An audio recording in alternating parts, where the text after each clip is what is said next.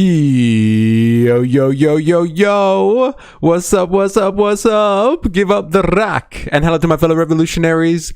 You know who you are. And welcome to today's live stream. It is Monday, the 22nd of June, where I am from. And if you're from the Southern Hemisphere, I think we've experienced our shortest day of the year, actually. And with it's all long days ahead, or longer days ahead, more sunshine coming. We are past the winter solstice. Usually it calls for celebration back in the day when we used to live off the land, but no one cares now because of industrial society. But like, if that is you little pagan warrior out there, winter solstice has come and gone, and it is cause for celebration. All right. And what a celebration we had over the weekend. Hobo Joe in the house. Yo, yo, yo. What's up? Give up your peace deal. Yes. Give up your peace deal. Give it up, because it's apparently not even a thing anymore. I know it was just like a memorandum kind of thing, as we spoke about many a time last week, as I came to grapple with the concept that it will actually mean nothing. And it looks like it has amounted to, that's right, a big fat goal. Absolute zilch, ladies and gentlemen. We'll get on to that. But first of all, just a couple of things. If you weren't aware, or if you weren't around on the weekend, myself and 4IS did a special live stream from a anti-Pauline Hanson and Gina Reinhart rally out the front of the Star Casino in Sydney. And so that was an interesting event, I must say. That was put on by, I thought it was put on by the New South Wales Socialists, and New South Wales Socialists are a registered political party, but it also put on by Socialist Alternative, a large-scale socialist organisation in Sydney, I guess in New South Wales, across the eastern coast of Australia. And so we went live there and kind of tried to showcase what was going on with that protest. I think, Wookie, you put out a post which is pretty funny from, I didn't even know what the media outlet is. One News Australia. I didn't even know they existed. But like the branding looks incredibly close to One Nation. So like, so go figure. But yeah, it was some type of fundraising event. There was $500 a head. It was like the rich and the powerful of New South Wales or Sydney going to a casino to attend an event because Pauline Hanson and Gina Reinhart were going there. And so there was protests. Hobo Joe, I got a gift for you. I don't know if you're able to look at your screen, but this one's for you, bro.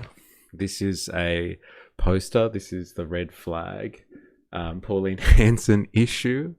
It says "Resist Hanson."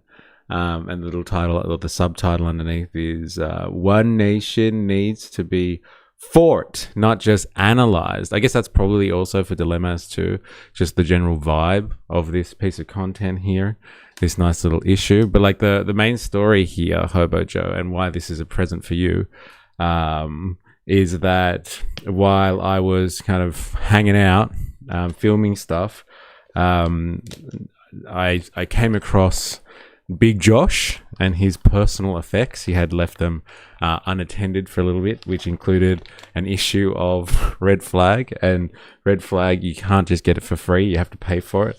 So I stole this from Big Josh Lee's. So this is Josh Lee's personal copy of Red Flag, and I stole it from him just for you, bro. So one day when we meet up for our revolutionary meetings in Kmart, I'll hand you Big Josh's personal issue of Red Flag. That one's for you, baby. So yeah, it was an interesting night. I'm not sure if you saw, but I put out a little cut, like a highlights reel, from the event, which just showed the interaction between the people that were going to the fundraiser event and the protesters, and it was actually fucking hilarious. Ravy, ayo, that is a legendary story for the stream law. Thank you. I thought it was fucking hilarious too. I told 4IS because he was like, oh, I was like, can you hold this for me? And he's like, oh, I didn't know you you got a copy of Red Flag. I was with you the whole time. I was like, no, man, when Josh Lees wasn't looking, I took his copy of Red Flag. One, because I'm a povo. I'm a pov cunt, and I didn't want to pay for it. And two, it's Big Josh, bro. I'm sure his fingerprints are on here. It's Big Josh's. I actually spoke to him as well. I don't know if you could hear it in the background because the audio was fucked. But like I told him, I was like, oh man, we're a big fan. Well, I'm a big fan of yours. We watch you on the stream all the time. And he kind of just didn't want to have a bar of it. And he was just like, okay, man, leave me alone. I will be going in this direction now. Laugh Jeff in the house. How you going? What does it smell like? Yes. So good. I took it home. I'm like, oh, Josh has touched this. Oh, yeah. It smells like, you know what it fucking smells like? A newspaper. Not that like young people would understand what that smells like anymore, right? Am I right? Who actually knows what a newspaper smells like these days? Definitely not Gen Z, that's for sure. Ravy Baby, it's good to have you. Thanks for checking in, everyone. Don't mention the crispy Oh, yeah, sorry. Sorry, Ovo Joe, when you get a copy of this, some of the pages may be stuck together, but I found it like that, all right? I swear to God. So don't blame Big Josh. Don't blame me once you get it. Oh, man, that is fucking hilarious. Anyway, it was an interesting protest. And like I put a little mashup together just to actually show the juxtaposition. Red Flag. I see. Lovely. Oh my God. All I can think about is like JD Vance now making love to a couch with a glove in it. Yeah, it was interesting. Dude, that night was fun. 4 hours, it was fun. I wish the fucking microphone worked. I would have been able to interview people and you could have heard what they was saying properly. Like, so I showed cuts from when like the rich people or the attendees to the fundraiser who were like, you know, dressed in tuxedos, fucking fur coats, like, you know, dressed to the nines, they came up, and what I was trying to capture in the highlights, if you haven't actually seen it, was like, it was actually started by Richie Rich and their friends. Like, they would come past and like they were protesting, giving speeches, but like as they were coming past, they were kind of jeering at the protesters and filming them and like one guy started saying, get a job, and it was fucking on after that. And so it was a really interesting, like talking about, you know, we covered the class war here, and it was really interesting. Like the juxtaposition between, like, you know, millionaires rocking up to a fundraiser that's being attended by Gina Reinhart and Pauline Hanson for some reason. Like, if it really is a fundraiser for, I don't know, for cancer or something like that, like, why is Gina and Pauline, like, why is this part of the circuit that they're doing? Who the fuck knows? But like, yeah, you had like millionaires walk up against, like, you know, dirty commies on one side, and it was the Richie Riches that had their police escort protecting them, that were like jeering the socialists at one point. And then, like, you should see, like, there was one guy at one point who like went into the crowd and like in his little tuxedo yelling at like these dirty commies and being like, oh, you know, go get a job. I employ 500 people. What do you guys do, you useless bastards? And like the security guards from the start had to pull him out and like get him away from the crowd. So they weren't happy that the socialists were there, and vice versa. But like, I don't think you'll get that from, you know, like Wookie's One News Australia piece that he sent. Like, you don't get that vibe from it. The audio was pretty good considering, though. Yeah, it's just coming out of the phone, and so you could hear the chanting and all that sort of stuff, which is nice. Yeah, we have some possible interviews lined up. Yes, we did talk to a lot of people, which is nice. Volta Tur in the house, the Rontier class. Yes. The fur coats were making me laugh so much. Like, to be more of a cartoon villain. Yes, did you see the ladies with like the mink kind of fur coats and stuff like that? Like, some of them were like dressed like it was summertime. It was cold enough out there to wear a fucking fur coat. But like, some of them are just like glammed up to the max and like jeering at the protesters. I thought that was hilarious. Hello. How you going, Mr. Abbott? Good to have you. I have to say, mate, thanks for attending that. I would have loved to have been there, but it was great to see it from home. Dude, it was so good. Thank you for letting me know. Like, if anyone else knows of, like, it's hard, unless I'm across like 1,000 organizations, it's hard to know when the protests are actually going to happen, all that sort of stuff. So, dude, best suggestion ever. So glad I went along with that. I went along to that. And I'm so glad that 4IS could come along too. So we could like swap filming and stuff like that. And then I could like just like interact with people. And then do some other things outside of that. So I'm half convinced that you and 4IS are real, but also didn't show the bin. So the question is still out. Yes. You can see I'm in Seattle right now. Here's a bin. Those hardworking humans, the peak of human performance. Dude, it happened, man. I'm telling you, 4IS, if you look back, you can hear me.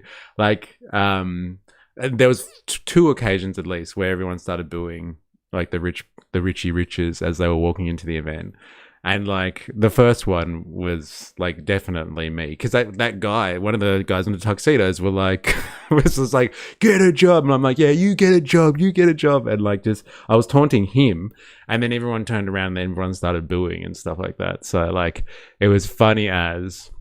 And then, yeah, Big Josh egged you on for the second one. Yeah, so the second one, I was standing next to Big Josh, and there was this guy coming across filming, like a really little Richie Rich coming across filming us. And Josh, like, tapped me on the shoulder. He's like, look, there's another one kind of thing. And I was just like, oh, there he is. Boo, boo. And then everyone started booing again. So, like, yeah, Josh, hey, that was hilarious. We had a proper One Nation bot in chat too. So it was entertaining. I couldn't follow what was going on in the chat. It's just every now and again.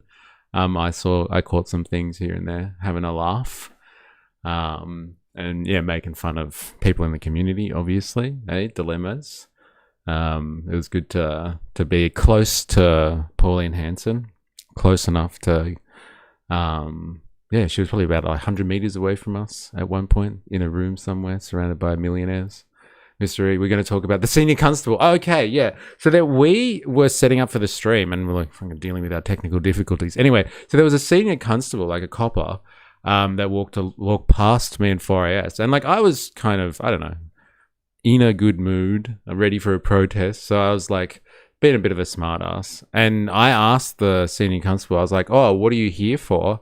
Are you here for the protest? Like, well, no.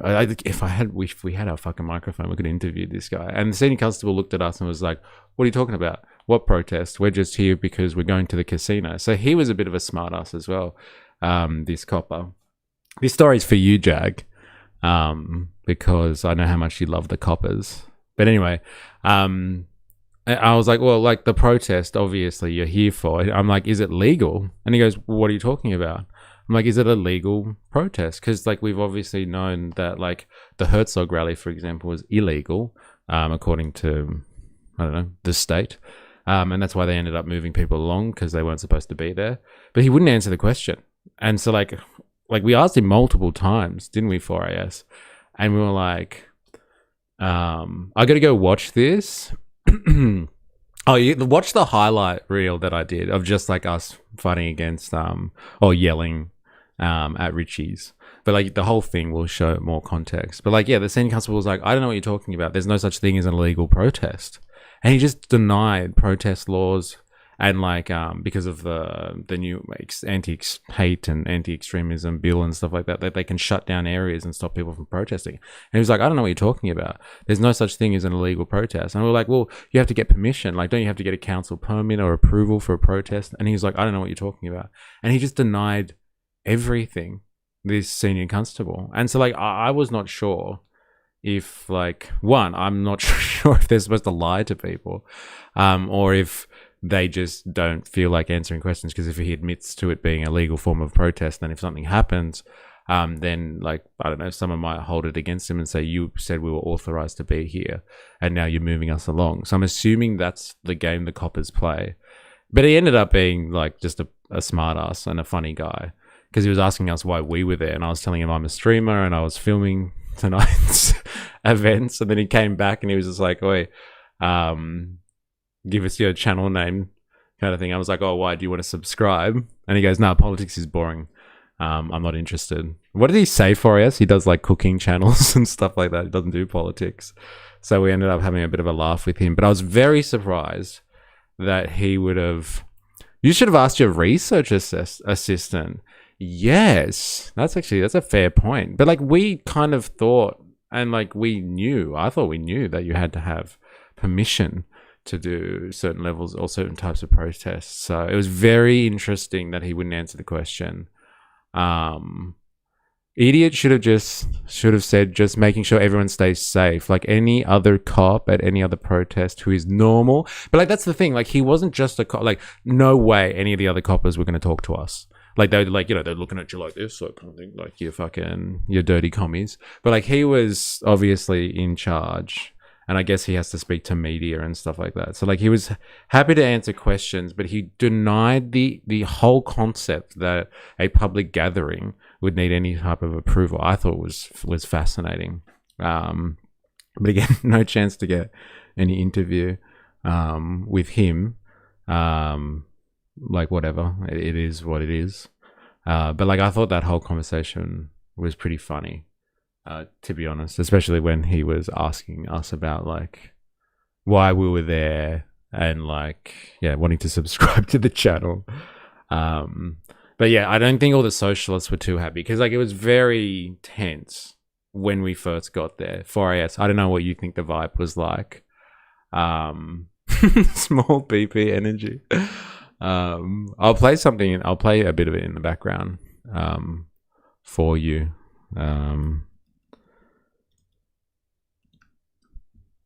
Just so you can see what I'm talking about if you haven't actually watched this. Yeah, it's like Inception. Watching a live stream of ours within a live stream. It's fucking hilarious. Straight, here we are in the middle of Piedmont. So like, yeah, the vibe was like kind of like tense when we first got there, I would say. 4AS, what do you reckon? Yeah, let's react to the recap. It was tense, like, because these people, like, if you've ever rocked up to like these types of events before, like, it's a closed community. All these socialists, right? They're already in a set organization, so I don't think they really expect people that are outsiders coming in to the rally, and they get surprised. Like they're happy, but they're also very cautious. Because, like, I don't know, maybe we're like One Nation plants or something like that. Or like somebody from the NSN here to, like, I don't know, cause trouble. And so they scope you out. And so we walk through the crowd right before this protest actually starts. And like people are just mingling, handing out propaganda and all that sort of stuff. And like the more senior personnel from the organizations will come up to you and try to figure out like who you are and what you're doing here. And they're just like, oh, hey, why are you here? Are you a socialist? Are you here for the protest? Blah, blah, blah. And they're trying to figure out what you are and like what you're about. And so like we took our time and just introduced ourselves to people as they would come up to us, just to make them feel like comfortable, I guess you would say. And then I would tell them I'm a streamer, I'm going to stream the event, and be like, you don't have any problem with that, do you? And like they were like, no, that's fine. Once they kind of figured out that I guess we weren't a threat, or we're trying to make fun of them or something like that. So it's a bit tense at the start. And so like when we're talking to the police commissioner, all these like socialists are probably looking at us like, why are they talking to coppers for? What's going on there? Having a laugh with coppers before the event. Hey, they must be plants. Hey, they're working for the CIA. But they should be welcoming to unite the masses. Yeah, I gotta say this cautiously, but like I said, I think they're worried that people come along, like I said, like maybe NSN people or something like that, or plants come up to like disrupt them and agitate them, and so like they're very suspicious of anyone who's an outsider or not part of the organization, just in case, like I said, we're going to cause trouble or something. But like you're right, they should be welcoming if they want people to kind of join the conversation, join the calls and stuff like that. AI is making some funny political art, eh?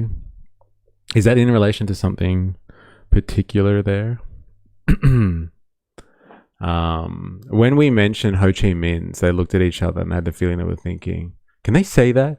Oh, you know what's funny? And like me and 4AS were like meeting people, and these people, like this crowd hates Labor with a passion, and they fucking hate Albo. And so, like, I was like, I don't want to speak for 4AS, but I was like, look, I've voted Labor my whole life. Like, I come from a family of people that have voted Labor. Like, you know, and they're like, you can see their faces. They're just like, holy shit, the cognitive dissonance is like so hardcore. Like, they want to be nice, but they also like viscerally hate Labor and Albanese. So they want to yell at you like, shame, shame, but they can't because they're trying to be cordial and make conversation and get you to take a flyer. So like you can see in their faces, they're just like, oh my God, these people like Labor, holy shit. So it's pretty funny to see that. And so you just drop it every now and again. But like I asked one of the guys actually that wanted to talk to us. I was like, oh, look, you guys hate Albo so much. And like, look at Pauline. She's in the building right now and she started the Fire the Lie campaign. So like maybe you and Pauline share more than you imagine kind of thing. You both hate Albo.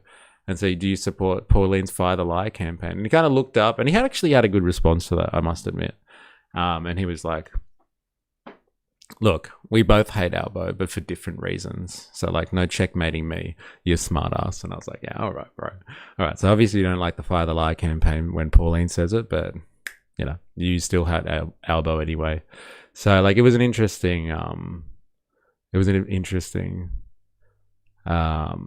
little meetup, can I just say? And yeah, the interactions between us and the rich folk going into the casino was fucking that's some real class war stuff, like some nice class war. People in tuxedos jeering at socialists who are like, you know, just throwing away usual political rhetoric about racism and migrants and, you know, anti-Pauline stuff. Fuck you, Pauline. Fuck you, Gina Reinhardt. All that sort of stuff. And they couldn't help themselves, the Richies. That's what I thought was really, really interesting. They couldn't help themselves. Walking past, they had to have a crack at the protesters. My favorite was the commie newspaper guy. Yeah, he was interesting. Might do an interview with him if we can get in contact with him. But like, there were some very interesting characters that we met as well. Who do their own like kind of communist journalism. He started his own newspaper and he was happy to talk to us and we said we'd interview him. There's a lot of cathartic energy expended in yelling shame at Richies. Yes. Well, it was cathartic for these people. And like, it seemed to be the same for the Richies as well, as they were going to their fundraiser in their expensive clothing. They seemed to really enjoy that. I don't know, giving it to what were they saying? Yeah, people that are low lives, I guess, because they kept on saying, "Go get a job, you goddamn hippies." So this is something that Wookie provided in Discord. So thank you, Wookie, for that. So this is One News Australia. What's One News Australia? Is this like One Nation, like a One Nation journal or something like that, or a news site? I didn't realize, but like, here it is. Here's the hit piece on us protesters from the other night. Ninja Nurse, hey going? I just saw a Sunrise interview with Matt Canavan from the Nationals. He used the Fire the Lie line on national television. I thought it was interesting that a senior Nationals MP would use a campaign line from a competing party. Yes, very. That is interesting, isn't it? What's going on there? Judging by the headline, I guess so. But like, I just didn't realize this existed. Like, look at that. One News Australia. It's even got, yeah, ON. And it's orange. I wonder if it is actually their own media outlet.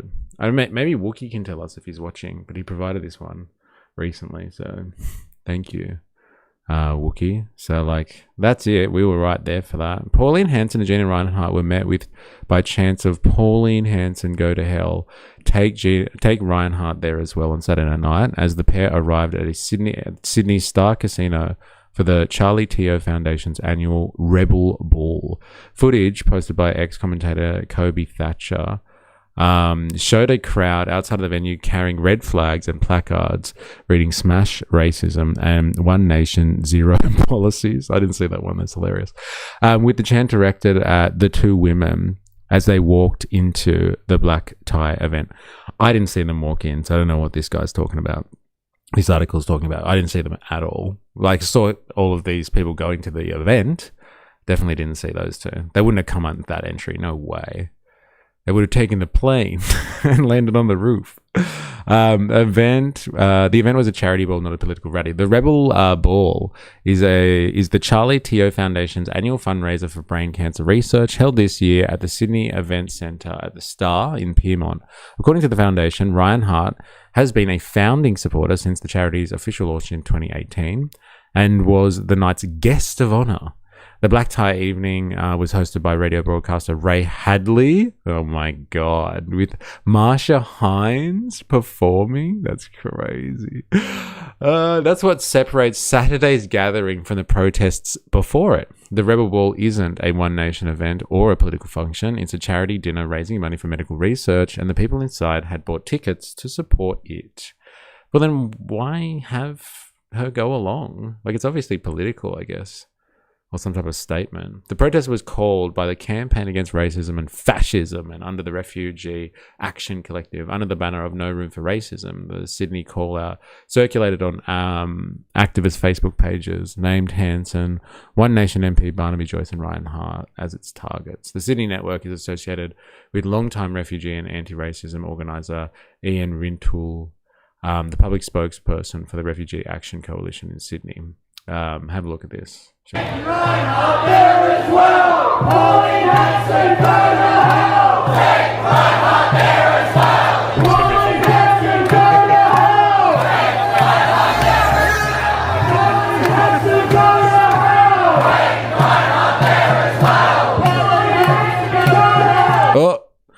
Oh, stop there. Who's this fuckwit, eh? Who's this fucking stooge, eh? Brilliant journalist, eh? Just can't get a microphone to work. Fuck yeah. There he is. I actually spoke to that Sunrise. No, the Channel 7 guy that was filming there. I was just like, the cameraman was trying to film him, like, setting up. And I was just like, oh, he looks nice, doesn't he? Trying to make them laugh, but I didn't get any reactions out of them. All charity fundraisers are political. Whoa, eh? Whoa. This one's not. Just according to this article, all these people here just hate brain cancer. Eh? That's what it's about. Caught in 4K being a lefty. Yeah, get a job. Hey, you asshole. Get a job. So good. Get a job. Look, a cute guy in a man bun with a bitch biscuit. That's what it's supposed to be called.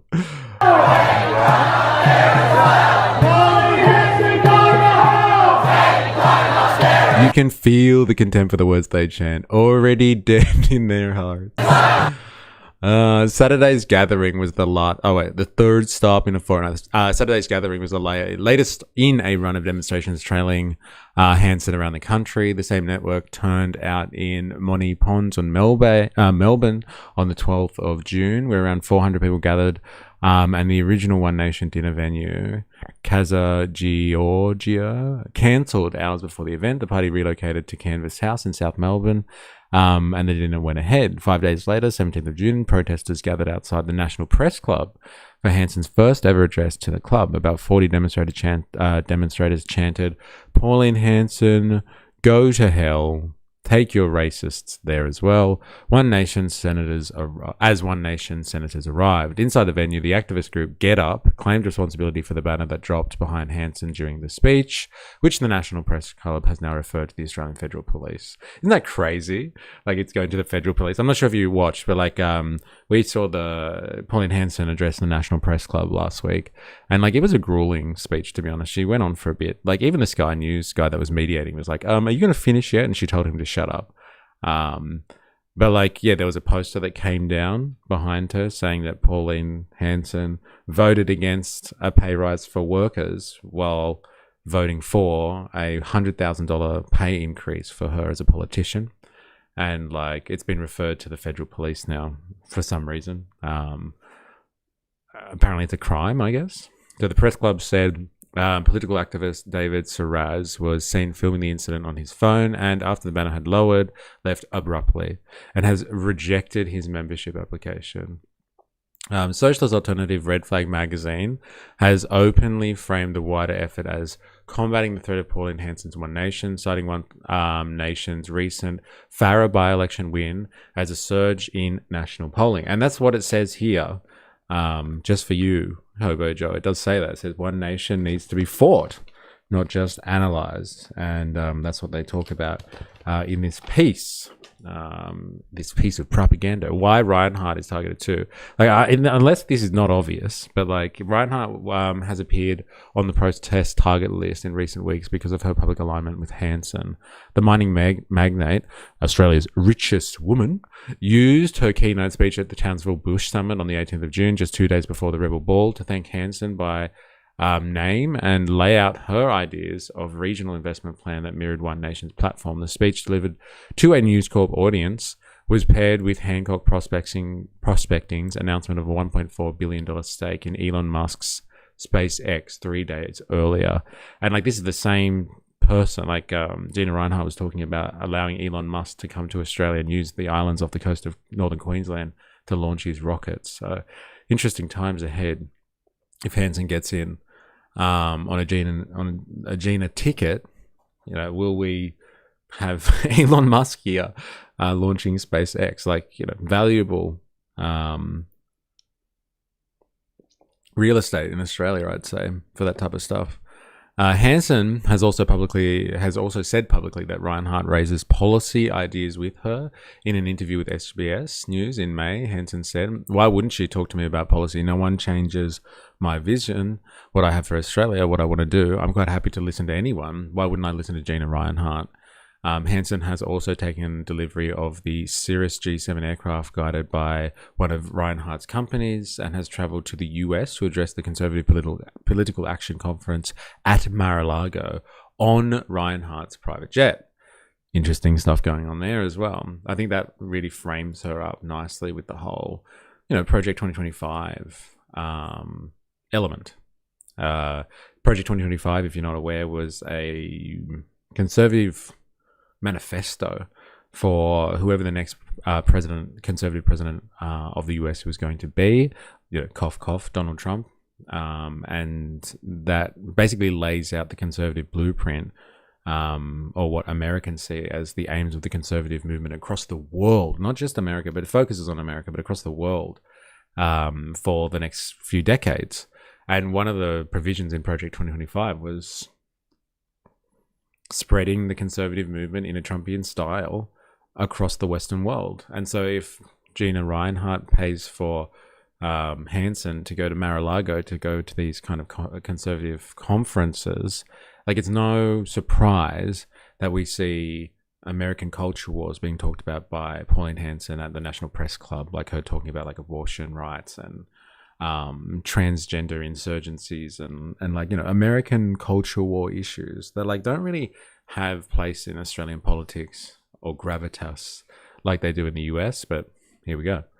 Aaron Molan, I couldn't believe what I witnessed outside the charity event. No way, you're fighting. Where do you find all this propaganda from, dude? You're the bomb. Can we watch this now?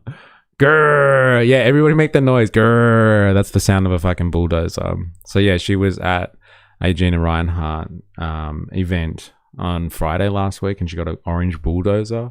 So if you know anything about Javier Milei, the guy from Argentina, the president, he does his political rallies with a chainsaw to say that he's going to cut government regulation. Gina Reinhardt gave Pauline Hanson a bulldozer last week, an orange bulldozer, in the style of the chainsaw thing, to say that she's going to, wipe away basically government regulation and laws. Grab it ass. And she's got some of it, Gina does, that's for sure. I saw a clip of Reinhardt talking about giving Israel free land. Yes, it's actually from that same conference. She talks about it. So yeah, she's talking about giving Israelis land in northern Queensland to manufacture weapons in Australia. And she's like, it'll be good for our economy. They can develop their drones here, and then use Australian resources at the same time. So it works out for her in the end. How about Joe? It's not a surge. It's just a cannibalizing of right-wing parties. Well, we will see, won't we? I guess we will see. Groove for me, baby. Let's get this party really going. Grr. Everyone's loving the grr. And bring a little slice of is not rail to Oz. Absolutely wild. It is pretty fucking wild. And like Gina was pretty open about it, man. Like really giving it a good go. I really want to believe Gina made them do a conga line but pretending to be bulldozers, and they're all going around the room. Grr, grr, grr. Working in health and seeing people at their most vulnerable, it really frustrates people when people start discussing the morality of abortion. Every time I hear these people speak, they obviously have no clue about the impact these laws have on healthcare and women's fertility. Instead, they share pictures of sugar gliders, and talk about third trimester abortions, which are almost non-existent. Well, that's what she talked about actually at the press club. But like, this is what I'm saying. Like, this is American culture wars being implemented on Australia, to serve, I don't know, some effort to change the tide across the Western world, I guess. I mean, I'm all for protesting Pauline, but at a charity event isn't the right time. They should have done it outside the National Press Club. Well, apparently they did. They did it there as well. But like, I don't think it really matters, to be honest. Like, it was actually, like I said, I think it was actually quite a good juxtaposition to see the Millionaires Club that was rocking up to this event, because Pauline and Gina were going to be there, and clashing with people that are supposed to be representative of working class issues. I think it was actually a nice juxtaposition, to be honest. Seeing the suits and the tuxedos out there screaming, and lodging, heckling, let's say, protesters. It was very, very nice. You wouldn't get that out the front of the National Press Club, I don't think. And yelling abuse at us and the New South Wales Socialists, yelling back, jump, jump, jump. Yeah, it got heavy at one point. Like, there were people up on the balcony yelling down at the protesters, or like giving us the finger and looking down at us, and then all the socialists were clapping back, let's say. What is this, Wookie? Is this... They are scum. Erin Molan. I didn't even know she had her own channel. It's crazy. What I witnessed outside a brain cancer fundraiser. I couldn't believe what I witnessed outside this charity event in Sydney. I just got home from an event in Sydney. A fundraiser. Not a political fundraiser. Yeah, how's the music? It's so good. Thank you, Wookie. This will be interesting to see her take on this. Ravy, I had cancer and I'm okay with it. Yeah, it's very bourgeoisie. I bet they spent more on the event than donated. And even if they did, they're doing it for a tax break. Charity for brain cancer. The most incredible surgeon, Dr. Charlie Teo, who pulls off the unthinkable miracles. People who are given a month, he gives 10 years, sometimes longer. It was full of the most incredible people. And I'll tell you a little bit more about them in just a second. But guess who was there as well? Who? Guess who had gathered out the... 4IS and Mystery. That's who was there. She's going to name drop us, 4IS. Watch out, bro. Ninja knows it's just like The Voice and the plebiscite debate. Imagine being a young woman faced with the heart-wrenching choice between keeping and terminating your pregnancy. All of a sudden, Gina, an infertile billionaire, is weighing in on one of the toughest decisions in your life. Gina sleeps in her big, comfy bed at night while you're awake contemplating these choices. And all for what? For political games. Stir up a culture war to get her political pawn in the seat of power, I guess. Title is worded like she was just walking past and saw it. Yeah, I know, right? Yeah. They are just riding the favor of the media. What kind of cancer did you have, baby? kidney. Incredible people, including Pauline and Gina. I was wondering how they would manufacture this narrative. It's not political when they have Gina and Pauline. So pathetic. Yeah, it is interesting, right? Isn't it? Like, that they think it's not political. Like, why were they there then? Why is it part of her circuit? Like, it didn't have to be part of her circuit. It's suspicious, right? Oh my god, she's talked out the front of it. Oh, she's so far away from everyone. Safe distance. I should have been on the other side and interviewed her. Fuck. All right, let's Front of a brain cancer fundraiser. So this is a charity event for brain cancer, and we have this out the front. Yeah, look at that scum. Scum.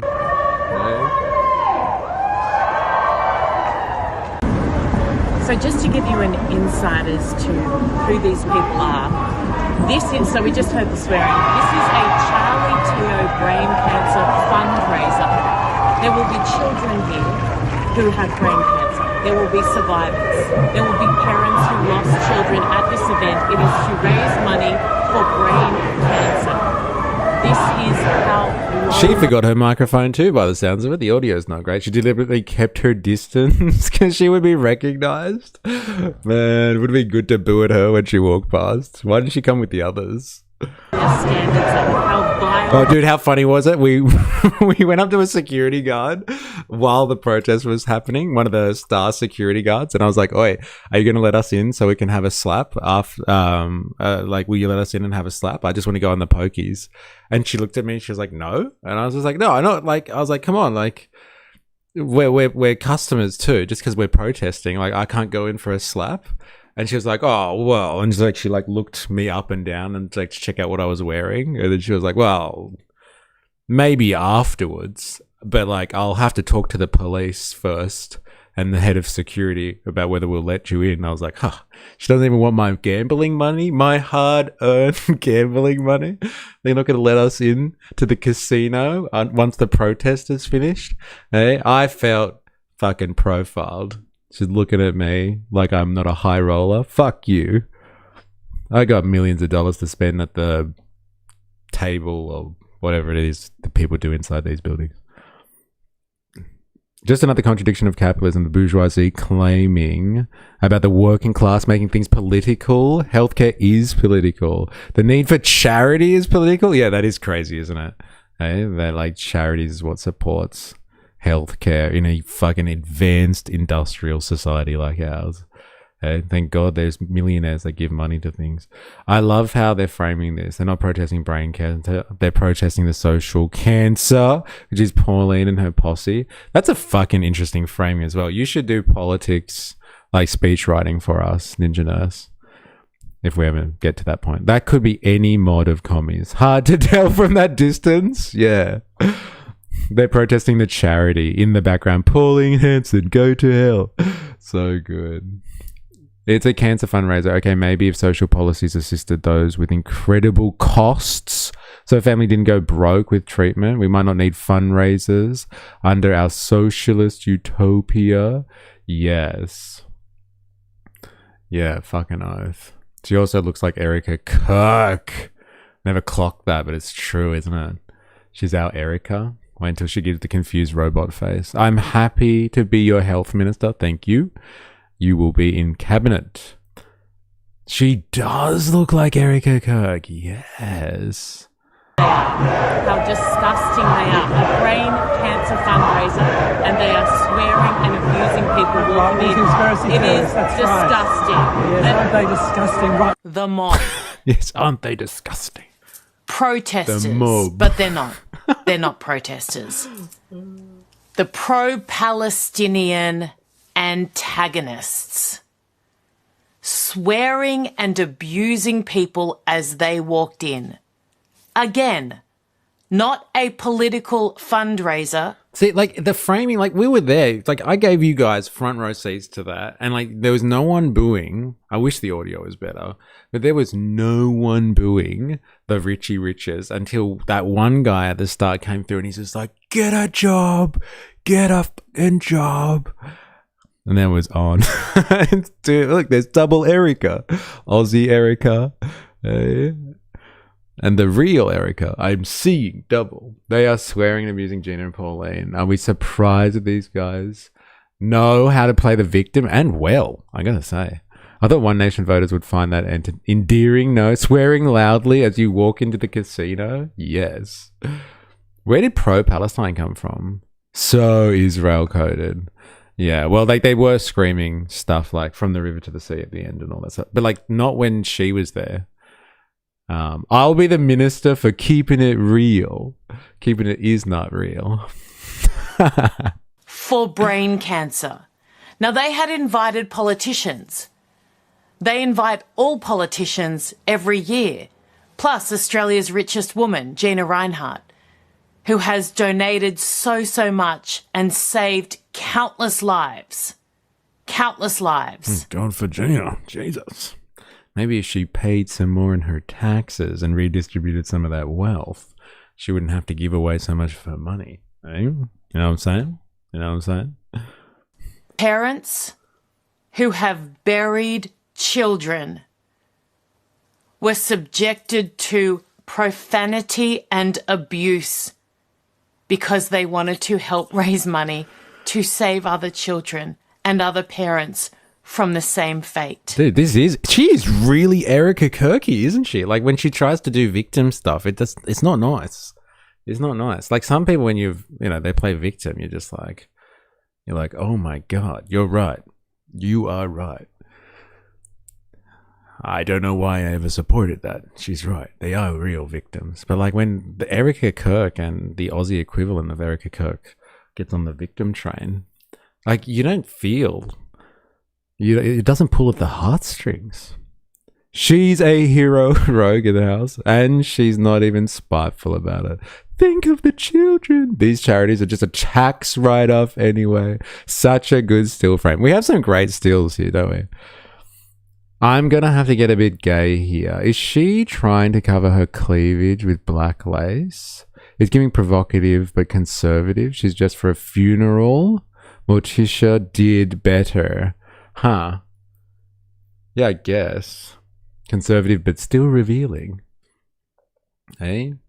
Yeah, donates to get a tax deduction. Not the kindness of her non-existing heart. Not for the kindness. Yes. And like that's the thing, like, if you just redistributed maybe some of the wealth, we wouldn't need the charity. But like I guess that's a conversation for another time, isn't it? It's not really what this was about. Like I didn't think the protest was about that. Funeral colours, but after the funeral, transparency or whatever. Blaz in the house. There you go. This is who they are. They do not give about anyone, about humanity, about suffering. Isn't that rich though? Like she just said they're pro-Palestinian protesters, antagonists, and she's like, they don't give a shit about humanity. No, they just care about genocide, apparently. It's so good. Imagine how many charity fundraisers these billionaires would attend if donations were not tax deductible. They want to cause hate and they want to divide. They are vile. This mob. Outside a brain cancer fundraiser waved their Palestinian flags because they don't care about Palestinians. Did you see many Palestinian flags? Like I saw a couple of signs and like people wearing t-shirts. But to be honest, I didn't actually see Palestinian flags. Normally you do. These fucking dirty commies. I'm gonna have to check that one. So do they? Because let me tell you, not one child in Gaza will be helped by swearing and abusing a parent who has lost a child to brain cancer who has nothing to do with it. Dude, what is she talking about? Was the brain cancer charity event? What was, like we went along to a protest organised by New South Wales socialists out the front of the Star Casino in Sydney. And like Gina Rinehart and was a special guest. and she took Pauline Hanson along with her. And so like they were there, and so they were protesting their presence and giving them a hard time for being there at the casino, with all of these like basically incredibly wealthy people, let's say. And so like people that are angry at the protesters are just using the fact that the event was for like it was a charity event for cancer fundraising, and they're just like, look at these evil people protesting against a charity event. How heartless. How heartless. They want to spread hate and divide. Crocodile tears. Oh my god, she's gonna cry. Sorry, I was at work looking after brain cancer patients. I didn't have time to jump on a private jet. A close cousin. A close cousin to the boob window, the mesh window. That one's for you, Saint Chi, if you're out there. Gina and Pauline, who were both quite pro One Nation, just not this nation right now. So maybe a little bit of pro-Palestinian stuff. Oh yeah, like at the end they were yelling like you know, from the river to the sea, like all that sort of stuff. But like that wasn't the main part of, like that wasn't part of the speeches. And but like apart from like a few chants here and there, I'd say. Like you guys heard it, like if you were watching the other night.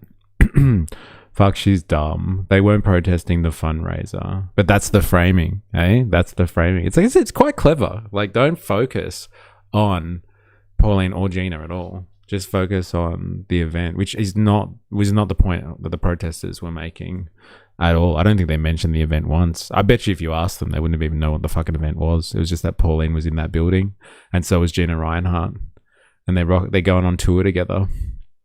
Be back soon. Enjoy the former Sky News host. Yes, thank you very much. In their defense, they were saying boo earns.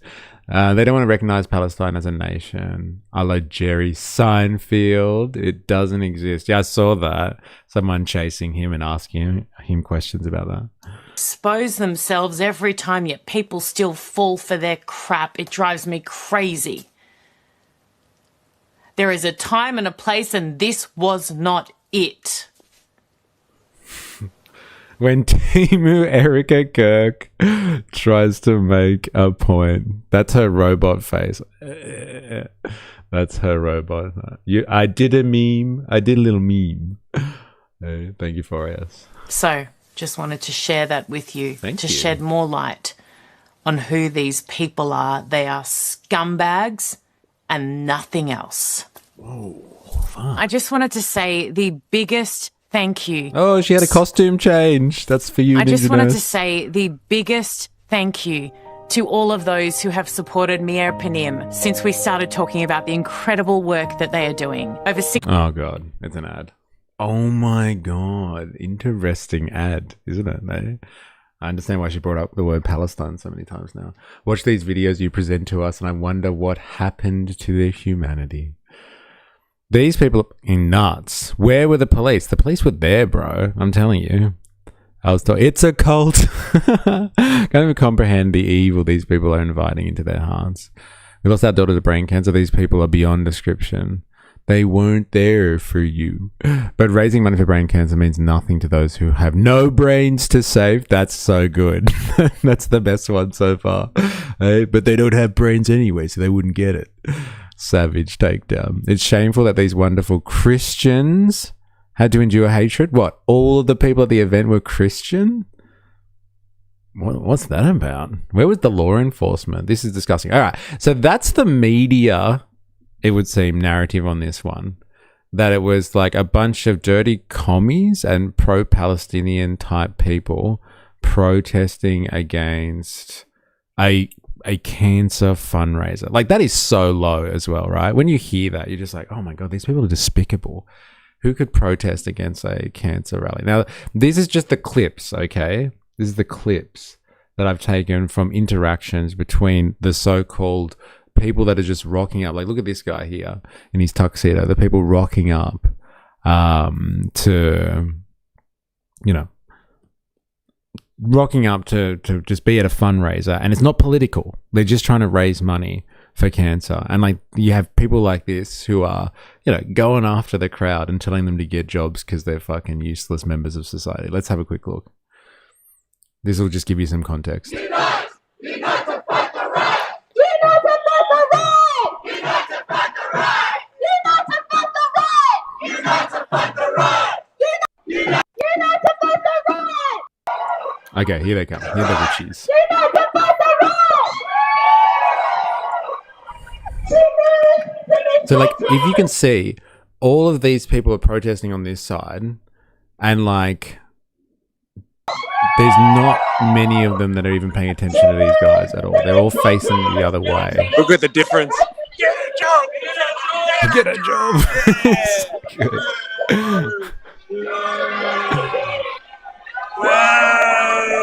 And like they're, you know, they're jeering and heckling.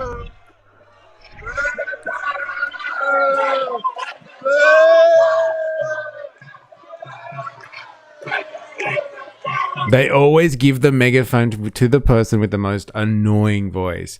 Yes, I know. It sucks. And like the megaphone that they had already struggled. So like somebody that like, you know, needs help from an audio device, I think they should get better equipment at least. I know what you're saying though. The images on Discord today are fire. Keep it up, guys. Keep it up. One nation sucks protest Palestine. Sorry, somebody need to give me a microphone. I'll tell them what's what.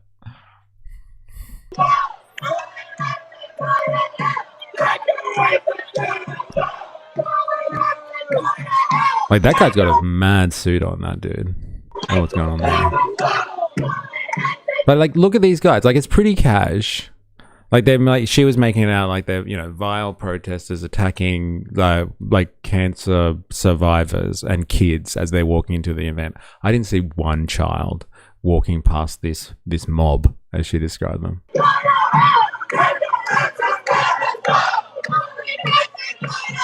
And so like the guys in the comment section are like, where are the cops? Where are the cops? Why are they not making arrests?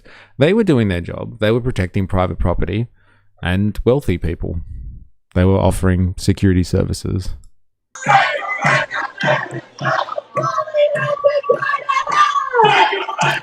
Okay, so like that's like one part of it. And these two, there was a guy here in a tux with white shoes. I don't know what's going on there. And there was another guy with a tux. And like they, like prime example, these vile, I don't know, lefties that were out there looking for blood or something like that of these poor charity event persons, survivors of brain cancer, etc., as the rhetoric showed. Like these guys weren't that innocent, let's say. How many views? Yeah, how many? 500!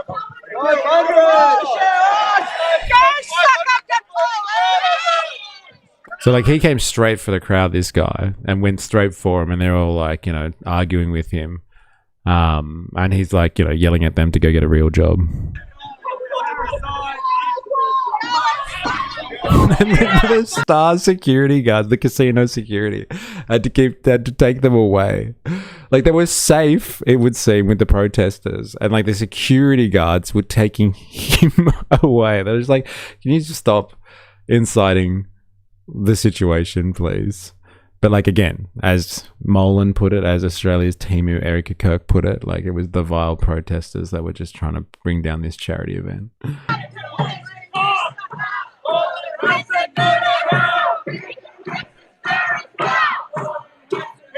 He's probably drunk. Yeah, he's probably had a few on the way over, right? Oh, who's this fucking dirty commie? Hey, with a Mao t-shirt on. Dirty commie number 1 for IS.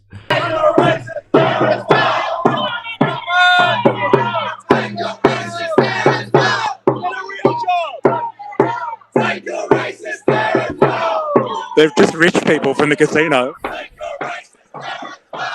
So like, yeah, look, I don't know. This is why it's actually interesting to see this type of stuff in person, I guess, or not from Timu Erica Kirk. Because like these guys were as inflammatory as we were. Like, there's no innocent parties in this one. Like, they're just walking around filming us and just like telling us to get jobs. So good. Yeah, because she's a secret Maoist. That's right. And the coppers were protecting them the whole time. So, like, in response to the commenter on Timu Erica Kirk's video before, the cops were doing their job. They were protecting private property. Like, there was a boundary line. You can't really see it, but like right in front of where the camera is basically the line between the public footway and private property. And we would definitely we were definitely not allowed on private property. We were in the public footpath the whole time. They off the hard work and energy of others, pretty much parasites. Yeah, they live off it. Yes, live off. Yeah.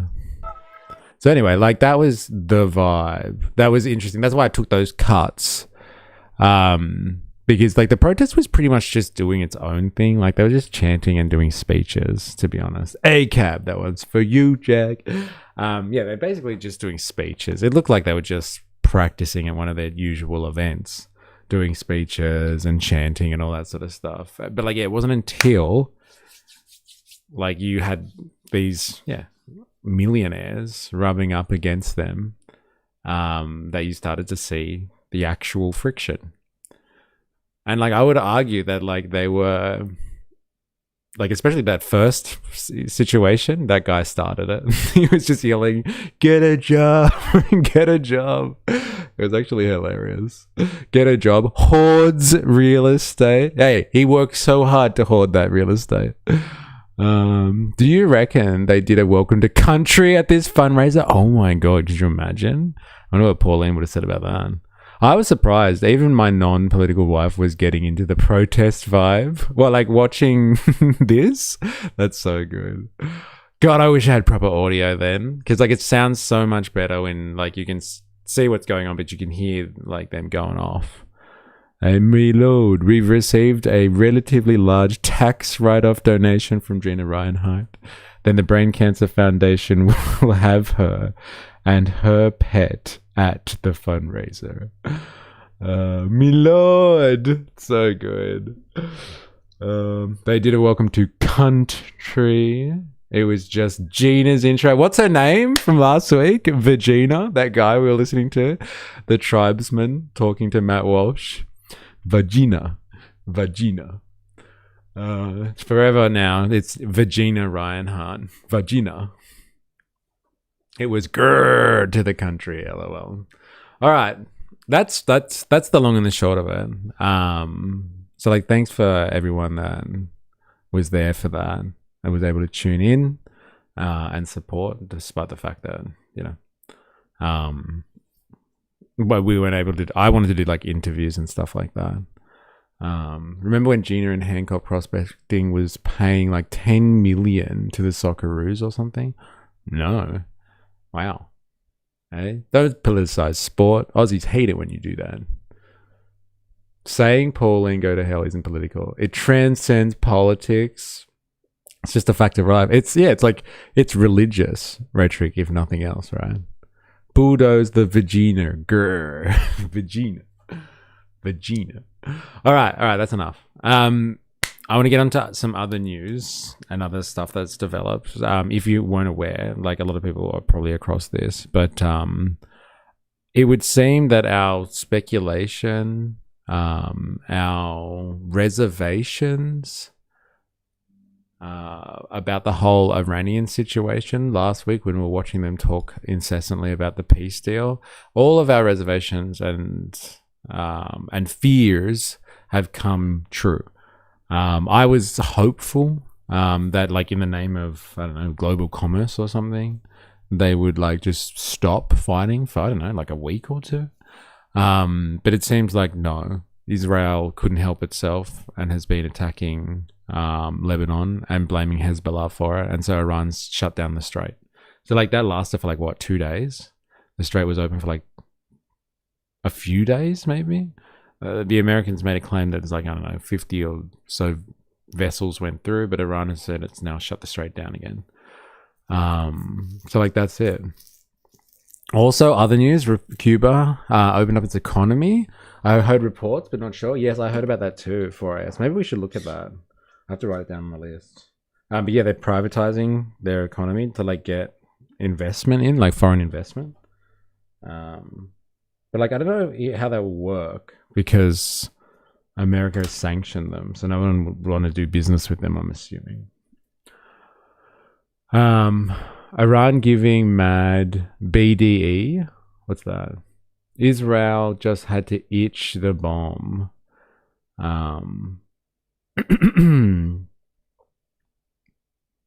But yeah, crazy, right? Like that lasted like 2 days, not even. And so like the Strait is shut again. And so like that was the news from yesterday. So I'm not sure if anyone was paying attention to the news from yesterday or anything like that. But yeah, the Strait is closed again, it would seem. Well, Iran is saying that. I don't think the US would admit that, but Iran is saying then Dan Andrews put 10 million instead under Victoria's tourism budget. My broader point is about how Gina keeps trying to buy popularity through good donations / money, which are ultimately just tax deductions of a pittance of her wealth. Yes. The commoners are protesting our charity ball. Yeah, go get a job. Yes. That's what it feels like. It was funny, actually. And like that guy that was in the crowd, like confronting the protesters with his little fucking tuxedo and his bow tie, he was saying stuff like, "Oh, I employ 500 people." Like he was an actual capitalist. Like this, you don't get this stuff when you see these hippie and dirty commies out in their protests, like walking around the streets. They're not coming into confrontation with like a capitalist, like an actual capitalist. They're just whinging about capitalists. But like these guys were coming into contact with a real capitalist. He was like, "I employ 500 people. What do you do? Hey, what do you guys do for the economy? Nothing. You haven't seen Trump's recent comments about sending in Syria. I saw him say that last week. It was just like, look, Israel step back and we'll let Syria deal with it because like the memorandum of understanding doesn't cover Syria. And so like, let's just use the Americans will just use their other proxy in the region, ex-Al-Qaeda proxy to go in and fucking take southern Lebanon, right? They hate the serfs. Tatooine should rise up and take their land back from Virginia. She got Pauline dancing in a bikini for her. Yes, I saw some art of that. I don't know who put that up in Discord, but that was mental. Dire Straits of Hormuz. We got to move these oil tankers. We got to move these color TVs. Oh man. So like anyway, it's back on. Let's just have a quick look because this happened yesterday. People started talking about this. So I'm not sure if you were across it. I wasn't paying attention to the headlines yesterday. Our diplomatic editor James Bays, and I'll preface this with saying that we've got some very new and important developments. James, it's going to be one of the very few times that I know something you don't yet know. Look, we're hearing from the Iranians, and I think to some extent we saw this coming. The Iranians say, and this is being reported by the Iranian news agency Mehr, that they're going to take action over what's happening in southern Lebanon. They see it, as you know, as the United States' responsibility to end Israeli military raids. And they say that because that hasn't happened, in response to that, Iran is going to close once again the Strait of Hormuz. So that's where we are. Let me look at the language. In view of America's blatant breach of promise and breach of contract regarding the failure to implement the very first paragraph of the memorandum of understanding. That's something you and I have talked about extensively. Back to this language from Mehr News. And in response to the ceaseless and continuous violation of the ceasefire by the Zionist regime in southern Lebanon and the merciless killing of hundreds of thousands of the oppressed people in this land, it is announced that the Strait of Hormuz will be closed to vessel traffic. So, James, I think we can't overstate how significant this is. We can't. This is the ultimate leverage they have, and they proved it during the war. So they've kind of just, I think they just said it how it is, right? Didn't I say the ceasefire will be violated last week? Oh, well, it was violated. Yes, it was violated last week. But like violated last week. It was already, it never stopped being violated. That's why Trump wanted to push off the signing ceremony to Friday. But then he ended up doing it on Thursday. And like Israel never stopped anyway. And so Iran just turned around over the weekend and were like, look, they're not stopping. If they're not stopping, then like the language was clear there. Like, we hold America responsible for Israel's actions. If you can't rope in Israel, no deal, baby. No deal. No deal. Vance reminds me of a giant baby in a suit pretending to be an adult. Yeah, he's out doing all the diplomacy at the moment. I said it meant nothing from the start. Yes, you did. It was violated as the pen came off the paper. It's just market manipulation to ease stocks while they do buy-ups and then send them up again. Mr. Art of the deal sucks. It's hilarious. Wow. It's something. We'd all been talking about a potential nuclear weapon, but Iran showed it had a ceasefire is just a suggestion. That's how it works. I think we can't overstate how significant this is. We can't. This is the ultimate leverage they have, and they proved it during the war. We'd all been talking about a potential nuclear weapon, but Iran showed it had a much more powerful economic weapon. We actually had reports over the last 24 hours that they might be doing this, and the Iranian government and spokesperson said... What an interesting admission that is for like bourgeois society, right? This guy's just like, that we were worried about a nuclear weapon, but they already have the best weapon ever, an economic weapon. They don't need nuclear weapons when they can shut down the strait. That's what really is turning the US at the moment. The US appears to be doing things based on whether or not the strait gets to open up, not on what they say, which is they say they're doing it on whether or not Iran gets a nuclear warhead. That's the rhetoric. The reality is the economic issue of whether or not the strait is open up or not. That's very interesting insight into the bourgeois society, right? Like, he's like, fuck the atomic bomb. The real weapon is their ability to close down the strait. Economic warfare, kind of like what the US does with everyone. Like, look at Cuba at the moment. It's really the economic warfare that makes the big difference to someone like Cuba. Kind of sucks for Trump, because even though it's a terrible deal, people were glad the war would be over. Now that's off the table. It would seem so.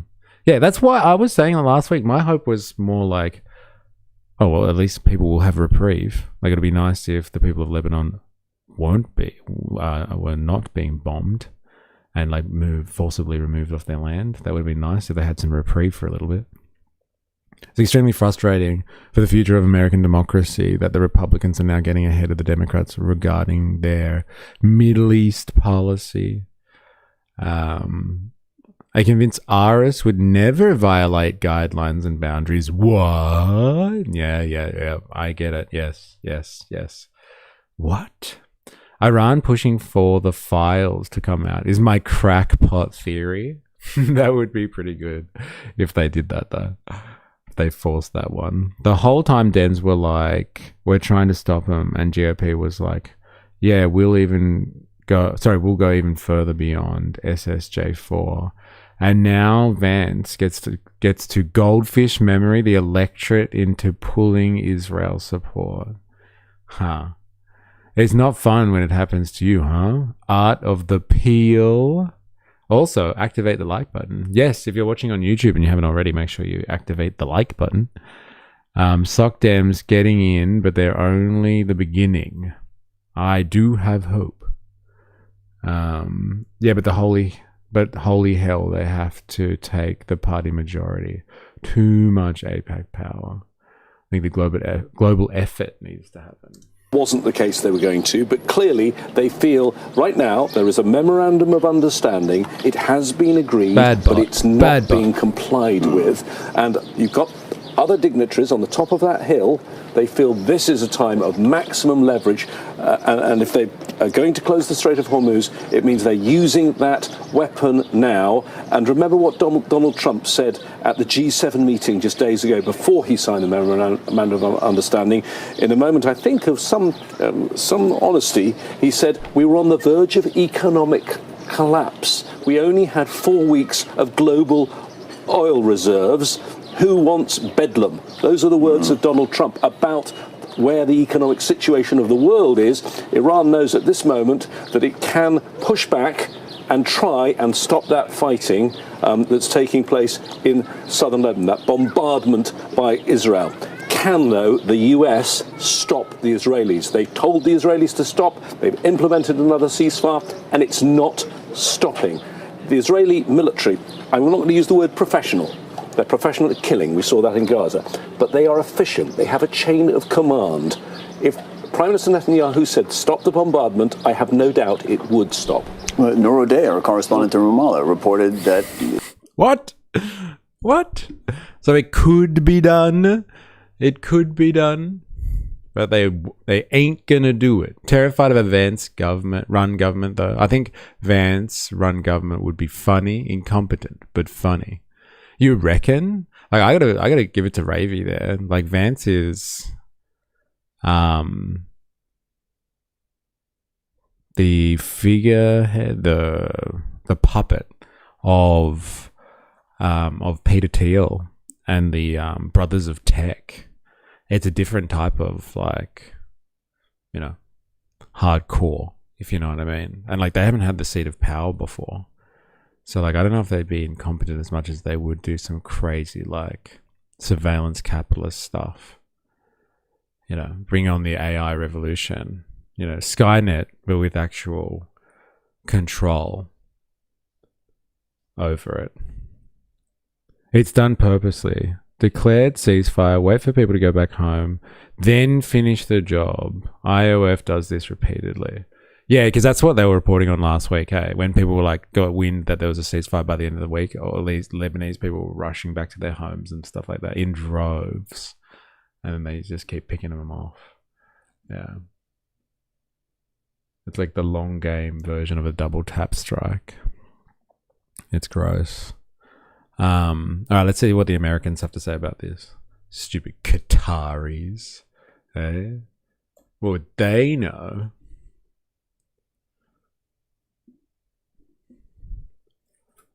This is NBC, and this is just as it was happening. I'm trying to get like snapshots of like where people's head, like where's the headspace was, like yesterday when people realized the strait wasn't open anymore.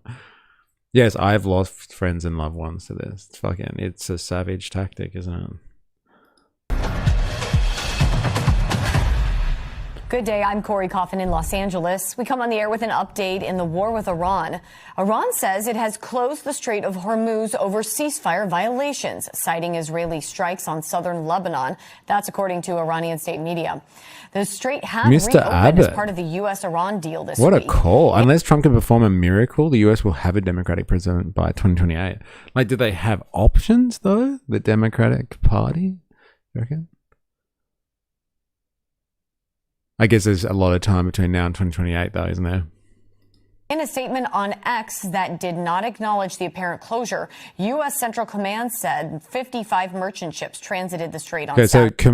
So CENTCOM, hey, Central Command, I'm pretty sure that's what it stands for, right? Says Strait of Hormuz is open. So, like, Iran are like, no, the strait is closed. And, like, at the same time, you got American media, all of the Americans response. It's like, no. The strait is open. Commercial ship traffic in the Strait of Hormuz increased June 20 as U.S. forces continued operating in the general area to support freedom of navigation. Safe passage through the international waterway remained intact today as 55 merchant ships transited, moving large amounts of cargo and more than 17 million barrels of oil to global markets. Interesting, isn't it? Now you got to keep that story alive. Oil is flowing through the strait.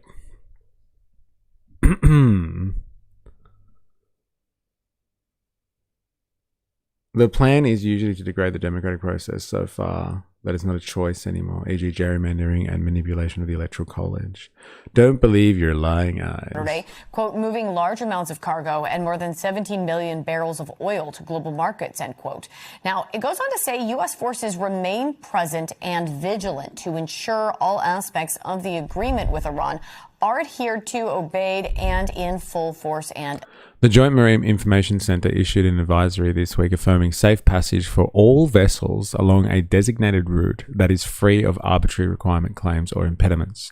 US forces remain present and vigilant to ensure all aspects of the agreement with Iran are adhered to, obeyed, and in full force and effect. In an interview this morning, Vice President Vance confirmed that President Trump's special envoy, Steve Witkoff, and son-in-law Jared Kushner are in Switzerland for the next round of negotiations. The vice president said he expects to join them there.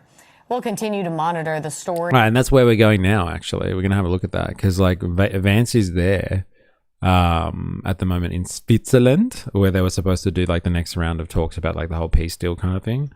And so these guys all got together, and we'll see how that goes. So this is Vance, Pakistan. I'm pretty sure Pakistani Prime Minister, and then you have the Qatari Prime Minister as well. Watch this moment, okay? Watch this. This is Qatari, guys. Come up, say hello to Pakistan. Watch Vance. Just keep your eyes on Vance for a second, okay? Because, like, the people were, like, you know, paying this way too much attention, like it's fucking some Days of Our Lives drama series. But, like, yeah, Qatar, not too happy with the US at the moment.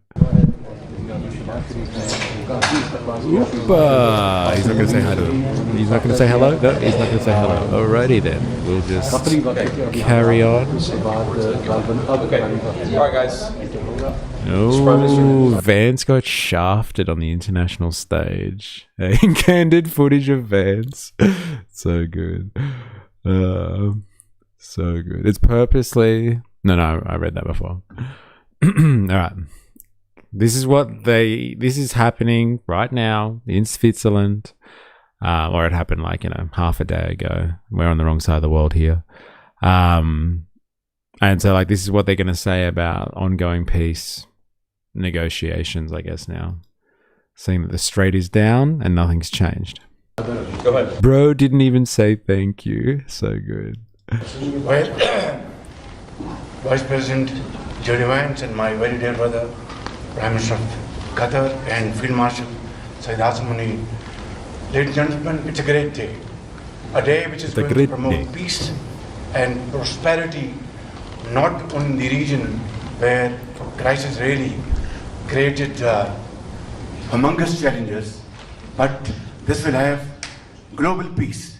And I must, at this point in time, with the fullest sincerity at my domain, thank President Donald Trump for his visionary and very dynamic leadership, which has resulted in this meeting here today in beautiful city of Bergenstock.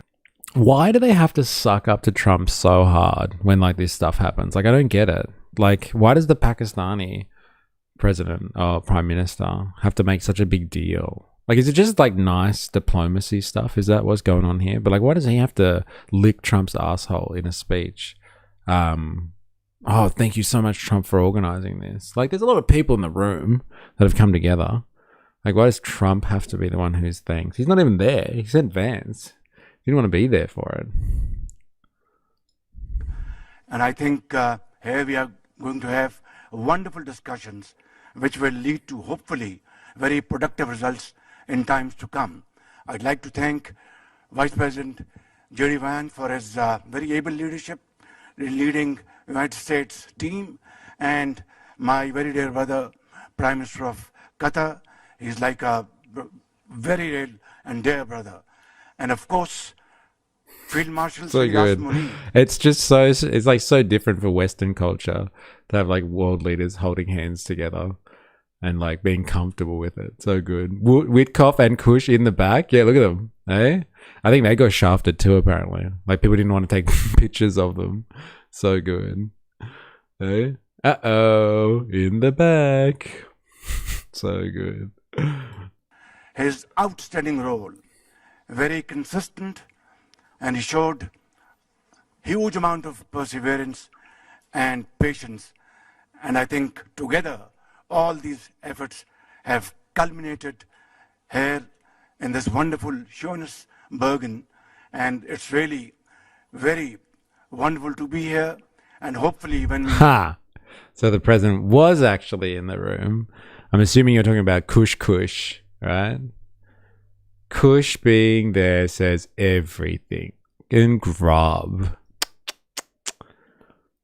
Cute old man undies. Go back to our homes, we'll have some wonderful paper in our hand, which will both promote peace, progress, and prosperity around the globe. Thank you very much. Thank you. Vice President, would like to say a few words? Thank you, Prime Minister. Wonderful.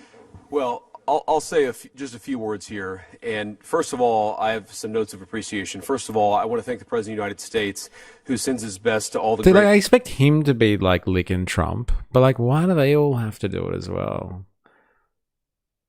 Like, is there like protocol or something like that, or this is just how you deal with in the age of Trump? Like, if you want a good meeting, you're just gonna have to make sure you say multiple times, or thank the entire thing, or thank Trump for the entire thing, and then maybe you'll get a good outcome as long as he feels like he's appreciated.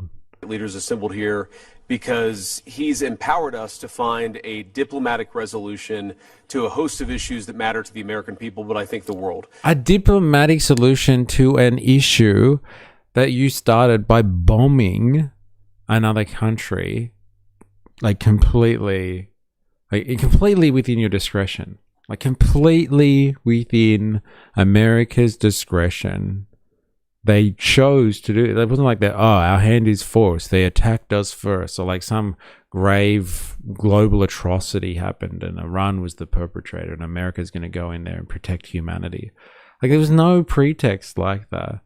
I was like, he's looking for a diplomatic issue to our diplomatic failure, basically. Among other failures, but let's just call it a diplomatic failure for now. Diplomatic resolution to a host of issues that matter to the American people, but I think the world. The opening of the Strait of Hormuz, the ending of the Iranian nuclear program, all of these things have already been accomplished. The question before us now is how much more can we accomplish together? Can we turn over a new leaf? Can we change relations in the Middle East permanently? Or do we go back to doing things the old way, which is not our preference, but is certainly very much something that can happen. I have a few other notes of appreciation. First of all, to the Prime Minister of Pakistan, a dear friend of the President's, a dear friend of mine, a guy who has been, with his leadership and his very careful and skilled negotiation, has got us to this point. To his Field Marshal in Pakistan, Asim Munir, I will say that since Field Marshal Munir welcomed us with the Prime Minister in Islamabad, I have joked that I have two very, very important people in my life, an Indian and a Pakistani. The Indian is my wife, and the Pakistani is Field Marshal Munir. And I've probably talked to Field Marshal Munir more than I've talked to anybody else over the last 3 months. We would not be here without his statesmanship. He is, of course, a great military leader, but I think he's shown himself to be a great diplomat. And, of course, who's an amazing friend of the United States of America, but has been also an important part of getting us to this point. I think it's important for the American people, but people all over the world to appreciate that what's brought us to this moment is the President's leadership and the President's willingness to see a Middle East that is much different 10 years from now than it was 10 years ago. And what we're trying to accomplish here is something very simple. Oh, man. Through diplomacy, through working together to transform the Middle East, where Iran and the Gulf have been at war with each other, or at least have had very unfriendly relations, where Iran has been a driver of regional instability. Now we see a future where everybody can work together to promote peace and prosperity for everyone. What we have already seen. Look at them. He's lecturing them on like Iran's the big problem in the region. It's like, are you listening to yourself, motherfucker? Iran's the big problem in the region? Yeah, sure. We might not all get along, but if you didn't start bombing them, they wouldn't have started bombing any of us. You asshole. Fuck. Man, it must be so painful having to sit through this as anyone from West Asia. Literally. Anyone from that region must be like, you asshole. And you're going to blame them again for this situation? Everyone's trying to clean up this mess. Seriously.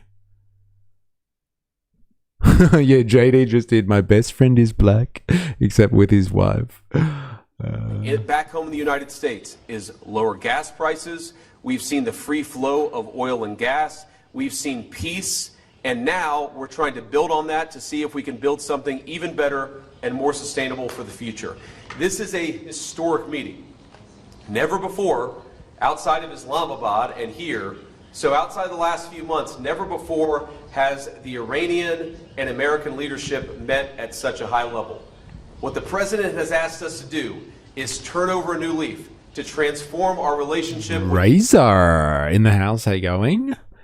We are assessing the situation from last week. Remember last week we were talking about the whole peace deal situation? Seeing where that would land us. And so it seems like it's gotten nowhere, basically. They've just gone to another round of talks. And the strait is closed, and Israel is still indiscriminately carrying out an occupation of Lebanese territory. And that's like the most objective way to look at that, right? Like whether you think they are fighting off Hezbollah or not, they're just occupying somebody else's territory. And it's derailed any prospect of, what would you say, like an actual ceasefire where people don't fire at each other and giving like people in the region a little bit of reprieve. Would have been nice if they got a break, but whatever. I guess that's expecting too much in this type of environment. That people might just have a break from hostilities. The people of Iran and to extend an outstretched. You know that I'm from Saudi Arabia and I disagree with Iran over several things, but America creates the problem and then says it will provide the solution. I know that's what that's what we are watching literally right now, Razor. Like he was literally just like, Iran has caused all of the problems in the region and we're cleaning it up. Like that's what he's saying to a room where he's supposed to be negotiating with Iran. Like it's so insulting. So insulting. But whatever. Hand that says to the people of Iran that if your leadership is willing to give up being a driver of regional instability, if they are willing to give up nuclear weapons ambitions for the long term, then the United States is willing to fundamentally transform our relationship with that country. That is certainly our goal. We've already made great progress over just the last few hours, and I expect that we'll make additional progress in the hours to come. Thank you all. Is it possible just one question, Mr. Vance? The main issue is Let Sheikh Mohammed speak, please. First of all, I would like to welcome you here, Mr. Vice President, Mr. Prime Minister, your leadership and Field Marshal leadership actually initiating that process. That's what brought us here today. I think that every one of you has highlighted how important is this meeting, how historic is that event, and how significant is that agreement, not only on the security of the region, but also for the security of the world and for the global economy. What we have done and what we have achieved, we wouldn't achieve it without the dedication and the hard work that was done by you, Mr. Vice President, and Mr. Steve Witkoff and Jared Kushner, Prime Minister and Field Marshal, and also on the Iranian side, Dr. Ghalibaf and Dr. Arakji. I would like to thank all of you for your leadership and determination that put us in this room, and this is not really the main celebration. Our celebration when we reach the ultimate agreement. Hopefully this is just the beginning, and I wish everyone all the best. Qatar will stay dedicated to this partnership to support these mediations until the end, until we reach a solution. We will always be a partner in bringing more peace, prosperity, and hopefully better future for our region. Thank you very much. If you were the problem, you could just stop doing that and leave, and that's the least you could do. No one wants to hear your solutions. I really don't understand why America thinks it's making peace. They really are. They are really ridiculous. It's weird, like the framing, the psychological framing of this one. Like we're here for solutions kind of thing.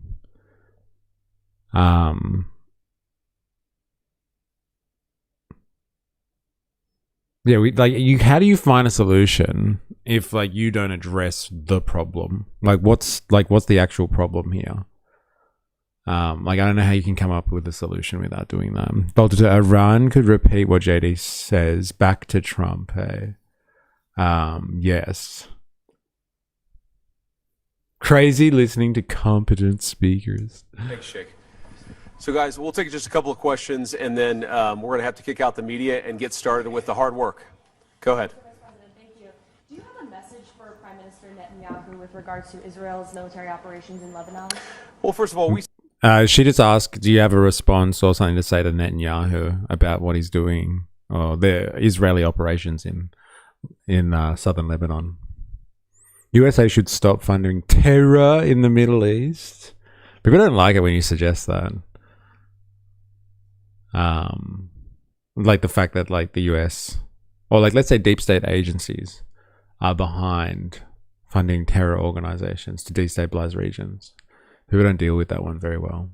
By solutions, they mean corporate definition of solution, which is ignore it and whack some kind of rebranding on it. Yes.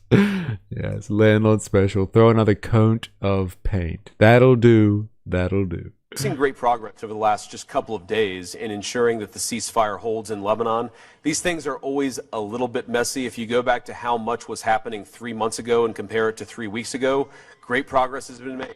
If you go back to 3 weeks ago to 3 days ago, additional progress has been made. The president has committed us to see a full regional ceasefire. We found great partners in working with the Qataris, the Pakistanis, our friends in Israel. We're all working towards regional peace. There, of course, are going to be sometimes disagreements about precisely how to get there, but I actually feel great about where we are in Lebanon. There's still some additional wood to chop, but we're going to keep on working at it. The question over here. Are you ready to stop genocide in Lebanon? As you know, your alignment, Israel has something like genocide in Lebanon. The main issue is stopping peace. She doubled down on the word Jenny side. So crazy. And like his face is like, oh, she said the thing. Israel committing genocide?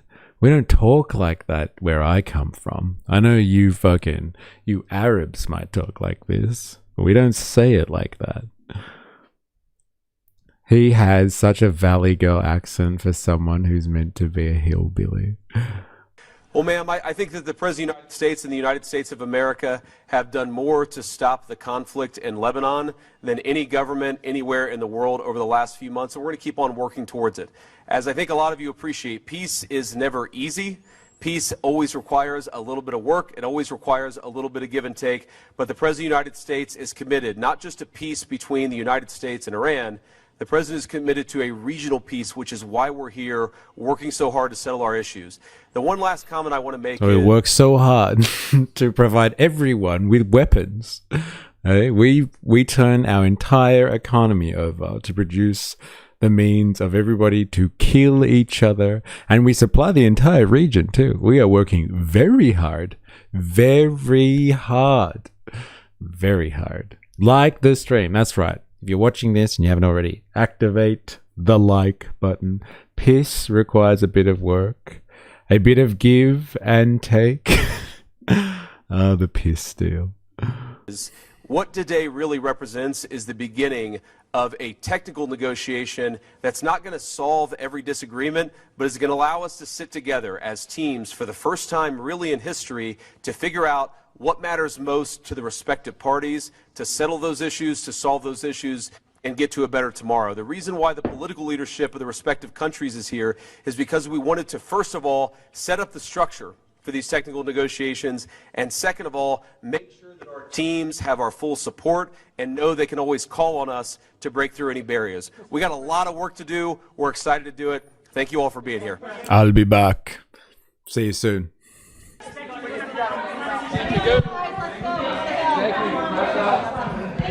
on, guys, we gotta go. Thank you, press. This way, out the door. JD Vance showed up and it fell apart. It's quite the skill. This way, out the door.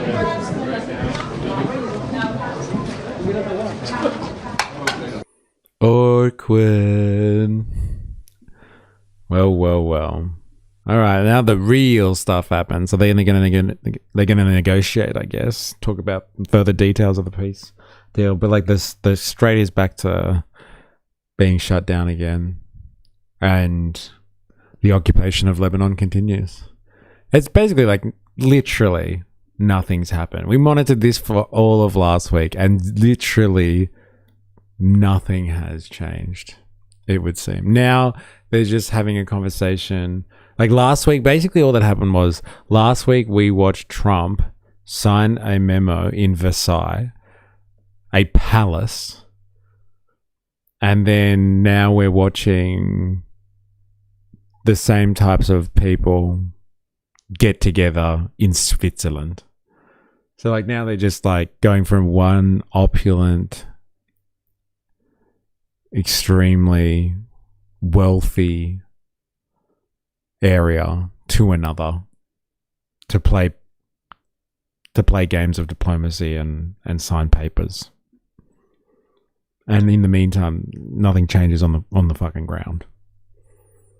Like not even like a few days or like a week, not even a week they could get of reprieve for like actual people suffering. Nope. Not even a fucking week. Now I'm going to go to this guy again. I really appreciate his sarcastic takes on things. Janta Car Reporter. Because like he seems to get a hold of things that we don't get in the West. So like you might have some interesting analysis here. So let's have a listen to what he says. Iran walks out of Swiss negotiations after Trump threat. So is it over already?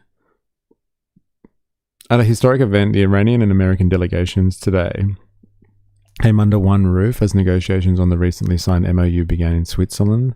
However, the Iranian delegation led by Parliament Speaker Mohammad Baghir Ghalibaf and Foreign Minister Arachi walked out of the negotiations and refused to share the stage for a joint photo session with the US delegation. This came immediately after Donald Trump reportedly told American TV channel that he would occupy Iran and the Strait of Hormuz. Looks like nothing's changed. Let's have a listen then, shall we? In a historic development, the Iranian and US delegations came under one roof today. But Iran bluntly snubbed US Vice President J.D. Vance by refusing to agree for a joint photo op. The deranged occupant. So is that why we just watched that speech just then, do you reckon? And like there was Pakistan, Qatar, and America was there. That was like the photo op, and like Iran wasn't there. There was no Iranians there at all. Gift subs for the girls and boys. 4IS. Legend. Thank you very much, 4IS. Keeping the stream alive. Legend. Thank you very much. Thank you very much. All right. Back to it. White House today threatened Iran after the Islamic Republic announced the closure of the Strait of Hormuz. Frustrated by a series of setbacks, this Israeli slave today threatened to occupy both Iran and the Strait of Hormuz. Meanwhile, Israeli terrorists have decided not to commit any more war crimes in Lebanon after Iran threatened to walk out of the ongoing negotiations in Switzerland.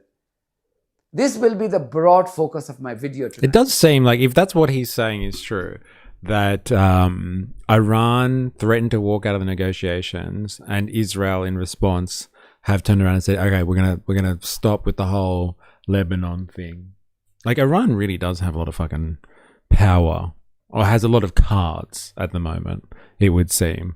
Iran's like, we're leaving Switzerland, we're not coming back. And they're like, the US is like, no, whoa. We'll talk to Israel, okay? We'll tell them to calm down a little bit. Yeah, that's what happened. But like that, it just shows who's got cards at the moment. They really want them at the negotiation table. Also in this video, another example of BBC's editorial dishonesty as one of its presenters makes a desperate attempt to blame Hezbollah for the carnage caused by Israel. So please stay tuned. Iranian and American delegations came close to meeting face-to-face in Switzerland today as both sides began the negotiations to arrive at a peace deal based on the memorandum of understanding that both Iran and the US signed recently. The US side was being led by Trump's deputy, J.D. Vance, while the Iranian delegation was being led by Parliament Speaker Mohammad Baqir Ghalibaf and Foreign Minister Syed Abbas Araghchi. The highlight of the event was the Iranian delegation's refusal to share the stage with the American delegation for a joint photo. This was the moment when Araghchi and Ghalibaf entered the room where Vance was hoping to be photographed with the Iranian delegation. However, Araghchi walked up to Pakistani Prime Minister Shehbaz Sharif and apparently told him that they were walking out as they had absolutely no desire to share the stage with the Americans.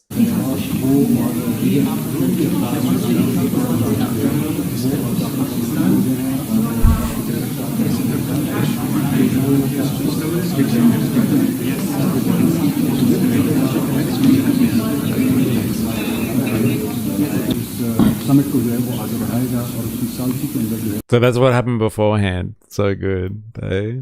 So good, the drama. Seriously. Oh my god.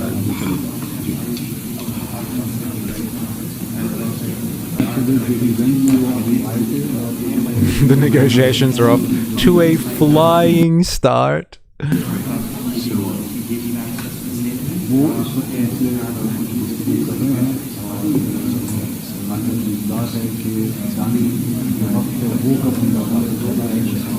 His face, so good. What the fuck do we do now? This was another video of the Iranian delegation walking out of the venue.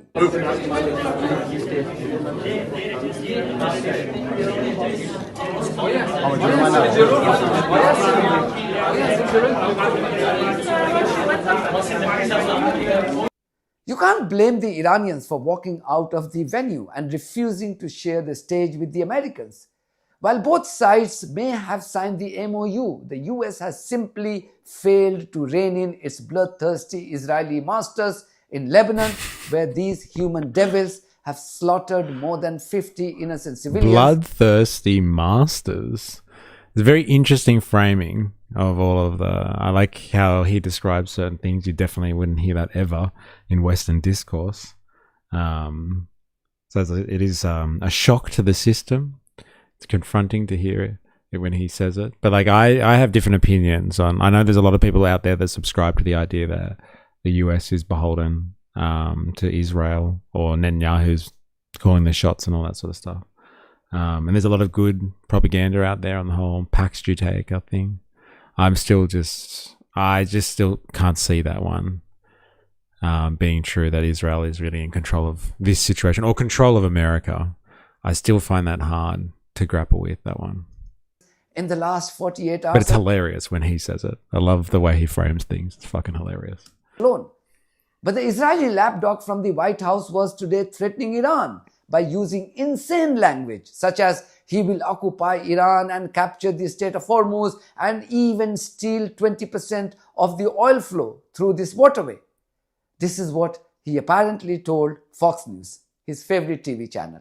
Yeah, hey guys, good morning. I just spoke with President Trump for more than 20 minutes, and he gave some new insight and reaction about the ongoing talks that are taking place in Switzerland and the threats coming from the Iranian regime. President Trump telling Fox News that the U.S. may take over the strait in the future if they have to and collect tolls. The president described this as the United States being the guardian angel of the Strait of Hormuz and the Middle East. And the president said ultimately that would involve the U.S. taking 20% of the oil that passes through the strait. Remember, this comes in reaction to the Iranian... Dude, piracy, so good. Remember watching Trump talk about piracy? It's like, it turns out that piracy, it's very profitable. It's very profitable. You just have to take people's ships.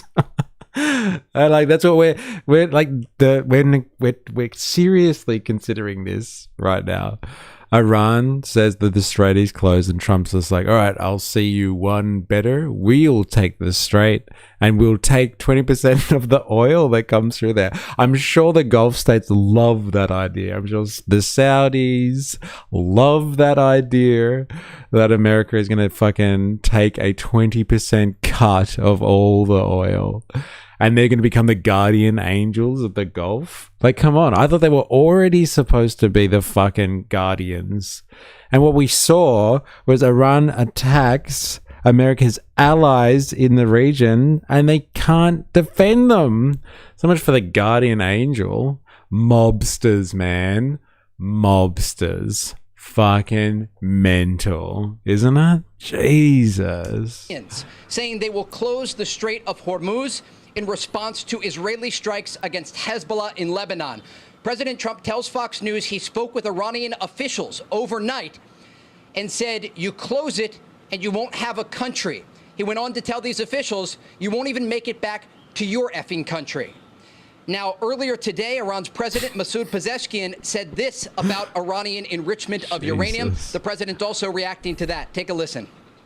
We will not give up our right to enrichment, and they, too, will be forced to accept it.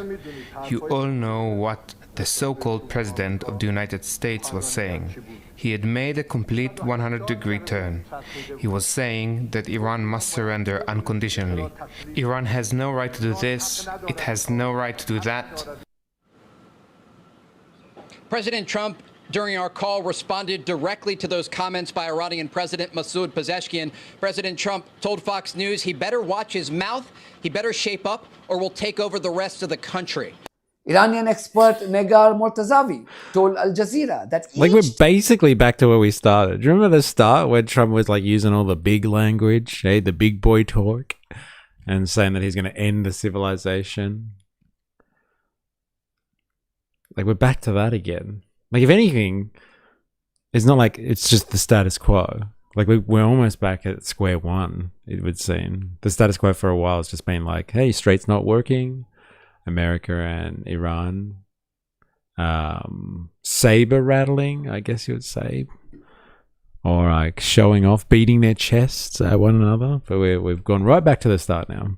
Campus Guardian Angel has morphed into Hormuz Guardian Angel. Holy shit, bro.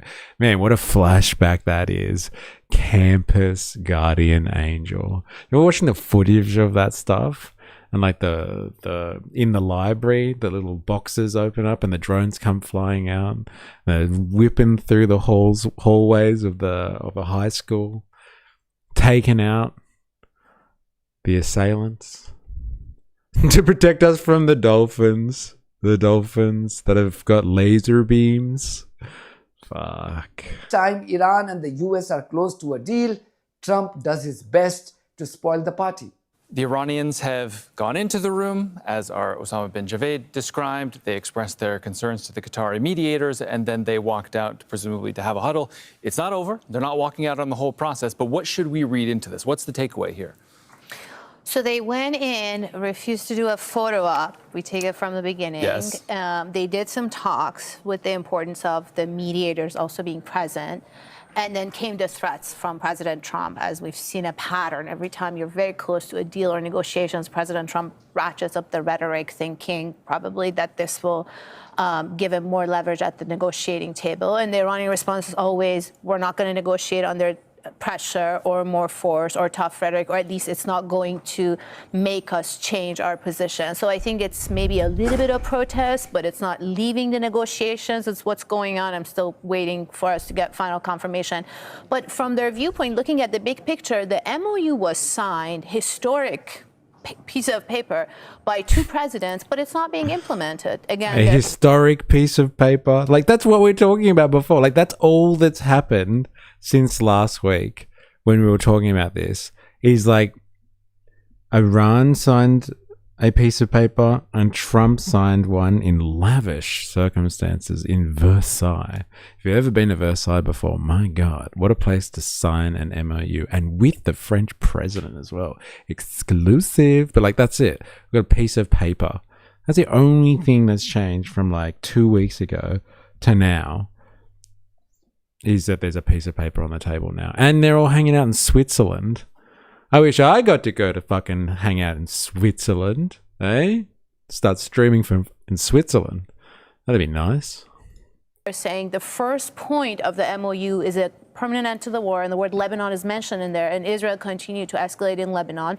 So essentially, they're going to Switzerland is framed as we're going to make sure that the MOU is being implemented by the other side. But does President Trump not also have a point when he writes on his social media platform, Iran must immediately stop their highly paid proxies in Lebanon from causing trouble?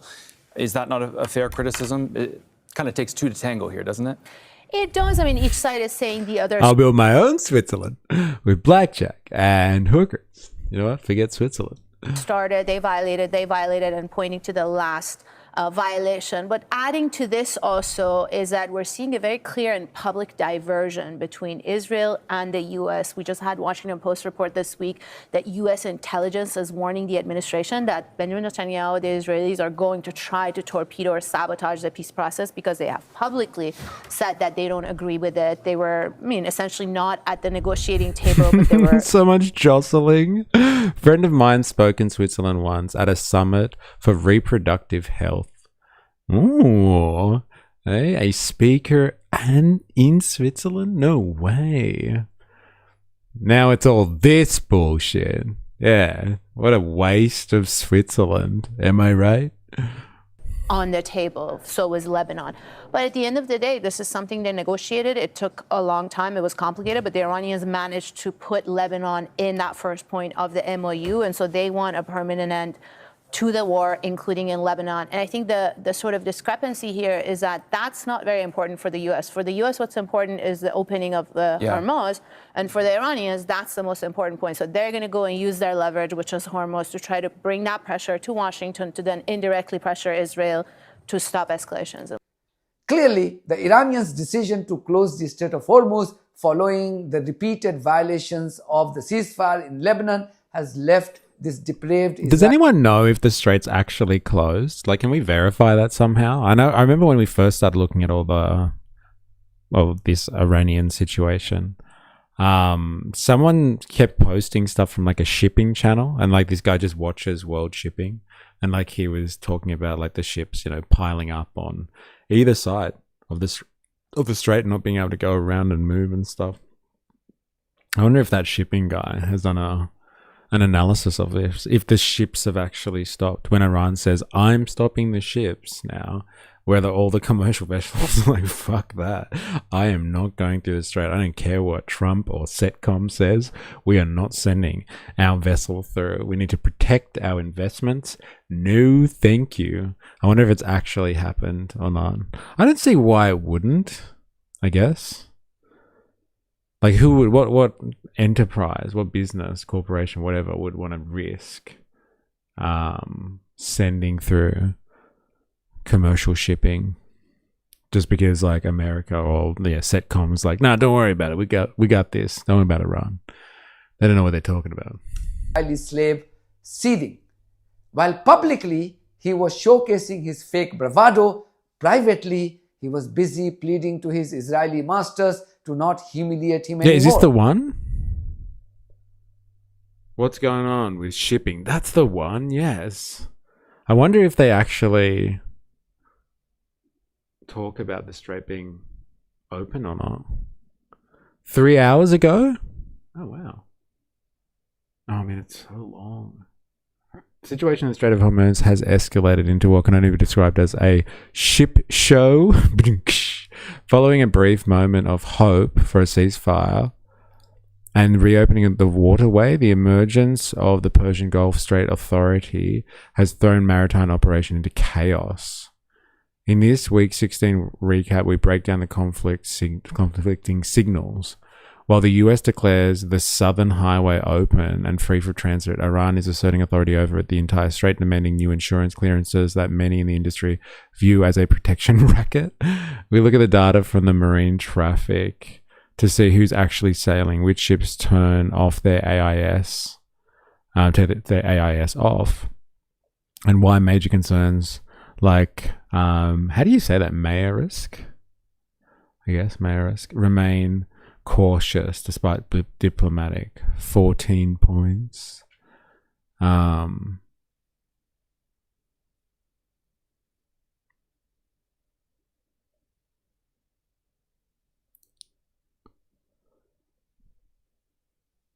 Interesting. All right, let's have a look. Which one of these do you reckon would show it? Maybe we'll start with this one. Maritime traffic analysis, tanker movements and routes. I guess that would probably be it. First. All right, first we're going to give you a big macro approach of the area here. Here you can see the Persian Gulf area. This is Gulf of Oman. This is the Arabian Sea. And you see a line of red tankers both sailing to and from the Persian Gulf, along with some green cargo ships kind of hugging the waters here along India and Pakistan. Now, I should note, these are all Iranian ships because the Iranians were out first and foremost. Before that deal was signed, Iranian ships had bolted out of ports and set sail. We are looking at millions of barrels. Isn't that crazy? So the first people to take advantage of the peace deal, and like if America really wants them to come to the table, what's it going to do? They said they've ended their blockade. What are they going to start intercepting the Iranian vessels? The first people out of the fucking blockade. So good, the Iranians. And who are they providing? Fucking where are they going? Eh? To fucking China. Eh? To Southeast Asia. Gummer Cheese Wing in the house. Hello, hello. Hope you are well. How's it going? I'm well. I don't know if you saw, we went to a protest on Saturday night. A dirty commie protest against Pauline Hanson. It was pretty crazy, man. I wonder if you saw it. Interesting stuff. And now we're just like trying to figure out what is going on with the Strait. And so like Jake has nicely found this good source. Yeah, I saw that was sick. It's pretty funny. Glad you witnessed that one.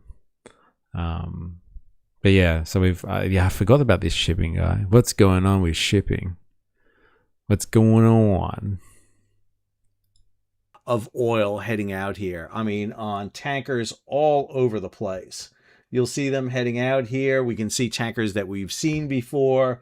Sonia 1, for example, heading out. Here's Hero 2. So here's the Strait of Hormuz. Once again, we're seeing ships heading outbound at this time. They're going through the Iranian channels, just to be clear here, north of the traffic separation scheme, which we believe is mined. The northern area here is controlled by Iran. The southern area down here off the coast of Oman, this is the one that the U.S. has been using. And you'll see ships coming outbound right now. So, for example, the Zhishan, which is a heavy lift ship, is on the way out. You'll also see some other vessels, largely Chinese vessels, coming out. A batch of heavy lift vessels, all coming out here at the same time. Also a tanker on the way out. What you don't see is ships coming through the southern channel. Now, that doesn't mean there aren't ships in the southern channel. We know this because some ships are coming out with their AIS turned off. So I sped this up a little bit. I took this back to 20 June at 0 hours GMT or UTC time. And you'll see ships heading for that northern route, a batch of ships heading up there. And that's what we kind of saw. Chinese vessels heading up. Some container tankers are in red. Container ships and cargo ships are in green. A couple of small fishing boats, very typical you see using that Omani channel, but not a lot else. So here we see the Jarnain coming out. This is the first ship we've seen with their AIS on coming out. That was a Liberian flag tanker coming out. Then you see the Angola B coming out. We have a ship coming in, the Mombasa B. We have a couple of vessels coming in, the Albatine. And what we saw was, okay, this seems to be the beginning of ships using both the northern route for Iran and the southern route through that Omani channel. And looked like, okay, channel seems to be wide open. But then we saw something here. Here comes the MSC Qingdao. Now, MSC, Mediterranean Shipping Company, that is a container ship. She was outbound, turned around, then proceeded out again, and then turned her AIS off and proceeded on. Now, Mediterranean Shipping Company ships have got a bad kind of connection with Iran. You may remember back in April, 2 Mediterranean Shipping Company vessels were seized by the Iranians and hauled up into Iranian waters. Actually tried to capture more than that. And all of that coincided with Iran's announcement that these ships were not going through the process they had set up to get the clearance, and therefore they announced a closure to the Strait of Hormuz. That's what prompted President Trump to say his statement. Now, it's Sunday morning. We've had statements out by Secretary Wright. And whoa. So what, you got these ships trying to run the strait, and they're just like, oh shit, Iran's watching. They turn back and then they fuck off again and turn off their ASI. That's crazy. Interesting. But like, what a stat that he was saying before, that most of the ships that we're seeing that are moving up and down the Arabian Sea and going up and down the coast of India, I'm assuming towards Southeast Asia, are Iranian or Chinese vessels. So when like CENTCOM comes out and says, don't worry about this, strait's still open, 55 ships have gone through this strait, and like a majority of them are Iranian ships anyway. Well, basically what they're boasting is they're like, look, the strait's open for Iran. Iran gets to do whatever it wants, and so do their friends in China. But it doesn't matter. The strait's open, and Iran is feeling the benefit of that. But they won't say it like that. Fuck, that's crazy. That is hilarious. See, like propaganda is so it's so important, right? CENTCOM can make a claim, or the US can make a claim that, like, look, the strait's open. 55 vessels went through. Like, the strait's open for business. Like, we're back, baby. It's on. And then if you dig into it, like, who are those 55 vessels? What if a majority of them are, Iranian vessels and Chinese vessels? It doesn't sound like much of an American victory. My God. Bio teach Rick. Trump kicking ass. Iran grabbing capital by the nuts. Strap in, feel the G's. A few others that ships have sailed, that some ships are coming out. U.S. CENTCOM has put out a statement saying ships are coming out. Secretary Wright talked about 55 ships coming out, almost 10 million barrels of oil coming out. He equated that to we're almost back at pre-war levels. We're not. 138 ships does not equal 55 ships, Secretary Wright. I'm not a mathematician, but I'm pretty sure that's not the same. Also, we're not getting that same level coming out. And so we're kind of back to where we started from, with Iran asserting their dominance over the strait. The other day we went over this, the memorandum. That's the call. That's the call from our mate at Mr. Shipping over here. Seriously, is that like, look, they can say whatever they want, but Iran is asserting control over the strait. So many coming out. Happy Pride. That's crazy. That's your spin. He just said it, bro. He just said it. Listen again, Saint Che. Unless your speakers aren't working, just listen. Asserting we're kind of back to where we started from, with Iran asserting their dominance over the strait. The other day I am anti-Australian. Like, did you listen? Like, just again, just one more take for you. Just listen. I don't know if you need spin on this one. Right. I'm not a mathematician, but I'm pretty sure that's not the same. Also, we're not getting that same level coming out. And so we're kind of back to where we started from, with Iran asserting their dominance over the strait. The other day, like, I don't know how you spin that one, Saint Chi. I know it doesn't suit you. I know it doesn't suit you at all, but like, you got to just listen to what this guy's saying. Here's trouble. What's wrong with being anti-American? It offends Saint Chi because he takes it personally. People can't criticize the nation state of the US. Nothing. It's your choice. Ooh, there you go. Gummy cheese wing.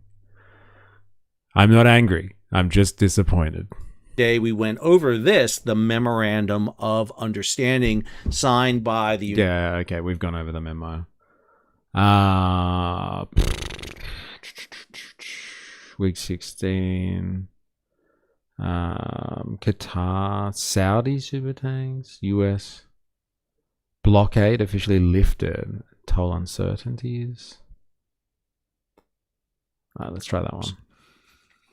U.S. officially ends maritime blockade of Iran and declares Hormuz open. So we got that early.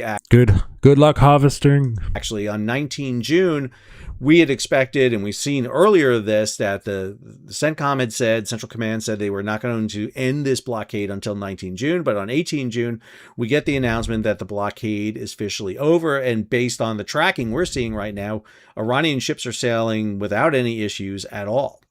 U.S. downplays possibility of Hormuz tolls as negotiations restart. So Vice President Vance, in advance of the MOU signing, talked about the fact that, listen, we're not going to have tolls. We're not going to accept tolls. He did this in a press conference when he was at the White House, talked about this, but then we see the statements come out and the forms from the Persian Gulf Strait Authority. And remember, in the last video, I went online to their site, and I guarantee you, again, I am on a watch list somewhere. And they want you to fill out forms, documentation, and you have to get approval from the Persian Gulf Strait Authority to sail through the Strait of Hormuz, not just through the northern part, but the entire strait. And this is obviously something, for some reason, the U.S. didn't think about. Why they didn't think about it, I have no frigging idea. Is he drinking? What the fuck? Iran's new toll by insurance raises stakes in Strait of Hormuz. This is Lorianne Larocco over at G Captain. Oh my God. I'll be clear. The fact that the Iranians are going insurance on us now is just insane. Again, the phrase we've used here at What's Going On with Shipping, talking about the Iranian Straits, is batshit crazy. And man, nothing fits better than that right there. Because the idea that the Iranians are not just going to, and again, they come out and say, listen, we're not going to charge you for insurance. It's free. You just have to get it for us. But now after 60 days, there may be fees. Again, with I go back to the Columbia, Music Club.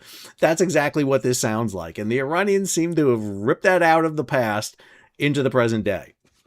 More than 20 million barrels leave Iran as post-war oil trade reawakens. Man, Iran's doing great. Man, they're hauling. Why is this bald old man getting faded? I mean, I'll take political analysis from people who are wasted. Yeah, like, fucking why not? I can't believe he's drinking either. Like, he just does shipping. So, like, we've heard some interesting stuff come out of him. Like, but I haven't watched this or looked at this channel in, like, months. And when the this round of the Iranian situation first came up for 2026, the 2026 version, we were like, what's going on with the Strait? We had no idea. And people were suggesting that we look at this channel. And so, like, now that the US is basically saying that the Strait is open and Iran is saying, no, it's closed again because of the occupation is continuing. The Israeli occupation is continuing in Lebanon. We're just trying to figure out if the Strait is open again or not. And it would seem that it's open, but the only people that are going through this Strait are Iranian vessels, and Chinese vessels. And like the US is through CENTCOM. CENTCOM is like putting out press releases like the Strait is open. And they're saying, oh, there's all these vehicles, all these vessels going through the Strait. But like it turns out that those vessels are probably just Iranian ships going through. It's funny times. Boatloads of oil out of there. But for the rest of the world, this is a little bit in doubt because Iran wants everything to be controlled by Iran. Iran says Hormuz has been closed, but sends team for Swiss talks. So again, here we go. Again, is it me or is it just crazy? The Vice President of the United States, the head of the Iranian parliament, flying to Switzerland to talk about the Strait of Hormuz after the Iranians reclosed the Strait. But meanwhile, can I be clear? Meanwhile, the Strait's closed. Iranian tankers are sailing scot-free across the Indian Ocean right now. I'm not trying to tell the United States how to do their business, but if there's supposed to be a reciprocal agreement here whereby both sides are moving ships around, if the Iranians renege on this, why is there not a U.S. destroyer alongside every one of those Iranian tankers sailing through the Indian Ocean and, kind of nudge up alongside and say, hey, remember that deal? How about you tell your bosses back in Iran to, get that deal open or else, something may happen. We're out here in the middle of the Indian Ocean. Accidents happen. Ships told they can use South Hormuz route with signals on. So we got an announcement from... Are they hoping to fool capital? What about the workers having to go through the Strait and risk being caught between a sole superpower and a regional power? I don't know. Are they hoping to fool capital? Who the fuck knows? Like...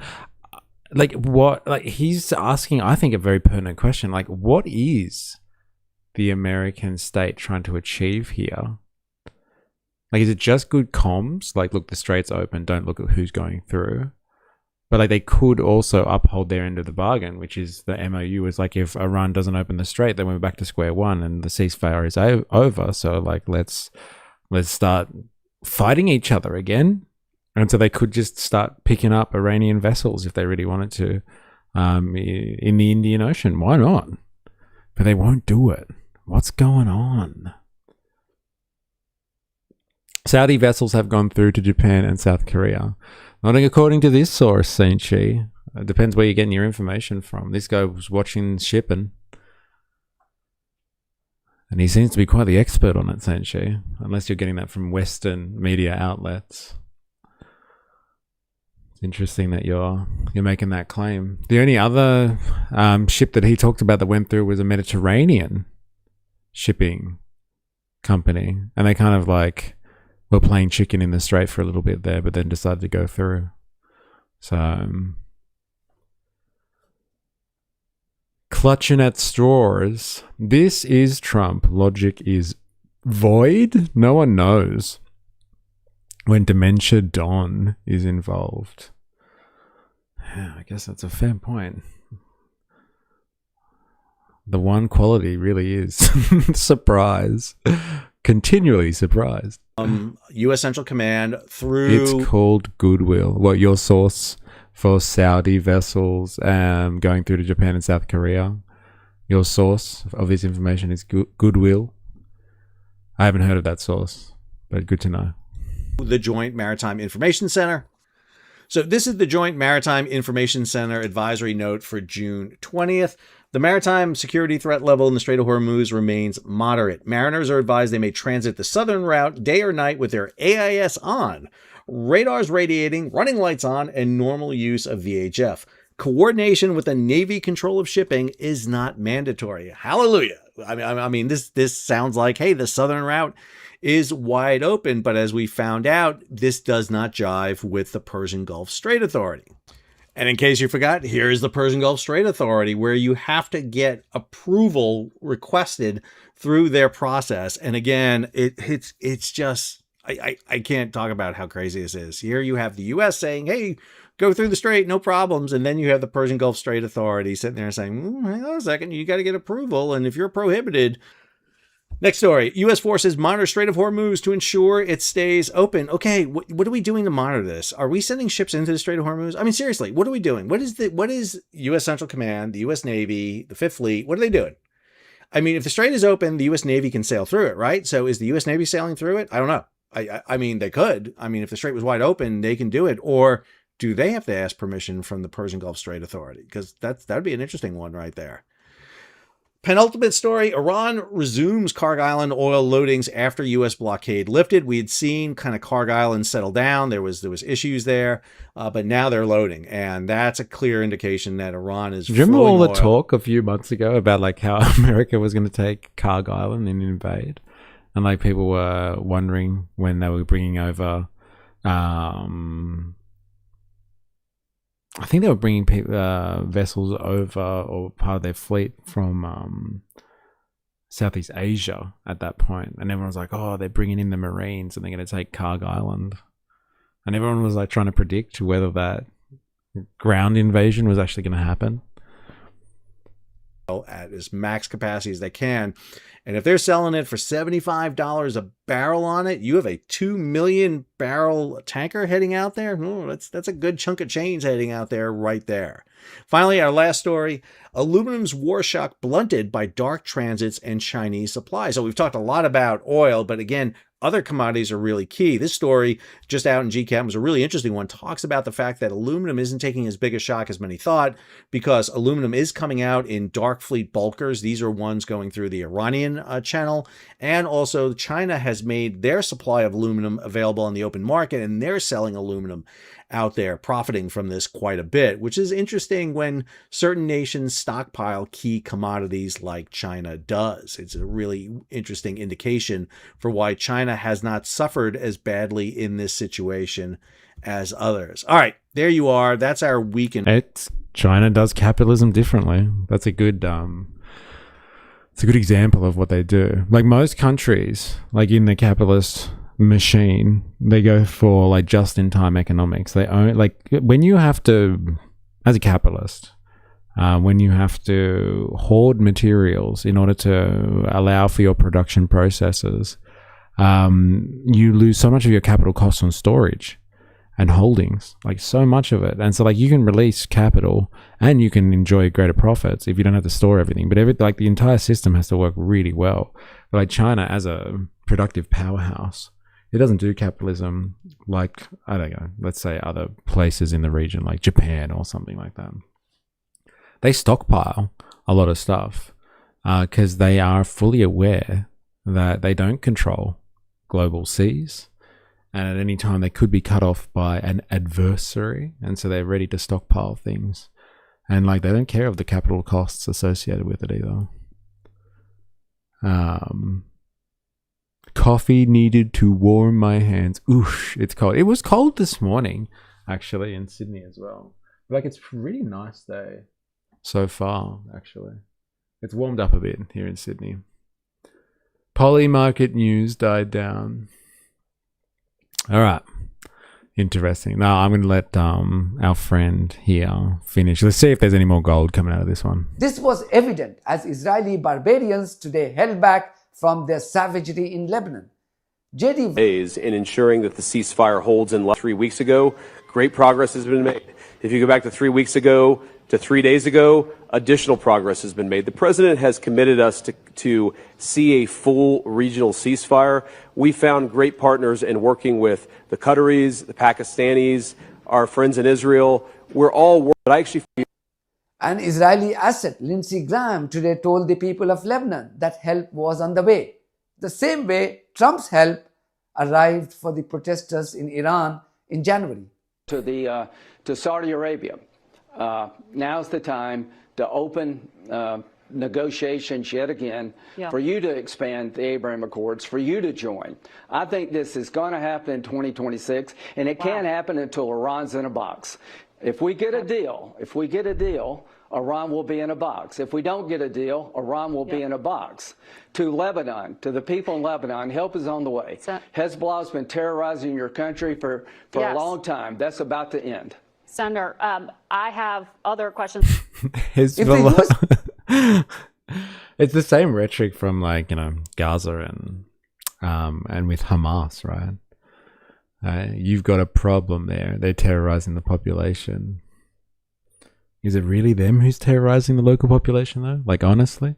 Media was driven by ethics and morality. This Israeli asset Graham should have been challenged when he said that help was on its way to Lebanon. Help against whom? It should be Israeli savages because they are the ones committing a large-scale massacre there. They are going to save them with bombs and bullets. It's the only way. It's the only way. Or economic sanctions. But like they're past the economic sanctions part. Let's just go straight to bombs and bullets. Not every American thinks like Graham or other Israeli stooges in the US Congress and Senate. Listen to American journalist Crystal Ball, who thinks Israel is a terrorist state. I guess I don't think of it too much in like political strategic terms. I just think about it in terms of telling the truth about what the original sin was here is not now the inevitable deal, which is going to improve Iran's position because they won the war. The original sin is the war, right? That's where the problem really lies. And that's where the criticism should go.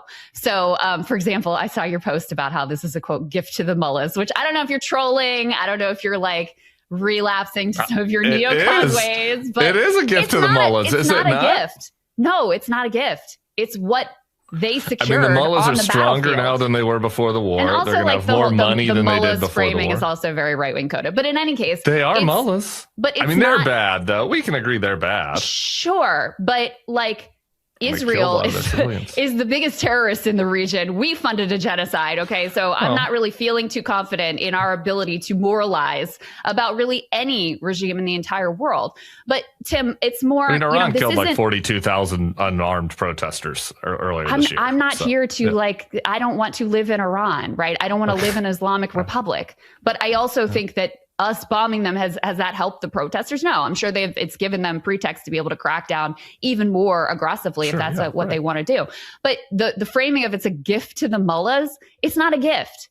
They won the war. This is what is going to be required to end the war. Is it a disaster? Of course. But the disaster comes from starting the war in the first place. Really, the disaster comes from getting out of the JCPOA to begin with. The root cause of the insane and wild reactions the JCPOA. of Trump and his Israeli boss But isn't this better than what Obama had done? Hey? This is much better, I'm sure. Now they get sanctions relief. They get their money back. And they haven't really committed to anything much when it comes to enrichment and nuclear weapons. They had much more oversight before as well, I thought. And now they control the strait too. It's not a great situation from an American perspective. I don't want to continue with this, to be honest. There's other topics I want to cover today. But like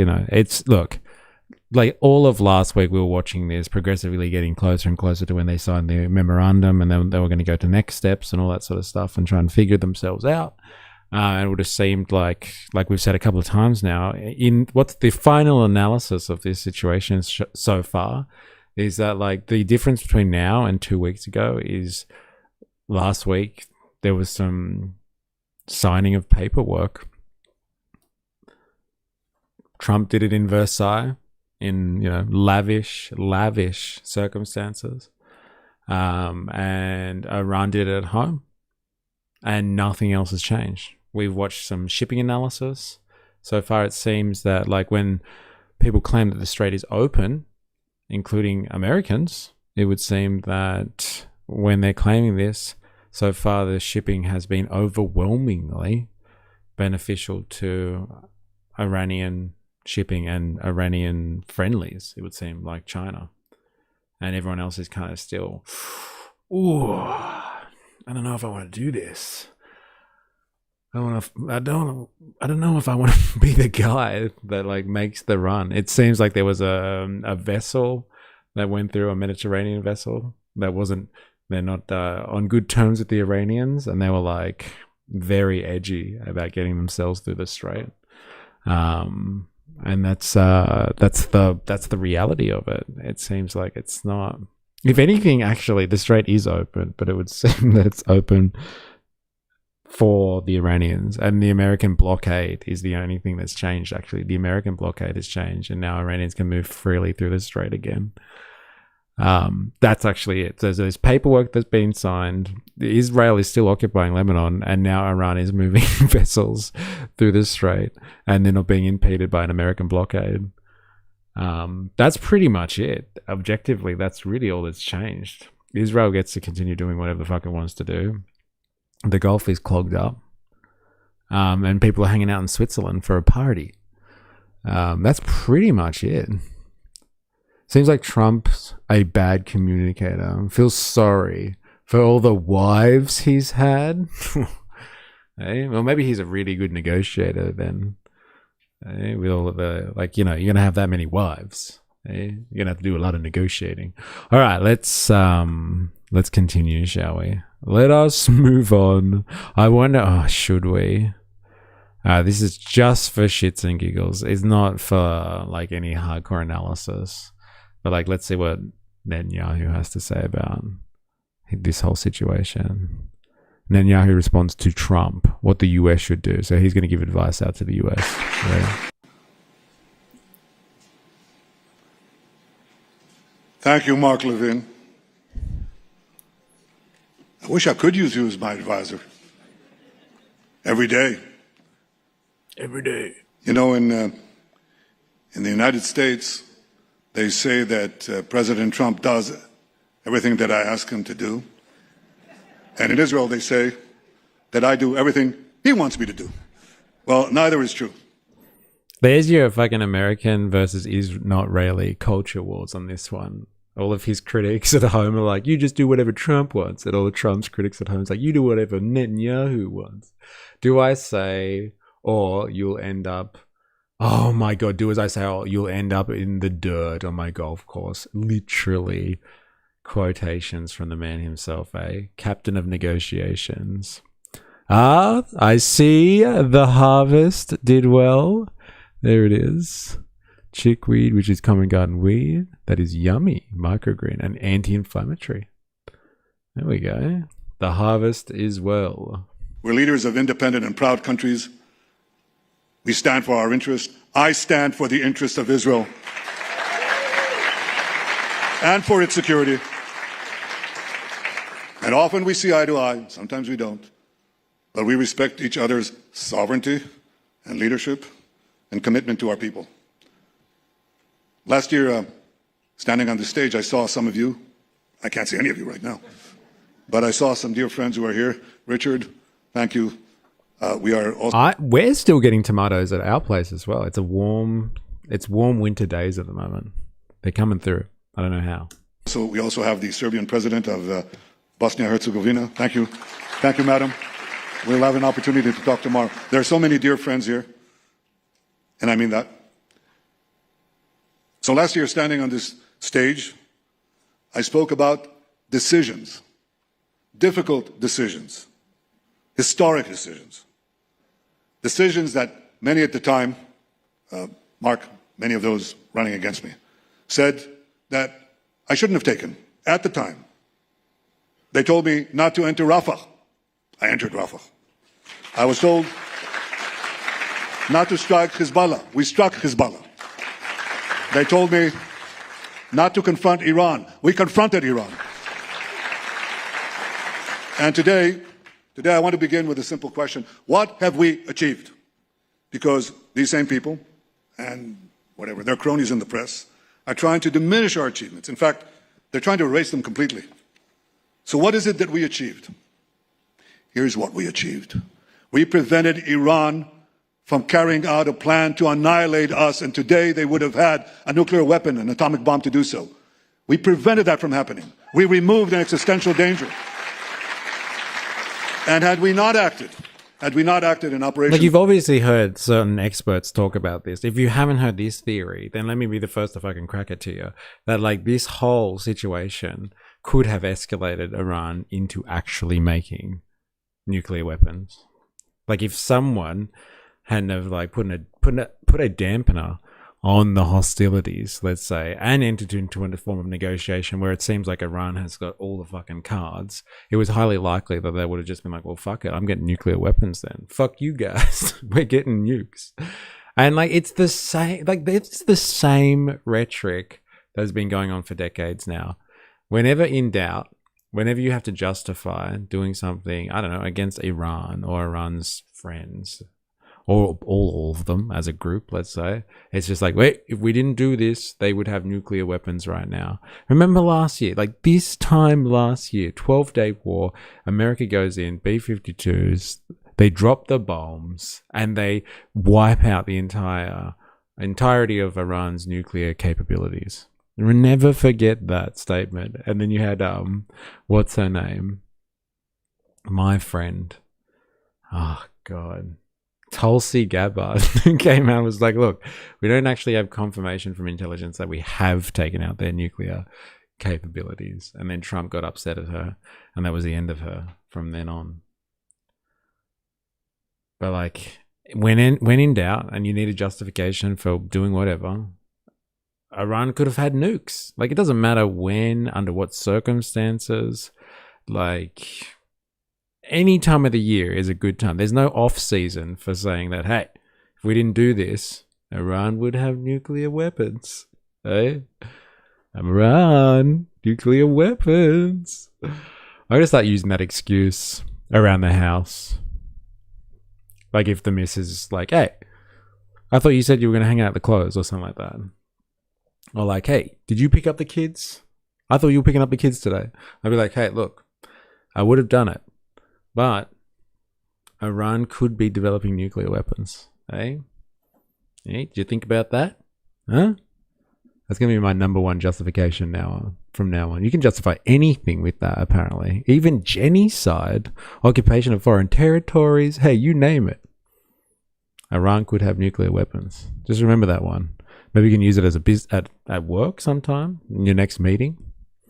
Hey, if I didn't do that, Iran would have nuclear weapons. So go fuck yourself. You don't want Iran to have nukes, do you? Yep, gives them a reason to not feel safe. I hate his stupid voice so much. The like button is 2 weeks away from developing a WMD. So good. You better smash it. Smooch that like button. Rising Line, and then in Operation Roaring Line. Iran would have had atomic bombs, and let me tell you something. They would have used them. That's what we prevented. Together with our American friends, the American Air Force, the American military, we carried out the largest airstrike in our history. We destroyed Iran's nuclear infrastructure. We knocked out 20 of their top nuclear scientists, 12 in Rising Line, another 8 in Roaring Line. And when you take out the scientists, it's very hard to make a nuclear weapon. Exceedingly hard. We decapitated the leadership of the terror regime. We shattered their missile industry. We knocked out their Navy. We knocked out their Air Force. We attacked their military industries. We attacked their bridges. We attacked so many targets. Netanyahu sounds like that kid in school that would intentionally make his voice deeper. Yes, to sound like more authoritative. Or just older. Hey, I speak like this. Hey, that the cumulative damage that we did to the IRGC economy is not counted in the millions. It's not counted in the hundreds of millions. It's not counted in the billions. It's counted in hundreds and hundreds of billions of dollars. And it will take them a long time to recover. A long time. And they may not recover. Because once you deal these blows and once the rift between the regime and the people is so deep, you cannot tell when such a regime will fall. And I think we created the conditions for its future fall. That is what will be the real triumph. When the Iranian people take their own destiny in their hands and they knock out this brutal regime that is terrorizing them and terrorizing the rest of the world. Well, obviously nothing's changed for this guy, despite what's going on in Switzerland at the moment. My God. Genuinely hoping he always feels like he has a hair trapped in his mouth. I know, that's a fucking annoying feeling, isn't it? Having a hair, like, where is it? I can't get it. God, it's annoying. What makes us anti-Semitic? Israel throws Jewish people under the bus if they don't agree with mass ethnic cleansing and apartheid. Yes. Don't worry, it's just a throwaway term for people who have no point to make. It's just a throwaway term. It's lost a lot of value, unfortunately. If I was Jewish, I'd be upset about that. That the term anti-Semitic has lost value. It should be reserved for important stuff. Interesting. Well, the comment section don't like him, do they? Far out. Lies never triumph. Time's up. You can't fool the people anymore. Freedom isn't free. So good. Live by the sword. Savage. So poetic sometimes. There are absolutely good Israelis, make no mistake, but the types of Israelis you should admire are the ones giving legal representation to Palestinian civilians being tortured in prisons. Which Izzy does revisionism. Alright, let us change gears. This topic is draining, to say the least. It's important, but fuck, it's draining. I would like to change to something completely different. I know we start to cover this more and more. Like, not that I am like deeply involved in UK politics, but like it's hard to ignore this one. Like, I'm not sure if you're across this, but like Starmer, Sir Keir Starmer, is like under like a lot of pressure at the moment. And it looks like there's some other Labour politician that has recently been like has won a by-election, and it looks like they're potentially going to threaten Keir Starmer's leadership. This other Labour politician seems to be incredibly popular, and is going to potentially be a challenger. And like people are putting the pressure on Starmer to step down. Like Starmer's incredibly unpopular, It would seem at the moment there's been like a lot of scandals in UK politics, like, you know, like look what happened with the Henry Novak situation. Look what's happened with the grooming gangs situation. Look at what happened in Belfast recently. People are upset, and like when you are number one, you know, people look for somebody to blame, and like in the void between tangible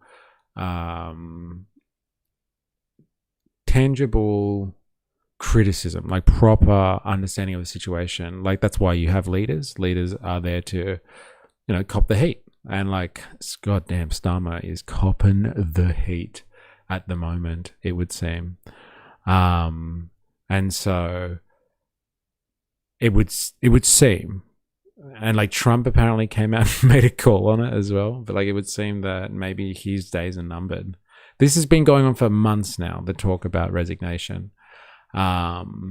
And it seems like it's culminating at the moment. So let's get a quick take on this one, and then we'll watch an actual UK source on this position, not just an Australian perspective on this one. Reports are emerging tonight that Prime Minister of the UK, Sir Keir Starmer, could resign as early as tomorrow. Let's go straight to Europe. Freedom isn't free. It's $300 billion to Iran. Savage, isn't it? Like, if you really wanted to make fun of like Trump supporters and stuff like that, you just be like, $300 billion to Iran. You're suffering right now, cost of living crisis. But like, now they're going to pay to repair Iran. There's reparations, $300 billion. Hey, fucking hell. He will resign and nothing will change. Nothing. But like, that's why I'm trying to figure out what's the hope. There's some new Labour guy that everyone's putting their hopes in. Like, what's he going to do that's differently? Like unless he's like Jeremy Corbyn 2.0 and actually has a different vision for UK Labour. Like, it's just going to be another fucking centrist. Like, a radical centrist that gets in.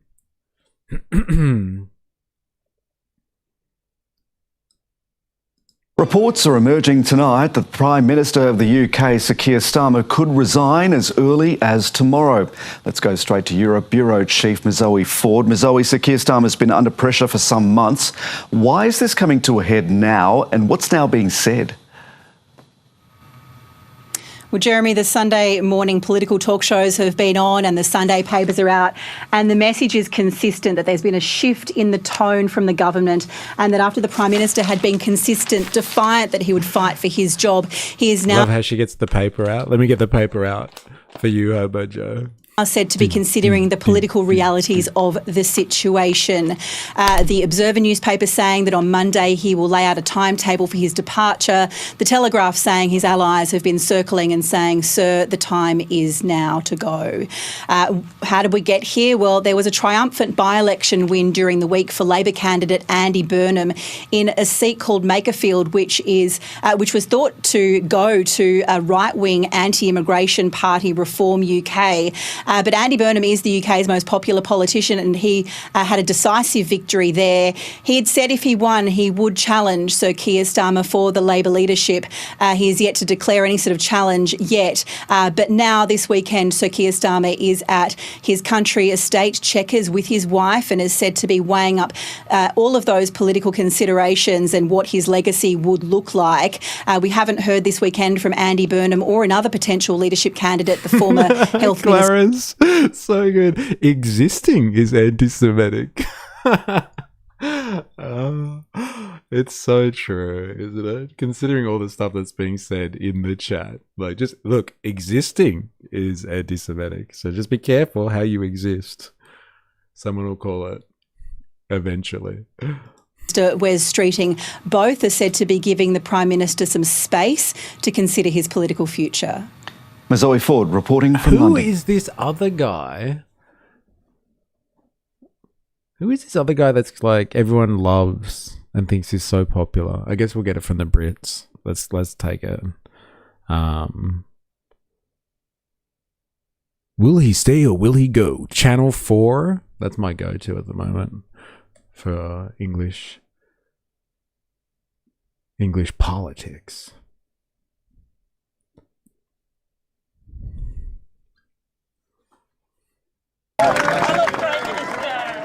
They say a silent enemy is the deadliest. After a weekend of going to ground, former Manchester Mayor Andy Burnham returns to Westminster tomorrow morning.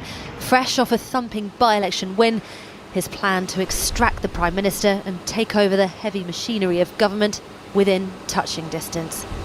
It's still very quiet in Downing Street. The Prime Minister hasn't got back from Chequers, where he's been mulling over his next move. Who is this guy? I'm sorry, I'm just going to get some context on this one, Ho Chi Minh style. I need to know who this Andy Burnham guy is.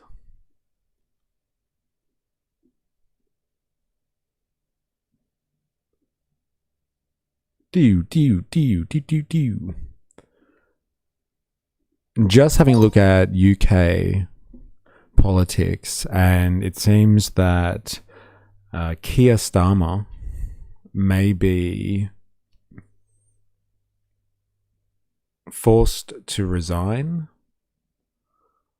soon, and there seems to be a contender from within the Labour Party who's recently been elected to office, and his name is,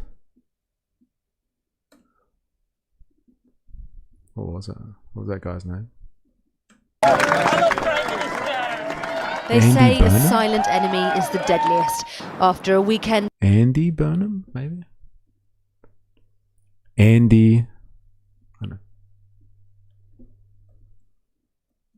Are you able to explain who Andy is and why he's a challenge for the Prime Minister?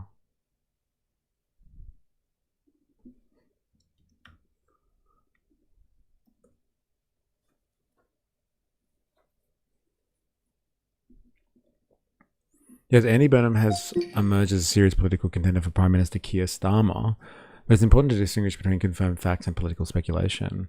Andy Burnham is a senior Labour politician who has been a prominent figure in British politics for more than 2 decades. Former Labour MP 2001 to 2017, served in several cabinet roles in Labour governments, including Health Secretary, ran for Labour leader twice, losing to Ed Miliband in 2010, and to Jeremy Corbyn in 2015. Since 2017, he's been a mayor of Greater Manchester, where he's built a strong regional profile, particularly during COVID-19 pandemic, where he publicly challenged the UK government's lockdown funding. Many supporters see him as a champion of Northern England. So he's popular. Because of his popularity outside London, he's often nicknamed King of the North. I've heard that. Why is he seen as a threat to Starmer? The immediate reason is that Burnham recently won the Makerfield by-election, Macclesfield by-election, and returned to Parliament with a strong victory. That result has been interpreted by many of the Labour MPs and commentators as proof that he can attract voters in areas where Labour has recently struggled. So, like, this is in the face, I guess, of what? The Nigel Farage wave. What are we going to do about Farage? And, like, Labour is struggling. And so, like, they need to bring in someone that has some appeal to voters.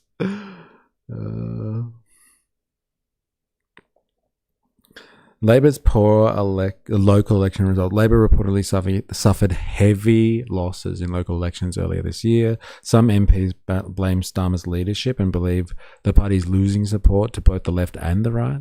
Burnham's electoral appeal. Supporters argue that he connects better with working class voters and northern constituencies. Some believe he is better positioned to challenge Nigel Farage and the growing UK influence of Reform UK. Different political styles. Starmer is generally viewed as cautious, loyally centrist. Interesting. Burnham is viewed as a more populist, more emotional in presentation, and more focused on regional inequality and public services. Interesting. That's from The Australian. That's an interesting take. Why do some Labour members prefer Burnham? Has a stronger connection with traditional Labour voters, has proven record of winning elections in Northern England, speaks more directly about economic inequality and regional investment, could help Labour recover support lost to Reform UK. And watch out, they're coming to get you. Critics argue that he may favour higher public spending. Dun, dun, dun, spending money on people. Money that is printed by the state a sovereign currency. They print that money and then want to spend it on people. It's fucking outrageous stuff, isn't it? Financial markets could be less comfortable with his economic approach. No, London won't like him. That's a problem. Replacing a sitting prime minister could create instability and trigger demands for a fresh general election. Well, so interesting. All right, thanks for the context. Do you condemn Hormuzi? Do you condemn 40,000 comparisons of Israel to Germany in 2 days? Of going to ground, former Manchester Mayor Andy Burnham returns to Westminster tomorrow morning. Fresh off a thumping by-election win, his plan to extract the Prime Minister and take over the heavy machinery of government within touching distance. It's still very quiet in Downing Street. The Prime Minister hasn't got back from Chequers, where he's been mulling over his next move. Will he make a statement here tomorrow? Well, with so many in his party now thinking his resignation is a foregone conclusion, there's a bitter debate behind the scenes as to what should happen next. I've spoken to Labour MPs, some of whom have told me that they're concerned that Andy's relatively untested. He hasn't said what he's going to do. They don't know what he's going to do, but they're going to have to get in line behind him. Is a coronation dangerous, as one of them put it to me? He brings a vast amount of experience, but I'll tell you this, the ultimate test, of course, was Makerfield. He proved that he can unite the progressive parties. Greens and Lib Dems backed him in that by-election, and he brought back home many of those who drifted over to reform and have come back into the fold. So he's passed that test, and I think it's absolutely right we continue building this momentum of hope around Andy. You can't just come and take over. Wes Streeting ally Jess Phillips there, calling for a battle of ideas. A formal contest can only be triggered if the former Health Secretary has the backing of 81 MPs. Does he have the numbers? So Wes certainly has numbers, the critical mass of support, whatever you want to call it. He does have that, and he has it from, a breadth of the movement and the party. But I think the more critical question is how we conduct the next phase, moreover than simply numbers. It's got to be a good-mannered, comradely conversation. Potential off-ramps from a protracted leadership contest could include debates between the two in front of MPs, giving Burnham a grilling but ultimately the upper hand, with Streeting perhaps... If you are watching this and you haven't already, make sure you activate the like button. If you're new here, subscribe for more, follow for more on Twitch. And if you haven't already, and you are, you're used to whatever goes on in this crazy, crazy channel, there's an invitation up the top there for Discord. Come and join the Discord community, and then you can add to the stream chat and share propaganda and all that sort of stuff. Come and join the community. But yes, primarily if you're on YouTube, activate the like button. Angling for a top cabinet position. It's been reported that as well as evicting the resident of number 10, Burnham would go for number 11 too, with Rachel Reeves ousted as Chancellor. The relationship between a Prime Minister and his Chancellor, or her Chancellor, but in this case it sounds like it's going to be his Chancellor, is a really important one. We know that there are 3 advisors that are in place. We know Richard Hughes from the OBR, Jim O'Neill, who actually worked with George Osborne before, and Aldi Haldane. Well, I'm out of my depth with this one. Does anyone know what a Chancellor is in the British system? We have in the British system a Prime Minister. What is the role of the Chancellor?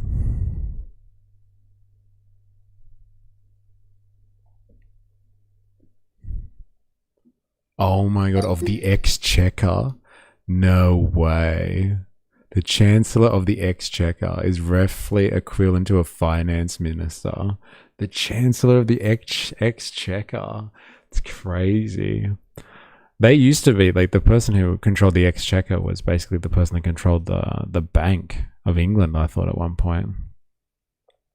Chancellor is generally considered the second most powerful figure in the government after the Prime Minister. Prime Minister, Chancellor of the Exchequer, Home Secretary Foreign. So like dealing with finance in English politics is higher than statecraft, like Home Secretary or Foreign Secretary. So good. It's to usher in the new galactic empire. So good. Oh man.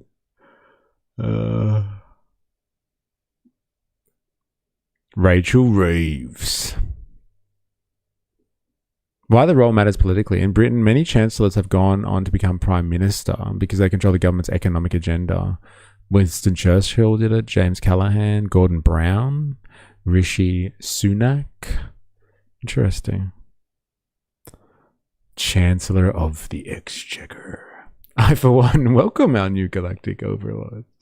From the Bank of England. So those are pretty well-respected people, and I think that's going to provide the market with some comfort as well. In Sandwell, 80 miles south of Makerfield, Burnham didn't loom so large. You don't know who he is? No, definitely I don't know. Really? Andy Burnham? No. No! Don't have a clue, mate. I don't have a clue. Oh, him!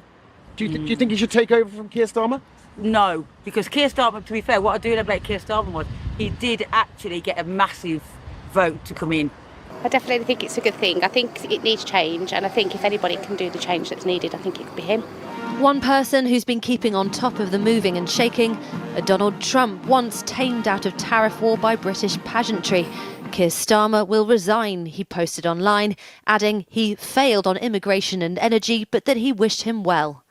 Missives from across the Atlantic are just one of the curveballs prospective successors will have to contend with.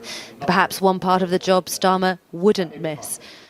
Well, earlier I spoke to the business secretary, Peter Keir. Trump, that face. Seriously, taking shots at Keir Starmer. Like it matters to him. Didn't do anything about migration. Loser. Absolute fucking loser. Alright. So we get a German analysis on this one.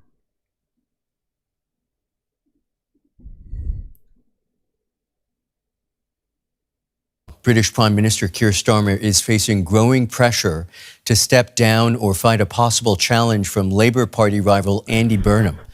Starmer looks like a Disney rat turned human though, like a frightened creature. He does have that vibe. He's terrified. Has vowed to stay in office, but more and more Labour Party MPs are calling for him to resign. Business Secretary Peter Keir did not deny multiple reports that Starmer's departure could come as early as Monday. He said Starmer was making time to reflect on the political realities and challenges he finds himself in. Burnham is set to be sworn in on Monday as a lawmaker in the House of Commons after winning a key by-election. Earlier, I spoke to DW's Birgit Maas in London. Given that Starmer vowed to fight for his job just days ago, I asked her what has changed now to raise the temperature about his possible resignation. What has increased, Michael, is the pressure on the Prime Minister. It's not just MPs, it's his own cabinet colleagues. So there are reports that the Home Secretary, for example, has urged him to resign. There are reports that other so-called big beast, really important cabinet colleagues have urged him to resign. And if this is the case, then it's really a question for Keir Starmer. Does he want the public humiliation of possibly his important cabinet colleagues resigning, of him not essentially having a government anymore, or does he choose to set a path forward for an orderly transition and spare himself the public humiliation? So we don't know what he's going to decide, but there is speculation that we will know as soon as tomorrow. Does he want to save himself humiliation or not? Isn't that fucking mental? It's not about like who's the most appropriate government or like position for governance in the UK. It's just like, does he want to save his bacon so he doesn't look like a fool or not? I'm sure you've noticed now even the White House is weighing in from across the pond, or more specifically, Donald Trump. The U.S. president posted this on Truth Social. Keir Starmer Is will... that what all the media is about? That's what they care about. It's like Trump talked about Keir Starmer resigning. That's the news. As a plausible successor. Yes, Andy Burnham comes at a time where he has won an important by-election and has shown that he can beat reform. So this is something that really will be very, very important for members of parliament, because they fear that if they don't improve their performance, if they don't improve in the opinion polls, that the next election could be won by the populist. Is that news reporter Chester Bennington? Who's Chester Bennington? I don't know who you're referring to.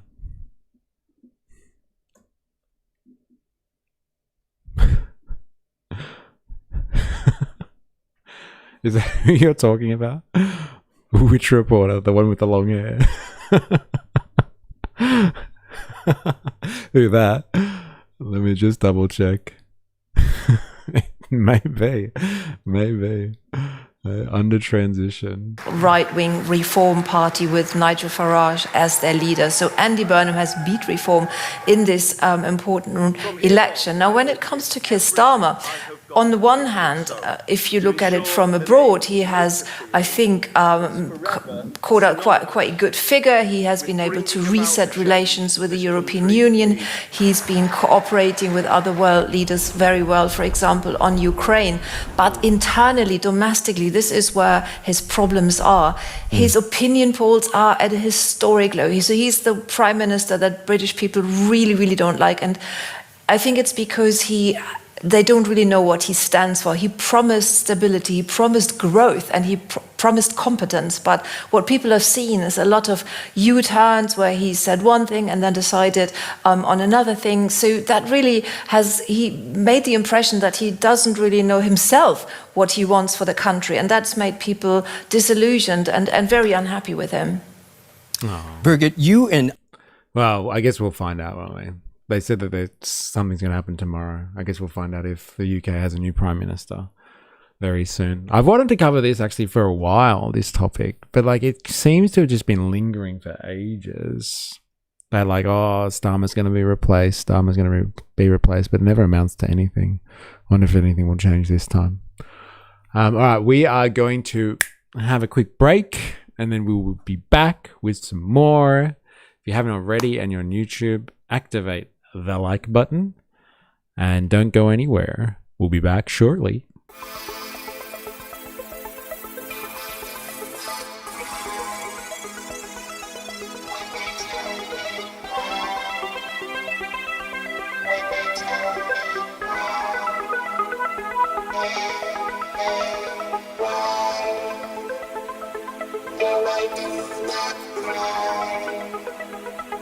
When they tell me why, when they tell me why, why.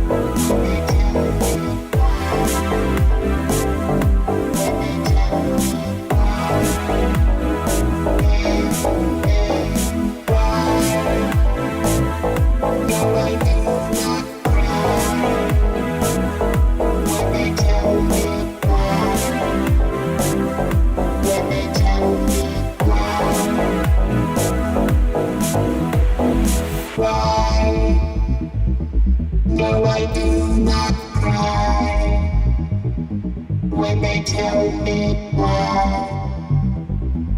When they tell me why.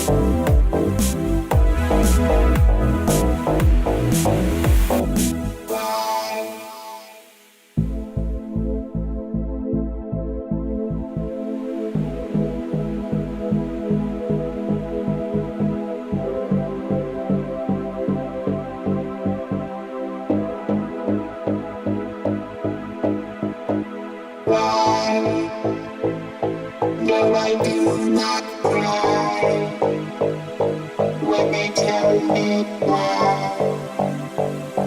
When they tell me why.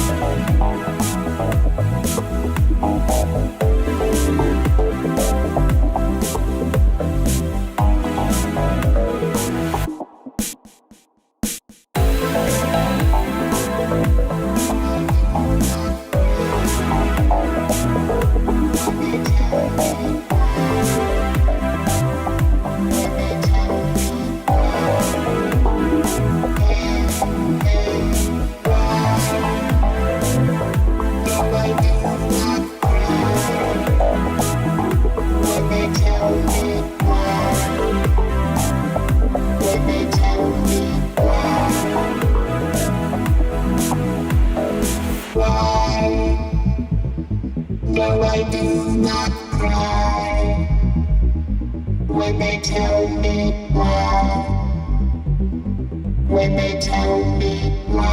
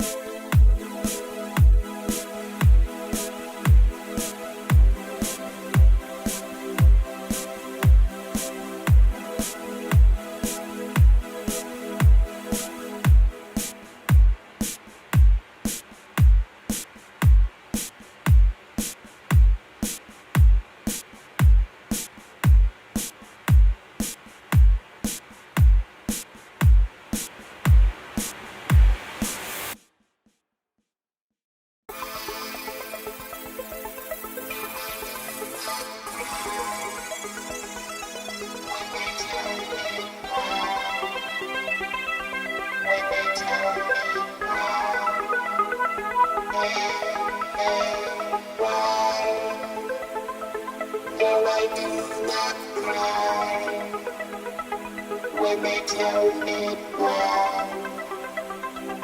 When they tell me why. Why.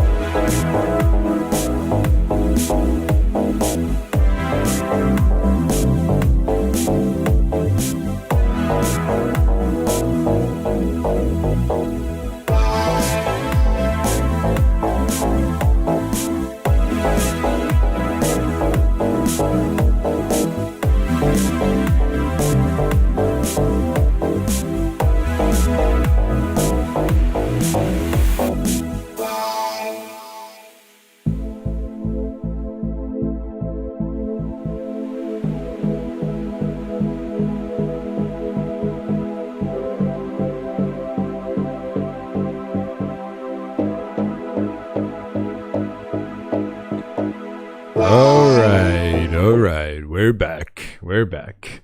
Misery, have you seen the young Karl Marx movie? If so, what are your thoughts? I have, actually. There was someone that used to come onto the stream back in the day, like at least, I would say like over a year ago now. Really lovely supporter and friend of the channel. I don't think they can anymore because of work. But like they gave me access to, I don't know, one of their streaming services or something, and they were like, you got to watch this thing because it's I can stream it through this platform, and it's called the Young Karl Marx or whatever. And yeah, I watched it. I thought it was like was it like a two-parter or something like that? The Young Karl Marx. It was like a German production, and like you see his like kind of origins and like how he goes like lives in France with his missus, and then they move to England and all that sort of stuff. I thought it was interesting, really interesting. Yeah,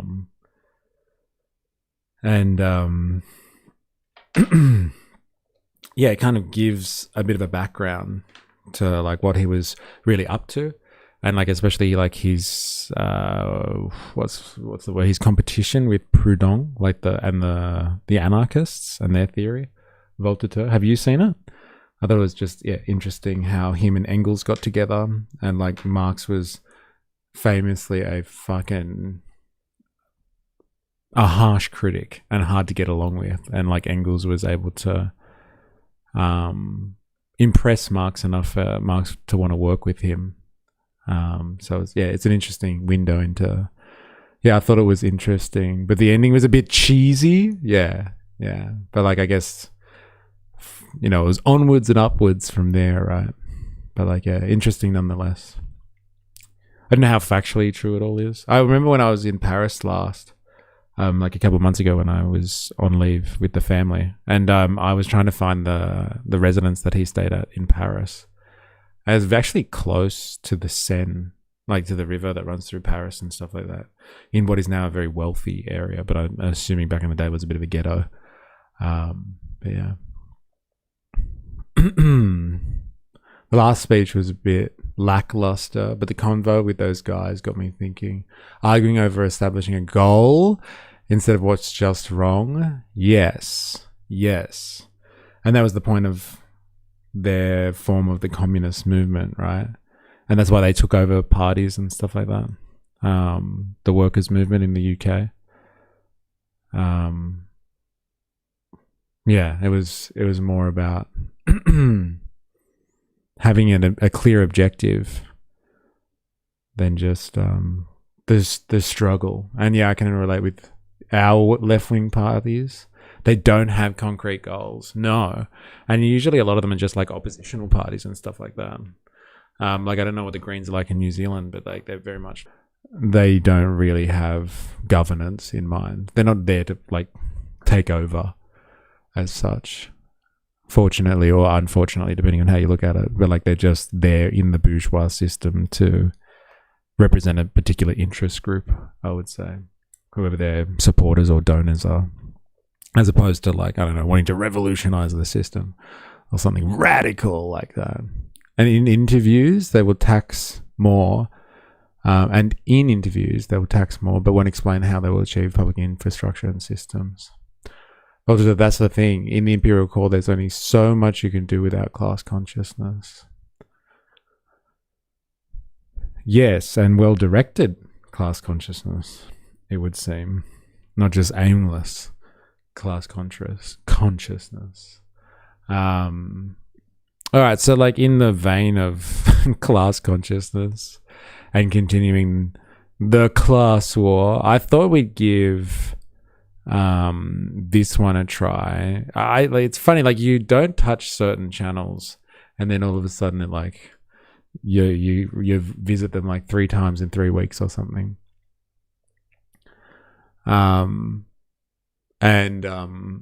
We've got, I think this is poignant, right? I think this is actually poignant. So we've got Gary's Economics here. So we've watched a bit of Gary's Economics recently. I think over the last month we might have watched him twice. We watched Gary's Economics kind of take on AI, which started us off. So if you're not familiar with Gary's Economics, then let me be the first to tell you that this guy has made a career on YouTube anyway. He's quite a successful person outside of YouTube, but he's made a YouTube career on being a financial trader, a very successful one who gives out advice about economics and like the problems with the world economic system, even though he probably doesn't say anything about capitalism. He doesn't critique anything in that way. He probably loves capitalism and the free market. He just thinks it can be done better. And so his big shtick, if you've never come across Gary's Economics, is like, inequality is the source of all evil. So like, everything would be fine if we didn't have inequality. That's Gary's whole spiel. That's like what Gary does. And so it would be interesting to know, because if you weren't here last week, we spent a bit of time celebrating the world's first trillionaire. So we have now an official trillionaire in the world. People speculate on whether they're not, other trillionaires out there. Like, people have made the claim that, like, Putin and stuff like that, he's a trillionaire, and there might be other people from companies that have no names and no public faces that really own the entire world's economy and are probably trillionaires of sorts.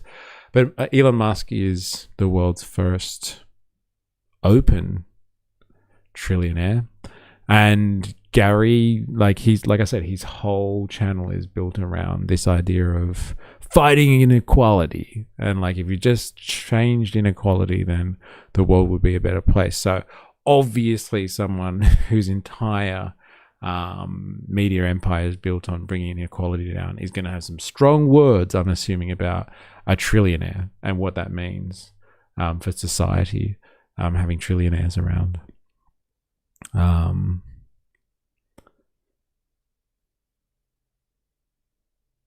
I have that video open in another tab at the moment. No way. Well, like, let's watch it together if it was something that you were planning on watching, because I haven't got a chance to go through it yet. Do either one of those have an A with a circle around it as their symbol? If you're talking about anarchists, then yeah, the typical symbol for an anarchist is, yes, the A with a circle around it.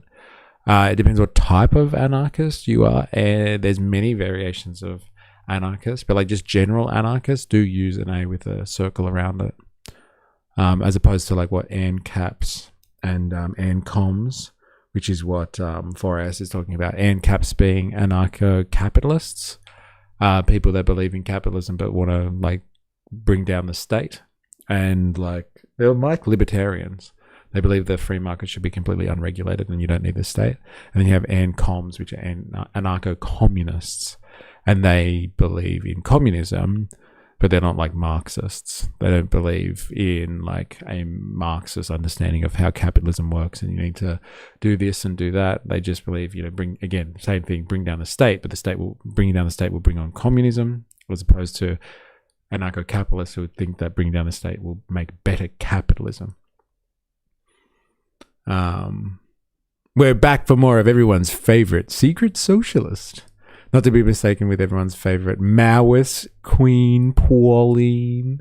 I just watched your Gary podcast this morning, actually. Oh, no way. Interesting. Yeah, I hope you liked it. You guys are so cute. Bro, billionaires suck these days. If I had that money, I would buy my own country. Interesting. Yeah, billionaires suck. Well, look, we have a billionaire in Australia, Gina Reinhart. Virginia Reinhart.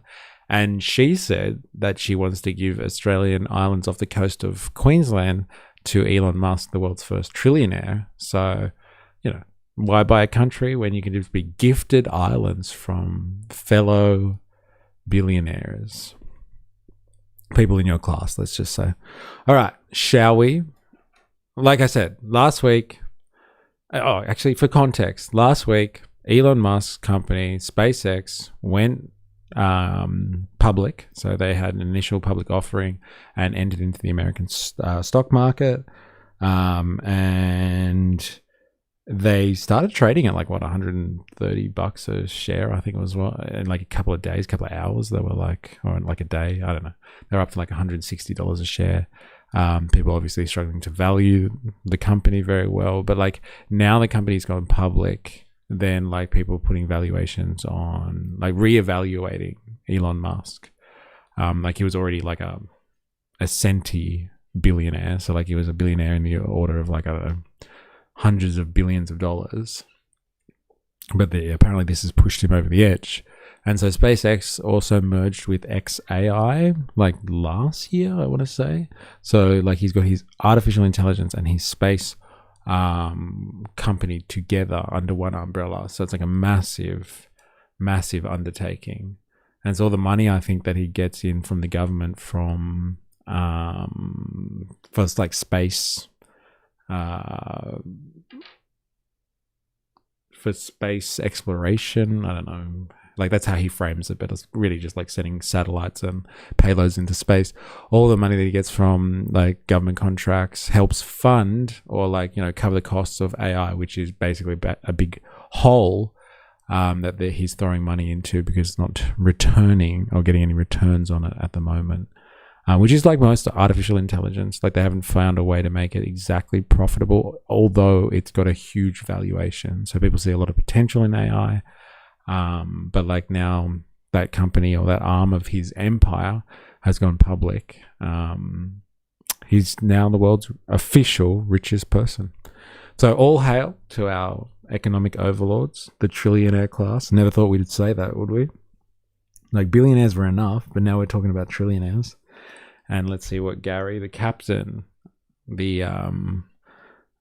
guardian against inequality, has to say about a fucking trillionaire. I'm sure he's not going to be happy. Oh, you got CC'd? What? Never give an American your islands, bro. It'll end up on a documentary in 30 years. That's hilarious. Oh my God, Epstein Island 2.0. Yeah, because like, what was it? Elon Musk got upset that he didn't get invited to Little St. James. He was asking Epstein for an invitation. Epstein was shafting him. So he's going to have his own island now where he launches rockets and does questionable things. You got CC'd. I can't say anything else though here. Come and cheese one. Comments that don't get YouTube censor, I manually approve. Amazing, thank you. Did Elon give up on the interplanetary mission or what? No, he actually still talks about it. Like we were watching him talk last week, and he like wants to spread consciousness throughout the universe. So he's like less on the interplanetary discussion in terms of like getting to Mars specifically, but he is talking about populating space and the universe or the galaxy and all that sort of stuff. So he still uses that rhetoric, I would say. Mega billionaire can't relate to his millionaire friends. Oh God, that would be a disturbing piece. I guess we should have a look at that, but like let us have a look at what Gary's take is. So let's see if it's any good. I haven't really road tested this one at all. So like let's see how he takes this on and see if it's entertaining. If not, I guess we'll move on to something else. But I want to know what his take is on this one. Okay, welcome back to Gary's Economics. Today we are going to explain everything you need to know about the world's first trillionaire. Okay, so this week the world got its first trillionaire. It is Elon Musk. Congratulations to Elon Musk. We're going to explain to you everything that means today. The first thing is what is a trillionaire? What is a trillion? We've had this long-running problem in explaining inequality with the fact that like a lot of vagina didn't make it through. Never mind. $1 billion is like so much money that it's like impossible to conceptualize, and people don't understand the difference between $1 million, which is like quite a lot of money, but like amount that nowadays a lot of ordinary people will accumulate, especially in countries like the UK, the US, and $1 billion, which is like, oh my God, like it's insane, it's so much money. I think the best example we've had to explain the difference between $1 million. Yes, I did. And I also think it might explain why he would simplify his core message, trying to bring the class solidarity without those scary words. I do see class consciousness as a issue that is coming up in economic spaces, but the debate online is between whether that it belongs to the left or the right, and big hatred for tankies. What's that in response to, Voltaire? Did someone talk to you like, I miss? I hope you liked it. Oh, this is in response to Gary Economics being a secret socialist. Yes, I did. And I also think it might explain why he would simplify his core message, trying and bring the class solidarity without the scary words. Yes. Like it makes sense because like his examples were so socialist. Trying to bring the class solidarity without those scary words. I do see class consciousness as a issue that is coming up in economic spaces, with the debate online is between whether it belongs to the left or the right. Eh? Is it like right-wing populists or left-wing populists who should own class discussions? It's funny.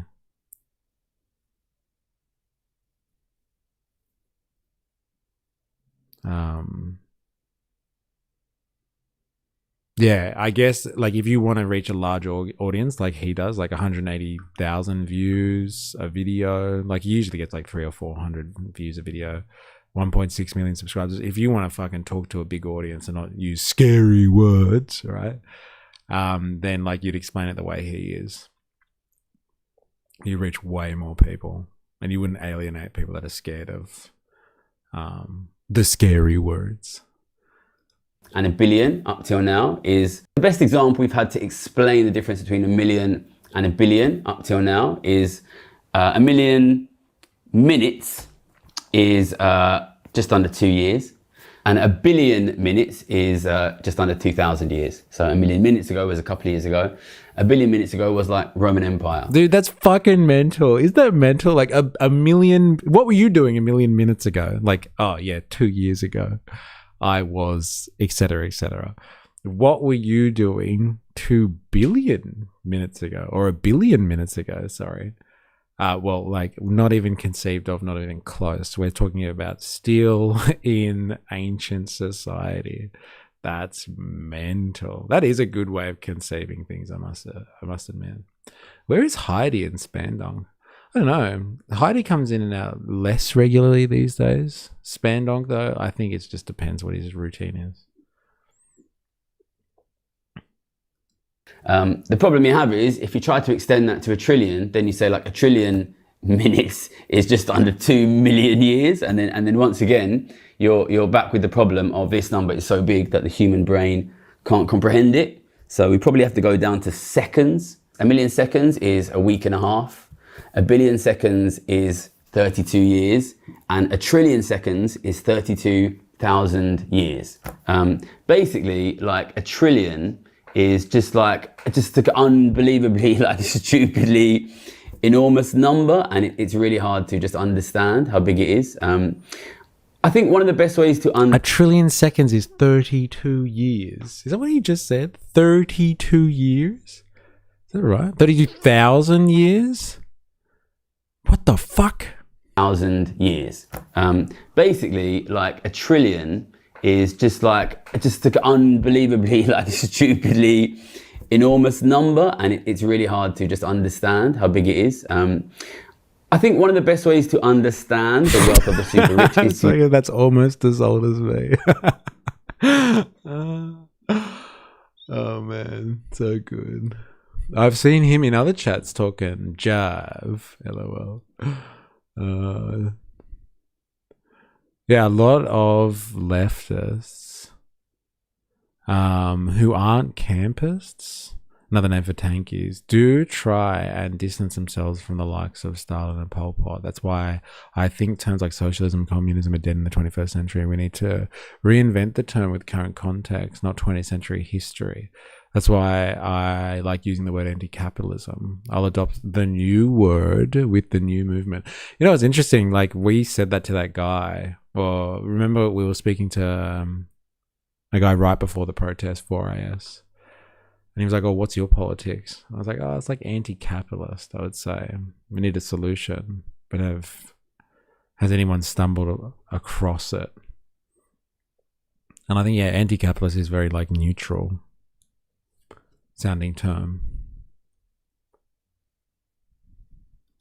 Look at the passive income that they receive from the ownership of that wealth. So I often use different terms completely. Hey, whatever helps, right?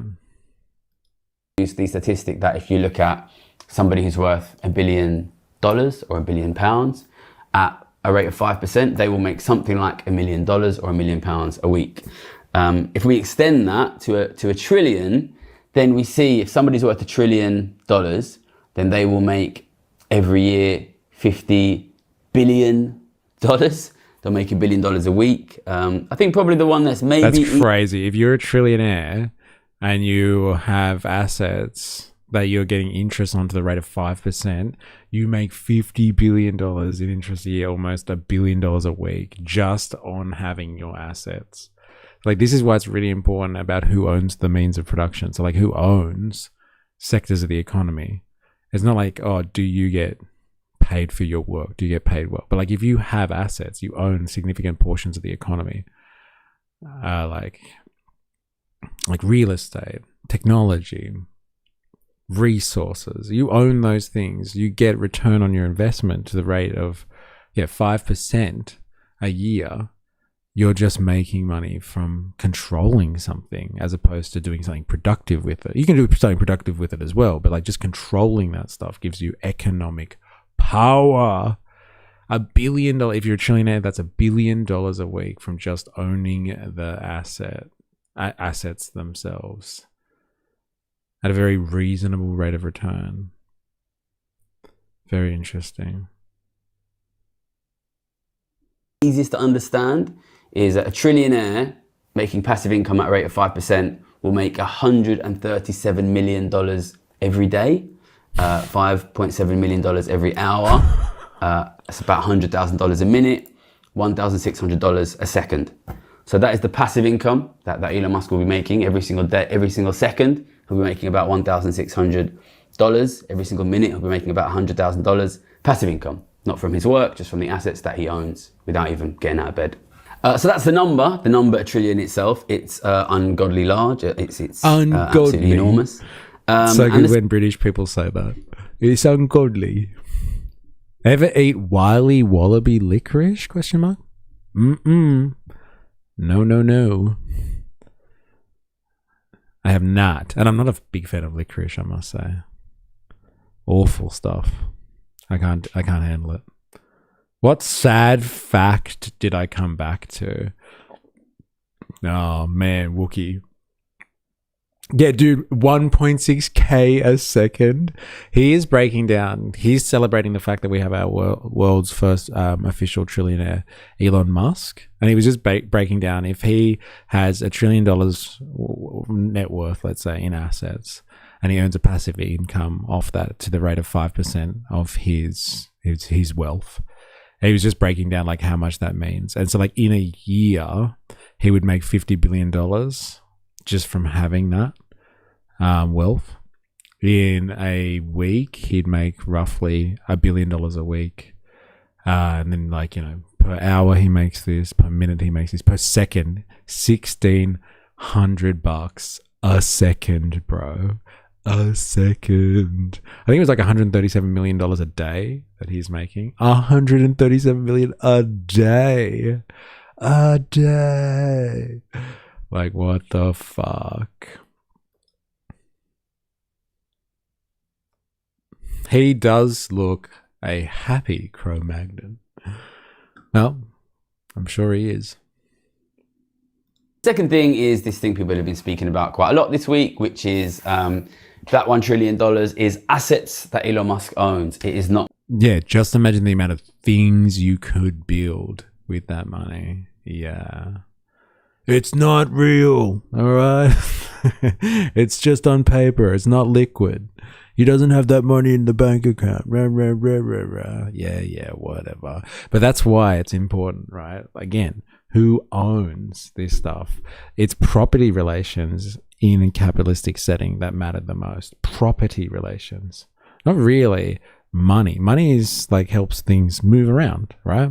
It helps the assets move around and change hands. But like the property rights, the laws that protect someone's propertied interests, our property law is what really holds together this system. And we have like an undeniable, unquestionable faith in the idea of private property, that like people should own, individuals like Elon Musk should own $1 trillion worth of assets in the form of companies and all that sort of stuff. And like, to hell with the armies of workers that he employs to work that private property and build his assets, or the states that house him, like the nation states that house him and allow him to own that property. To hell with them. He's a private individual and he should own that. But the real question is, should somebody own stuff at that scale? Should it not be the nation states that he works in, like the US? Should it not be the people that work in the armies of people that work in his various operations that have an ownership stake in his assets? No, it's okay. One person should own all of that stuff or control all of that stuff. It really comes down to property relations or property law. Yeah, just imagine the amount of things he could build with that money. The sad thing is that most of the money won't see the light of day. Libraries, hospitals, bridges and tunnels, so many things, and it wouldn't even hurt his bank that much.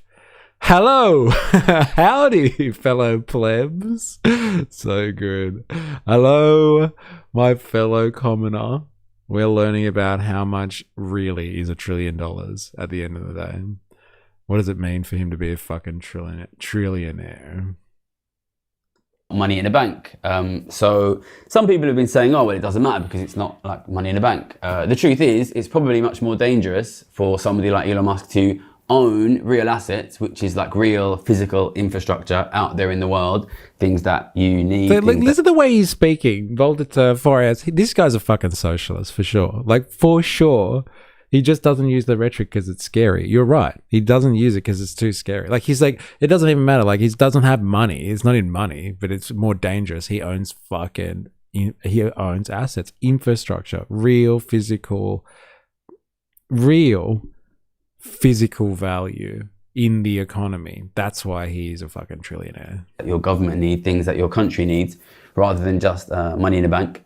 In this specific case, Elon Musk is a trillionaire because he owns, well, he already owned Twitter and Tesla, but he also owns about half of SpaceX, which sends rockets into space. It owns a ton of satellites. That was floated on the stock market last week, and basically traders think that this company is worth $2 trillion, and Elon Musk owns about half of it.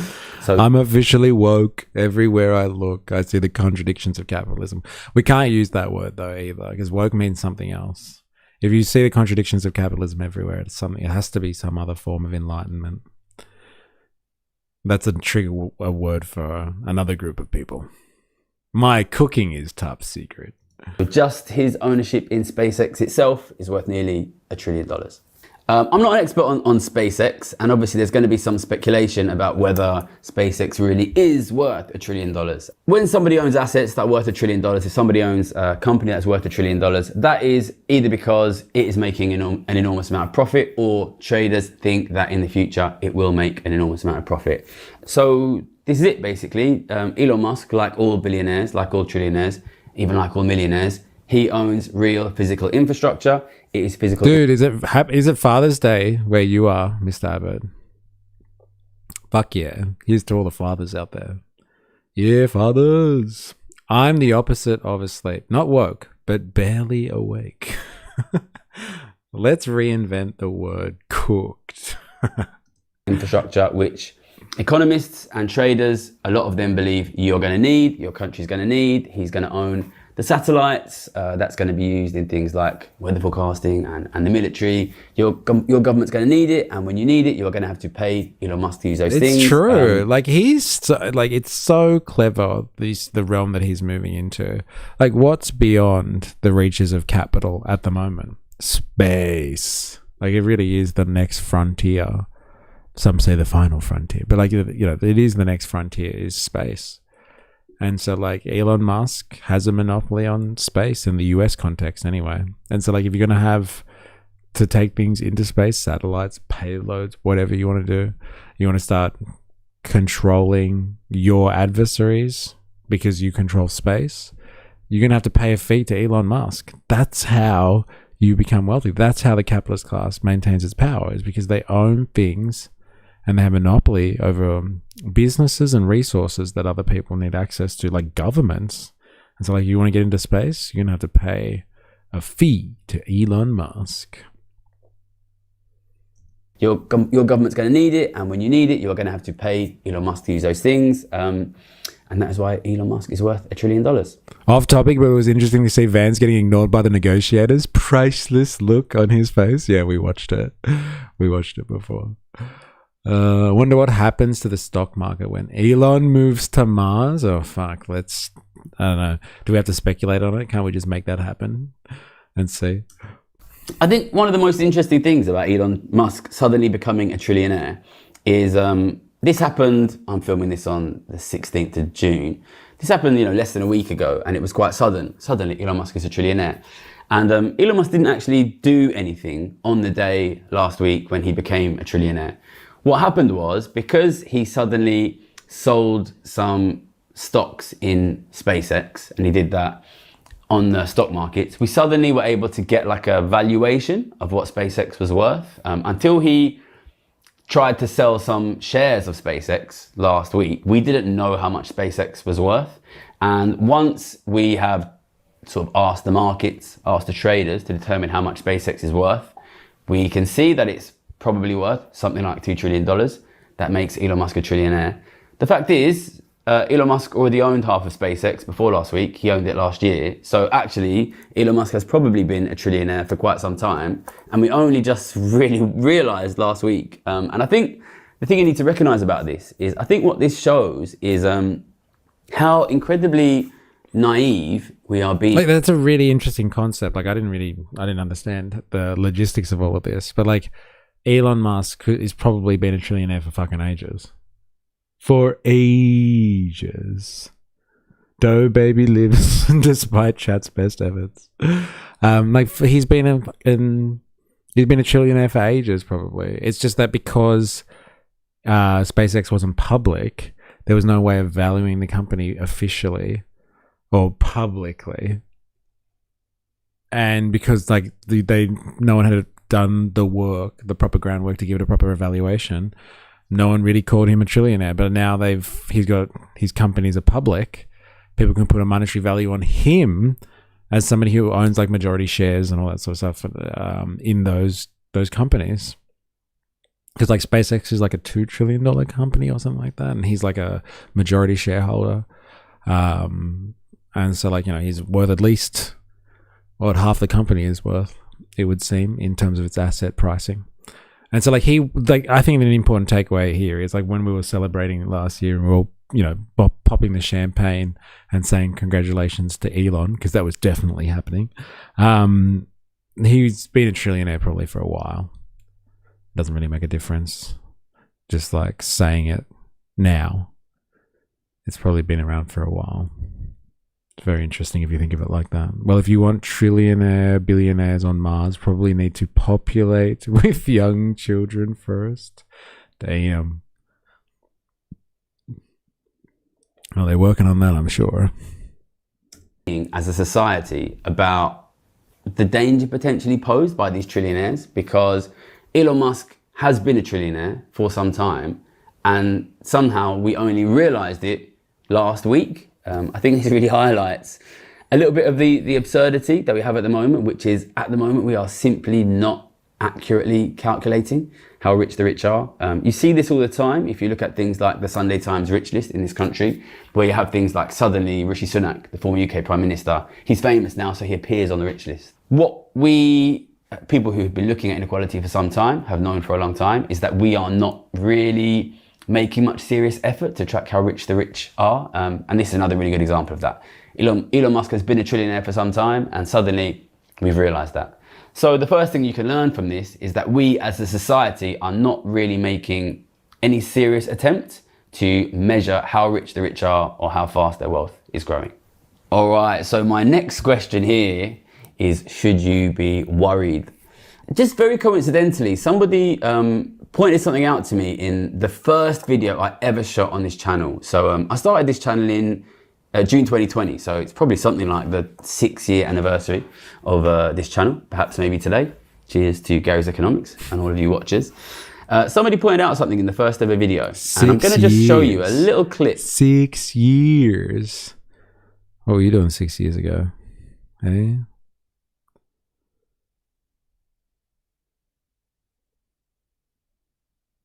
Fuck. What was I doing 6 years ago? Still working for the man. Yeah, cheers to you, Gary. It's people's jobs to hide money. We may truly never know. Yeah, fuck. Of the first video we ever put out on the channel. This is a little clip about the enormous amount of money that the UK government gave out during COVID. This was right at the beginning of COVID, and at that time, the total amount of money given out was about 300. Imagine Elon's astronauts land on Mars and rename it Planet Epstein. Yeah, lovely. And Elon always gets an invitation to Planet Epstein. Hey, never again am I going to get rejected. I wasn't listening to this Muppet. That's for 6 years. I wasn't listening to this Muppet. That's for 6 years ago. Interesting. Fair enough. That's what you were doing 6 years ago, not listening to this guy. This was right at the beginning of COVID, and at that time, the total amount of money given out was about £300 billion. It ended up being more than $1 trillion. But there's one little clip which I think was really interesting. Mars go. That's funny. In the context of Elon Musk becoming a trillionaire. £300 billion, it's an enormous amount of money. It's £4,500 for every single man, woman and child in the country. It's more than 3 times the net worth of Jeff Bezos, the world's richest man. So, Richest man. This was sent to me this week. He sounds less British now. He's got like a more humble accent than I guess he had before. It's very interesting. The world's richest man. So this was sent to me this week that just 6 years Who got ago when I censored? started. Oh, sorry, I completely missed it. Was this you from before Gummy Cheese Week? Oh, man. Oh, no. This is just now.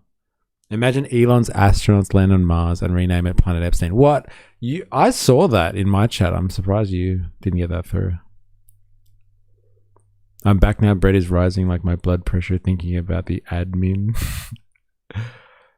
First Republic on Planet Epstein will be called Ghislaine. Oh my god. Yeah, his accent is less prominent. It is. He's leveled out. He's leveled out. Oh well. Hey, it happens. It happens. This channel, I was talking about this unbelievable enormous amount of money, £300 billion. And at the time, that was 3 times the worth of the world's richest man, who was at the time Jeff Bezos. And now, just 6 years later, we are in a situation where that is less than a third of the wealth of who is now the world's richest man, Elon Musk. So what this shows you is that in just 6 years, we've gone from 300 billion. No way. Wait, bro, seriously. Did you get a selfie with Pauline? No way. They said, we watched some propaganda. You're talking about the protest, Bansor Bender. They said on like a news source that we watched that like Pauline had to walk past the protesters. She wasn't there at all. And Pauline and Gina had to walk past us. She did not have to fucking walk past us at all. We didn't. Wait, Spandong. Bro, while I was at the protest, I had to go through the Sydney CBD, and out the front of Town Hall, there's always a stand of like Muslims that are like, I don't know, trying to spread the good word or whatever Muslims say when they're trying to convert people to their religion. Anyway, it says on a big sign, out the front of it, it's like free Qurans. And I walked up to the guy and I was just like, bro, is it true that you legit will give out free Qurans? And he's just like, yeah, man.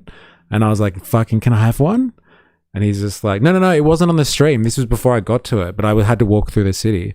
And I walked past like all these fanatics that are like usually at the front, like screaming about Jesus and all that sort of stuff. And there's like this quiet table of these Muslim guys and they just say free Qurans. And so like, I got one, bro. I got one for you. I got like a present for Hobo Joe and I got one for you. And so like now, like when you tell us about like quotes from the Quran and stuff like that, like we'll be able to like check them out. You just give us a reference and you say like, oh, did you know that the Quran says this? And like, we'll check it live on stream. So I'm going to read this. I'm going to read the Quran at some point when I'm finished my current book. I think I'm going to read the Quran next. It's fucking chunky though. It's like 800 pages, but I'm going to read this book and then we can actually talk because you seem to have done a lot of research. Oh, look at this. This one's, we can all do like stretching together as well. I'm assuming that's what this is. They have like a stretching schedule. So we can all stretch together on stream. I'll get my rug out and we'll stretch together. But like, yeah, I'm gonna read this bad boy and then we can talk about your favorite verses live on stream. And you can have it in context. Love it. Yes, bro. In context. Stretching. I'm assuming that was what it is, but I haven't read it yet. So I'm assuming we can do some yoga together. Getting someone to draw Muhammad was difficult. Stretch together, you mean like on the sex flotilla? Oh, man. So good. Oh, fuck it. Yeah, Discord reading group. Yeah, maybe that's what we'll do like one day a week. We can just read the Quran together. And like you can lead us, Spandong. You can be like, for today's reading, I want to I quote Surah 31 Lakman verse 2. And I'll be like, oh, okay. And then we'll read that one together. I thought you'd appreciate that one. So I got you a present. Spandonk. You can have the copy after I'm finished reading it if you want. I'll send it to you somehow. You need to sing it, not read it. Flow's way better. Oh god, I've got a lot to learn then, man. Imam Spandonk. Oh wow, you were close to some bad stuff there. Surah 53 ain't great. It's happening already. Oh man, that's so good. I'll attend. That sounds great. High. It probably would be. It probably would be great to be high for a reading session of the Quran. We totally ended up in the weirdest ASIO watch list. Oh my god. Yeah, they're gonna be like, what's with these people? Do we put them in like the crazy communist grouping? Do we put them in the Quran, in the Islamist grouping? Like, what do we do with these people here? So good. I bet you say that to all the ladies. Don't draw a cartoon of Muhammad unless you want the wrath. Got it. Got it. No drawing. We just read. We just read. I might go back and do an interview with those people as well, because the guy that gave me the Quran was just like, oh, bro, once you read it, like, let me know if you have any questions. So, like, maybe we can go and ask them some questions. And, like, you can write down your most burning questions for me, Spandonk. And we can have an interview with a real Muslim. Right-wing gay communism. Right-wing gay Muslim communism, if we start reading the Quran online. What's scarier than a commie? A Muslim commie. A Muslim gay space communist, apparently, Voltato. Alright, sorry. I just had to announce that when you entered the chat. I got 2 presents. This one's still for you, Hobo Joe. When we hang out at Kmart together, bro. Big Josh. This is for Big Josh. A woman Muslim commie. Now, that's some scary shit right there. Are they worshipping this Quran or getting ready to burn it? I don't know, Jeeves, but either way, I don't like it. Censor. You got censored straight away. Who would have thought, eh? Who would have thought? Alright. Let's do this.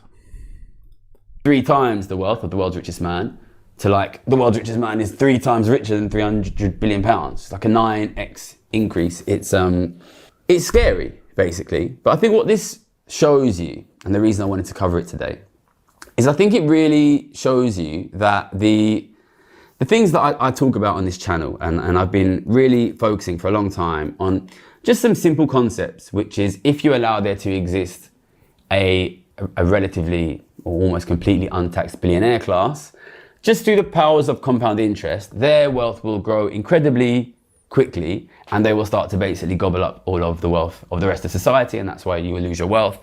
And I think this week, the week that we have sort of officially established the world's first trillionaire, is just a great moment to sort of sit back and realize, like, that these things that I've been saying and these things that I've been predicting, and in that video itself I make a prediction that we're going to see enormous rapid increases in the wealth of the richest people in the world, are happening, and they are true, and that in a sense that they were always inevitable to happen, because, you know, if we go back to those numbers, you know, we're talking about somebody who's worth $1 trillion is going to be making 100. Any minute now he'll say surplus value. Yeah, I'm waiting for it. I'm waiting for it. Just talking about how capitalists, once they get large enough, will just suck up all the value in society and take everything. It's like it's a natural tendency of this system. You know, the only thing that stopped this from happening earlier was like 2 world wars, basically. So the only way that to check and balance this system, it would seem, is to wipe out all of this wealth and destroy it by just like leveling Europe, apparently.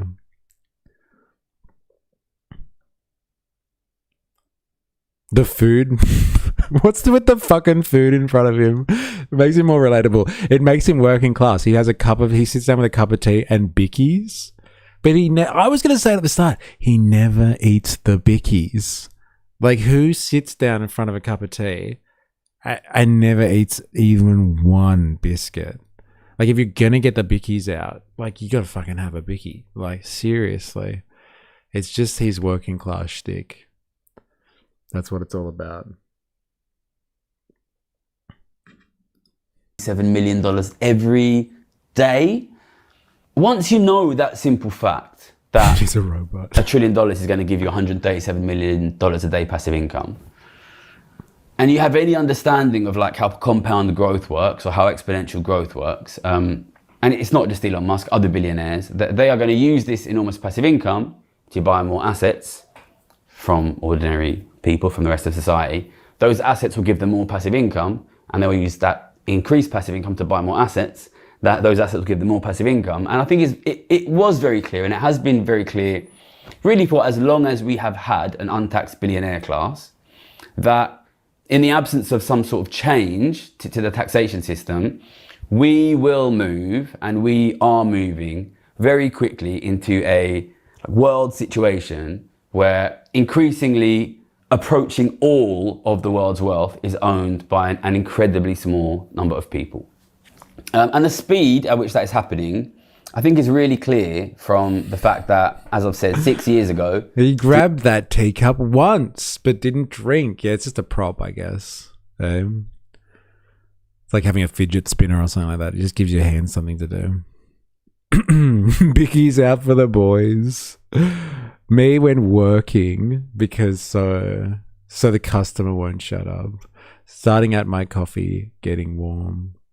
If you just take a screenshot and analyze the scene, everything in the frame almost feels deliberately placed. Yes, like his backdrop with the kitchen sink set up, and like everything is nicely displayed, like cutting boards and everything. Lovely display. It's a lovely display, that is. £300 billion was 3 times the wealth of the world's richest man. And now the world's richest man, so that means the world's richest man was worth about £100 billion. And now the world's richest man is worth more than $1 trillion. Okay, it's like currency mismatch there. But what you're seeing is that these guys are growing their wealth at, that's a rate of about 40% annual growth. Western economies are growing about 1%. So I think what we can see... Dude, that's crazy. If this is true, you hear this rhetoric come up a lot, right? This rhetoric about like Western economies or like capitalistic economy generally. So like the global economy is growing at like 1%. Western countries specifically are growing 1%. 1%. Traditionally, in order to sustain capitalism at like a level that was acceptable, people wanted about 3% growth. 1% is futile. And so you have an overall growth in the economy that mapped at about 1% growth rate, and the mega capitalist class, the heights of the bourgeoisie, increasing their wealth at a rate of like 40%. That is mental, man. Like, you're talking about being woke and seeing the contradictions of capitalism everywhere. Like, this sort of stuff is incredibly destabilizing. Like, if it gets too top heavy, like the system will buckle. No wonder why you see the rise of populist movements, right wing or left wing. It doesn't matter. The people are screaming for some form of populism to combat the extreme amount of wealth hoarding that is happening on the top end. Fucking crazy. Are you guys talking about yoga poses and bulldozer vagina pose? That's a fucking great one. That's a really good one. I wish I'd thought about that. That's what Gina and Pauline get up to when they're at fundraisers. Bulldozer vagina pose. Just in this one simple news story, we should be able to see like a relatively clear vision of the future, which is that Western economies grow at 1%. And okay, the growth of specifically Elon Musk is perhaps bigger than other billionaires, obviously, because he's become the world's richest man. Everybody in the chat. It's a thing now. 50%. Other billionaires are growing at, say, 10, 20%. In economies that are growing 1%. What you will see, what we are seeing, is just basically the very aggressive gobbling up and sucking in at an exponential, accelerating rate of all of the wealth. And what you really need to understand is this is not like an abstract thing that happens in a world. Say my name in the house. How you going? Hope you're well. It's good to have you. That you are not in. That includes the gobbling up of your wealth. So when you see Elon Musk becoming a trillionaire, what I want you to see in that is... I didn't think about that. Now, every time he says gobbling, I'm going to fucking think about this now. Thank you, Ravy. Gobbling and sucking. The Musk becoming a trillionaire, what I want you to see in that is the homelessness of your kids and your grandkids. This is like the inevitable, logical consequence of the incredibly rapid, untaxed wealth growth of not just Elon Musk, but the entire billionaire class. It is simply impossible for you and your family and your community and your kids to compete for asset ownership in a world where there are men who are accumulating wealth at a rate of $137 million a day in a way that is exponentially growing. So, I mean, that is what is happening, and that is what will happen, basically. You know, $137 million a day, there's essentially nothing he can do with that. It starts to take on its own physics. Once you have a wealth of that size, which is growing at an exponential rate of, 40% a year, you don't need to be a maths genius to recognize he will own everything. He will own Tall Pine in the house. Trillionaire. He could build a skyscraper of just stacks of cash. Fat stacks, bro. Yeah, probably, hey? I wonder what that would... And like still have heaps spare left over, right? Fucking hell. Own your house, he will own your country, he will own your government, he will own the media, and obviously it's no coincidence that we have seen Elon Musk move into significant ownership of the media. That's not just Elon Musk. Jeff Bezos has bought the Washington Post. Elon Musk, of course, has bought Twitter. He will increasingly influence your government. We all saw Elon Musk make a pretty aggressive attempt to, take control of American government policy. He's becoming increasingly influential in British politics, European politics. He's a big donor of political movements and political parties. But I don't want to overemphasize because I think other people will be speaking about the influence that the billionaire class beyond filthy rich, definitely is having and will have on politics and media and the political conversation. What I really want to focus on, because I think this is what is really not being spoken about enough on the news, is just quite simply what this means for asset ownership.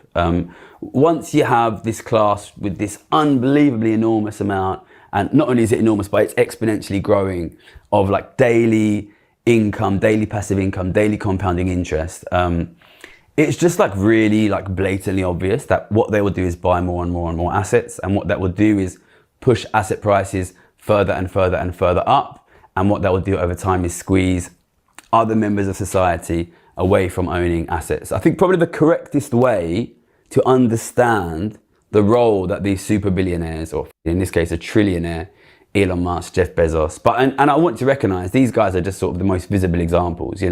We're seeing hundreds and hundreds and hundreds of billionaires across the world, and centimillionaires. The numbers of these people are enormously growing. The best way to visualize these people is basically like black holes in your economy, in the sense of these enormous sources of gravity that really cannot help but to just suck everything around them in. And if you have that amount of passive income, there is really nothing you can do but buy all of the assets in the entire world and squeeze everybody out of asset ownership. So when you see that $1 trillion and when you see that number growing, what I want you to see is the loss of your family home, the loss of assets of your kids, the loss of your government assets, the closure of your welfare state, all of the things that we have seen over the last 20 years as this billionaire class has grown. I want you to be able to yeah, bendy space time, lol. Yeah, I was thinking like black hole more as in they're just sucking everything up. But like he's nicer in his analysis saying like they just everything gravitates towards them. And so because they're so powerful, they have to they have to take up more and more assets, which leaves less and less for you, which also explains quite nicely, whether you believe in this rhetoric or not, but like the destruction of the welfare state in advanced or Western societies, let's say. As like you have entities or persons or black holes that get richer and more wealthy, and they need more assets to invest their money into because they don't just sit with money. Money is dead if it's just sitting there doing nothing. So they use it to suck up more assets. That's how the rich get rich. They don't have their money sitting around doing nothing. They've got it in assets. They have to find more assets to buy as well. And so you have a destruction of the governmental system and the welfare state as well, because in order to get more assets, you have to privatize more things. And so if you have too many things that are government controlled, government owned, that's a problem.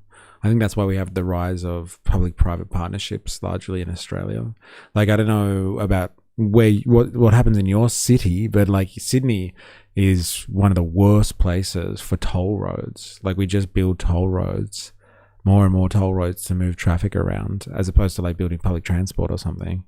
And they do them as public-private partnerships. And so like the government might need to build a road because it's integral infrastructure, but they don't just build the road using public money. They enter into a partnership with companies, with corporations, private interests who want to own part of that roadway so they can put a toll on it, but they own part of the asset. So they want not only to be able to suck the life out of something through tolls, let's say service fees, but they need to control. They want ownership over what you would have been traditionally public assets that were never really something that you considered you'd hand over to private. Like, you don't really give roads over to private individuals. Like, roads are public spaces so they can be used by everyone.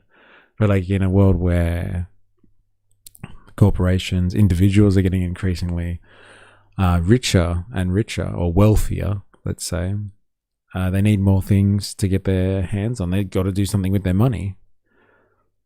And so like you have the privatization of things that were never considered to be private before. They were public goods, public assets potentially, or they were required for society. But like, hey, privatize it. If you can't privatize the whole thing, at least privatize half of it. And it increases, like he's saying, the costs for us plebs. Inflation goes up, as like we heard him talk about in his last video that we watched here. Inflation is a direct result of people getting richer because they buy up more shit. They can put charges on stuff because they own it. And like your costs go up because relatively there's less money in circulation for you. And so like you spend more as a result of that. Like they're holding more wealth, and it has impacts throughout the chain. More assets to suck and gobble. Yes, yes, yes. It's insane. Absolute power corrupts. Absolutely. Yeah, absolute mass attracts more mass. So the bigger these things get, the more they actually suck out of the economy. Is his big thesis. The more you have inequality, the more powerful they get. Also, just a quick side cue. Do you know which translation you have of the Quran? I'm assuming probably the Hafs version, not the Wash, or others, but I don't know when it's a small group handing them out. It just says English translation on the front here.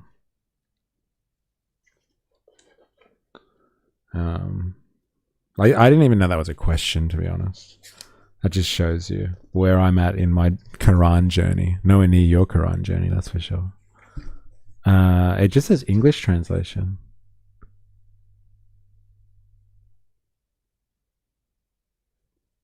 I've never thought about this.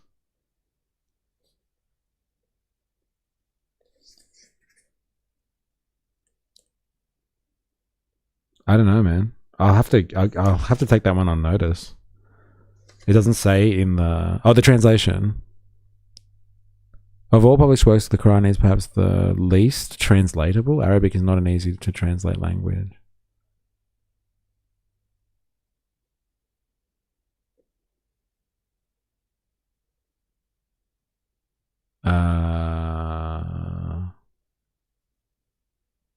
It doesn't.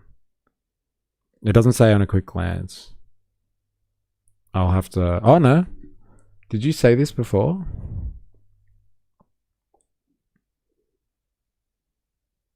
No, it doesn't. It doesn't say it straight away. I'll have to look at that for you. I'll take it on notice, Spandog. I will take it on notice. Translated by Hafs Asim. Mamupa. I'm enjoying listening to this smut in the background. Hope you're well. Hope you're well. Usually it says by Hafs Asim, but if not, it might be a unique translation. It seems to be like the thing that I've said that it says here about the translation note is it's been translated in the UK. I don't know if that helps. What the dominant group there is. If that helps you. But yes, I'll take it on notice. I'll find out. How much is lost in translation? I don't know. Unless I learn Arabic, I'm not gonna fucking know. That's for sure. That's for sure.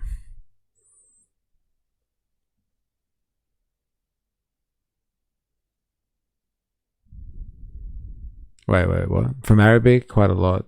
Got to go through Latin to get to English, basically. Okay. All right. Fuck, this is 46 minutes long. Shit. All right, let's give him some more time, shall we? Look into the future and see what the consequence of that will be in the future. The aggressive, unbelievably rapid accumulation of assets by the billionaire class is not even just the cause of, it is the same thing as the loss of your family's assets, the loss of your government's assets. Our economies are not growing rapidly. Their wealth is growing rapidly because they are taking assets from you.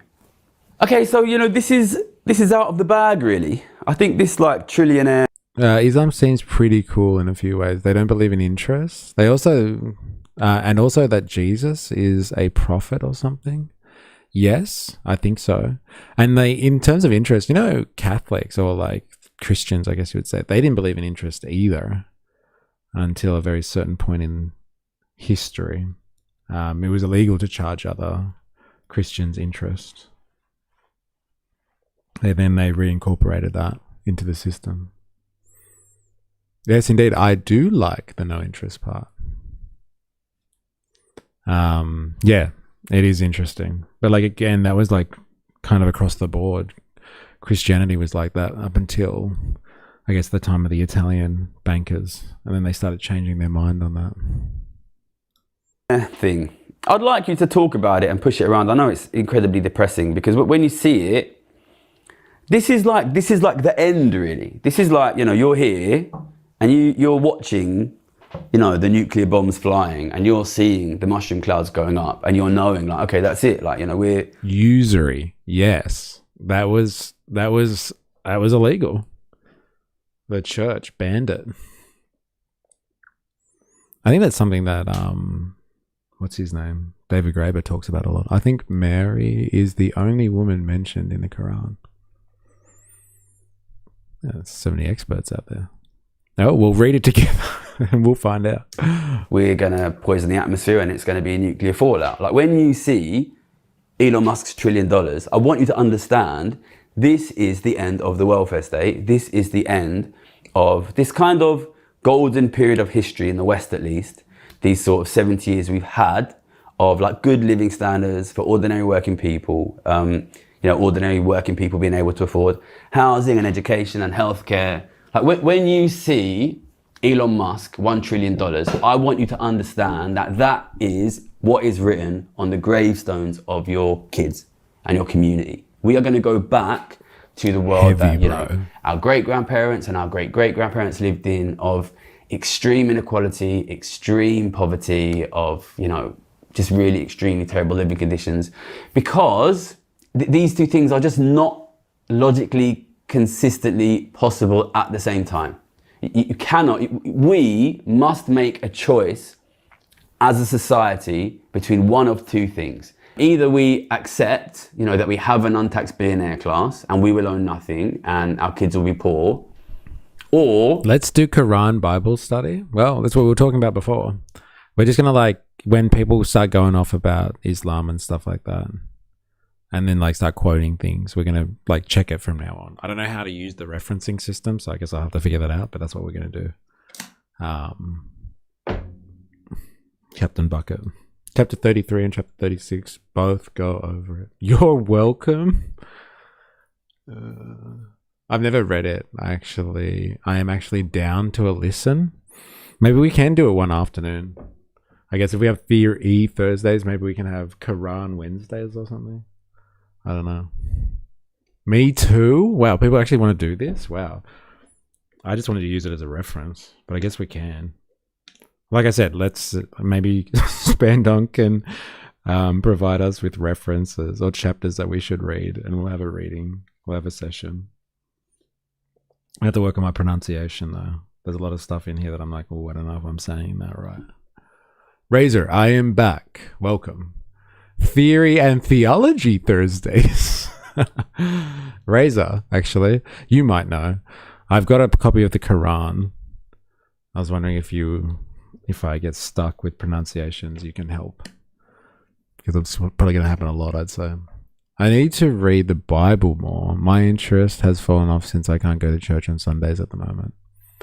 Interesting. Yeah, other streamers I watch do book reading sessions, lol. Wow. There you go. We tax the very rich. You know, these are basically only two options. And it's clear what we're doing at the moment. So I just want you to understand, this will continue. This is the end if we don't stop it. But of course, we can. And if you do want to stop it, I think it's pretty clear what you and we need to do. You need to support, obviously, tax wealth, not work movement. And this is what the battle is. And I think when I see this trillionaire story, what that says to me is it's very important that we and you understand that this tax wealth, not work movement, you know, reintroduce the billionaires into the system of taxation. They're currently relatively untaxed. This is not about left or right. This is not about Labour versus Reform or the Conservatives. It's not about Republicans versus the Democrats. It's not about... He's transcending the culture wars. Oh, yeah.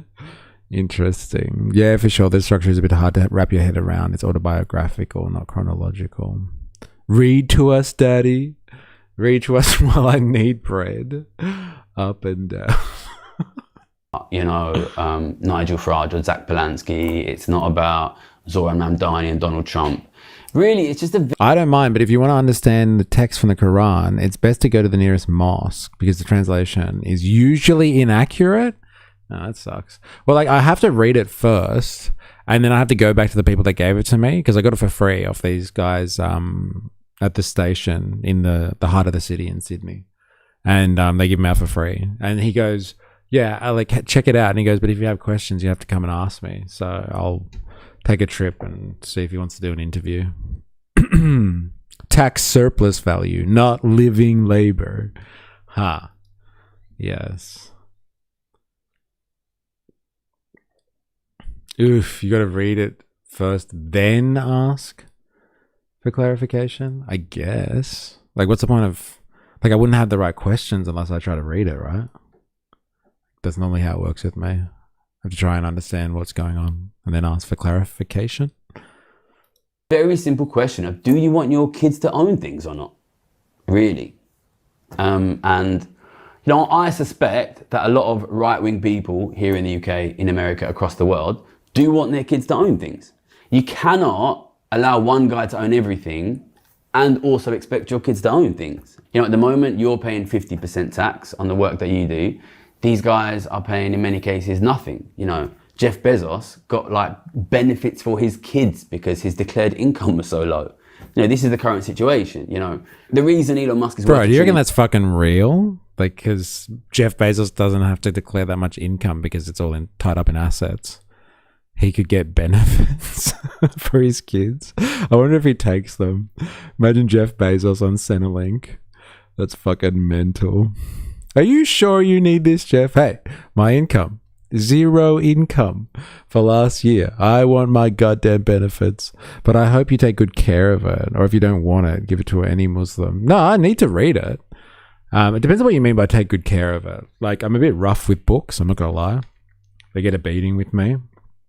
But like, I want to read it. I don't want to give it away. And I got it for free too, by the way. Respect.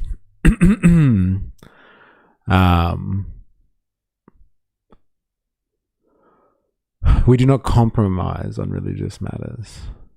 Got it. All right, let's do this. Dollars is because they reckon his assets are going to be assets that you need. And you're going to have to pay all of your future income to him. So, you know, I think what this is, it's a bit of a call to arms. It's a call to seriousness. But I want it also to be like a call for us to like stop pretending that the taxation of the super rich is a left-right issue, because it just quite simply is not. It's about dignity or poverty. You know, look at history, you know, look at European history, you know. Before the mid-20th century, you know, desperate poverty was the norm. I've spoken about how my grandma was born pretty much exactly 100 years ago here in London, which was at that time the richest city in the richest country in the world, and lost 3 siblings to tuberculosis, you know, disease of poverty. That kind of poverty was normal. It can happen again. It will happen again. But we also created a much more equal world where ordinary people could live in dignity. And we have a choice. You know, either we tax the super rich and we preserve that dignity, we preserve our welfare states, we preserve the ability of ordinary families to own property, or we accept going back to that kind of extreme inequality, extreme poverty, feudal era that we lived in, you know, really the whole 1800s, 1700s, 1600s, basically the whole of the history of Europe. And that shouldn't be left to right. It shouldn't be left to right. It's quite simply a question of, if you don't tax them, they will aggressively buy up all of the assets and you will be left with nothing. Now, the next thing that I want to do... It's a little bit repetitive. There's also a lot of Arabic translations that can have double meanings, context dependent, and just mistranslations. But there are so many scholars who's gone over it. I'd recommend judging. Got it. Mystery, can you give Saint Chi some love, please? Okay. Do you want me to start reading out your comments again? Is that what this is about?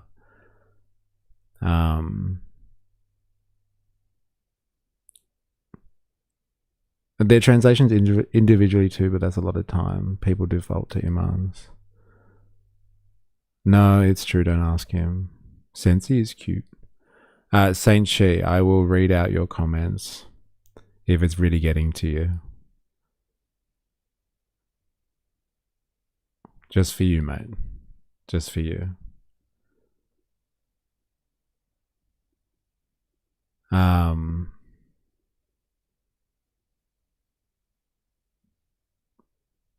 My employer is part of the exclusive Plymouth Brethren, and they read the Darby Bible. John Darby was a massive Zionist. God damn.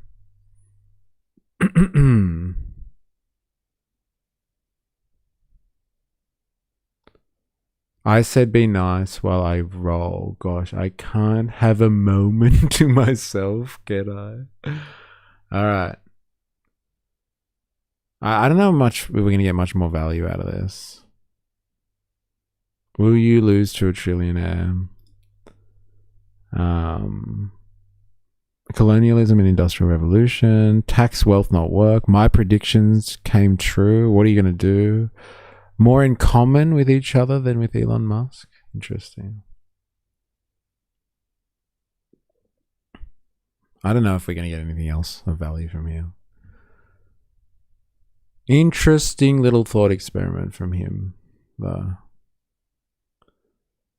It's really puts it into perspective though, thinking about what a trillionaire is in terms of seconds or minutes or whatever. That's pretty scary. Or just like how much money this person makes in a second. $1,600 a second. Fuck that. Anyway, go ahead, E. Good stream. Thank you very much for AS. You legend. Were you interested in reading about Islam? Usually only Muslims read the Quran. No, to be honest, not really. But like we get a lot of people that, like I said before, go off about like, oh, the Quran is like full of violence and it's like this and it's that and blah, blah, blah, blah, blah. And so like they quote passages sometimes and they're like, oh, it says this and it says that. And I'm like, all right, well, I've wanted to get a copy to actually check out whether it's true, whether it actually says all of this stuff that all of these people claim it to be. So it's not really like a theological endeavor as much as it is like a fact-finding mission to be like, there's a lot of people that hold this book up and be like, I hate all Muslims because of what this book says. And you're like, well, man, that's a big call to blame like a whole group of people on a book and interpretations of a book at that. And so like I want to know if it's as evil as people make it out to be. That's why I'm interested. It's not really like a spiritual pursuit kind of thing. I'm not looking for like, I don't know, God or something like that, or religion or spiritual guidance, as much as I am trying to understand why people are so upset about a particular religion above all others. Like my position is like, can't we just be upset at all religions equally? But like, no, it doesn't work like that apparently. I mean, hating all of everyone is pretty dumb. Even cult members are brainwashed. I don't get that. They usually take it superficially because they interpret what they read according to their own whims. Yeah. I mean, that's the same for people of any Abrahamic faith. Yeah. You can quote anything out of context to make your case, or any religion. Yeah, that's usually like, you know, people have done some horrendous things in the name of Buddha or in the name of Jesus or the one true God or like whatever. So, and they'll find references to things to justify themselves. So yeah, my endeavor is like more that like the people that are ardent and like anti-Islamists, I guess you would say, really do make the case that no, the Quran is way worse than any other religious text out there. And like the teaching of like, I don't know, the ideology itself is way more violent or whatever than any other religion out there. So it's worse, man. It's worse. You can't compare it to others. So like, okay, fine. I guess we should read it then and figure it out for ourselves. The thing is, my religion is right. Mine's left. Very good. So like when we watched Tommy Robinson the other day, for example, like he was like, no, it's not comparable. Like this is like the Quran it's way worse than the Bible or something like that. So that's why I thought it'd be interesting to read it.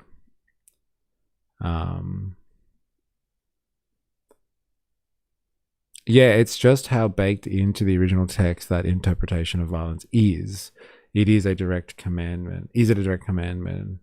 Is it just hinted at or spoken about? If it is, it's venerated, and in what way? Islam came from all religions, therefore it's a vindication of all that came before it. Interesting. No one here has said that about the Quran. Lemonhead. Okay. You got it, man. You got it. All right. I guess that's enough of Gary. Hey, Gaza. Gaza. There's actually one other thing I wanted to check out today because I thought this was interesting. For all the Aussies that are watching this, did you know that this has happened? More than half of Aussies back a fall in house prices. Here we go. Bandsaw Bandit. Ha! To start the new mic fund. Yeah, I'm working on it, man. I think it's a problem with my phone, to be honest. Like, I don't think it's the microphone. Like, I think there's some connection issue because when I go live on streams, when I'm out on the beat, like, I go from YouTube to JBL, and I think there's there's something happening. Like YouTube is not picking up on my microphone for some reason. It's a software issue, but I don't know how to rectify that. I can't do anything about that. But thank you for the super chat, and I will fix my mic somehow. I will do that. I will do my best. I think the audio was from your device, not the mic. Yeah, I know. It was from the phone, so that's why it's all crappy.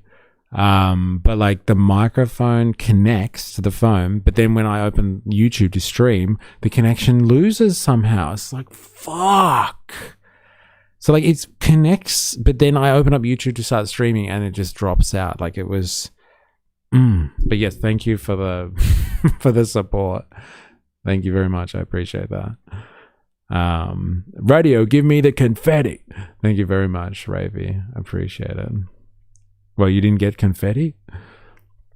Well, it's human nature that when people believe in false beliefs and find others who agree with them, they adopt the idea of attacking what is different. A poor tool blames his carpenter. I've been confetti edged? Really?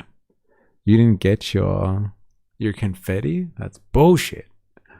I wonder if I have to set a new thing so you can get confetti. Timer ended. That's okay. I'll make my own confetti by smoking this. That's why. Okay, apologies. I mean, Abrahamic religion, specifically both the Torah and the Bible, talk about violence, but the message to the reader is that non-violent resistance and spreading ideology. Literally telling the set a $2 goal. I can do that. Why? So somebody can get confetti. I'm going to set a goal then. Set another goal. Super chat. I can't set two. Oh, no, I can. There you go. I will stream tomorrow. There, goal set. No. Yes. No. Yes. Got it.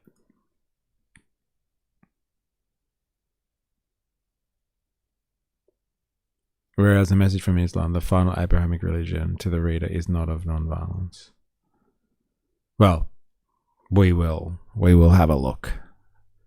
We'll get the vibe. We'll get the vibe checked on that one. All right, let's do this. Now, this one's, for the Australian audience. But it's saying, like, I haven't gone out there. I haven't been involved in the market. I haven't really looked at property prices in my area.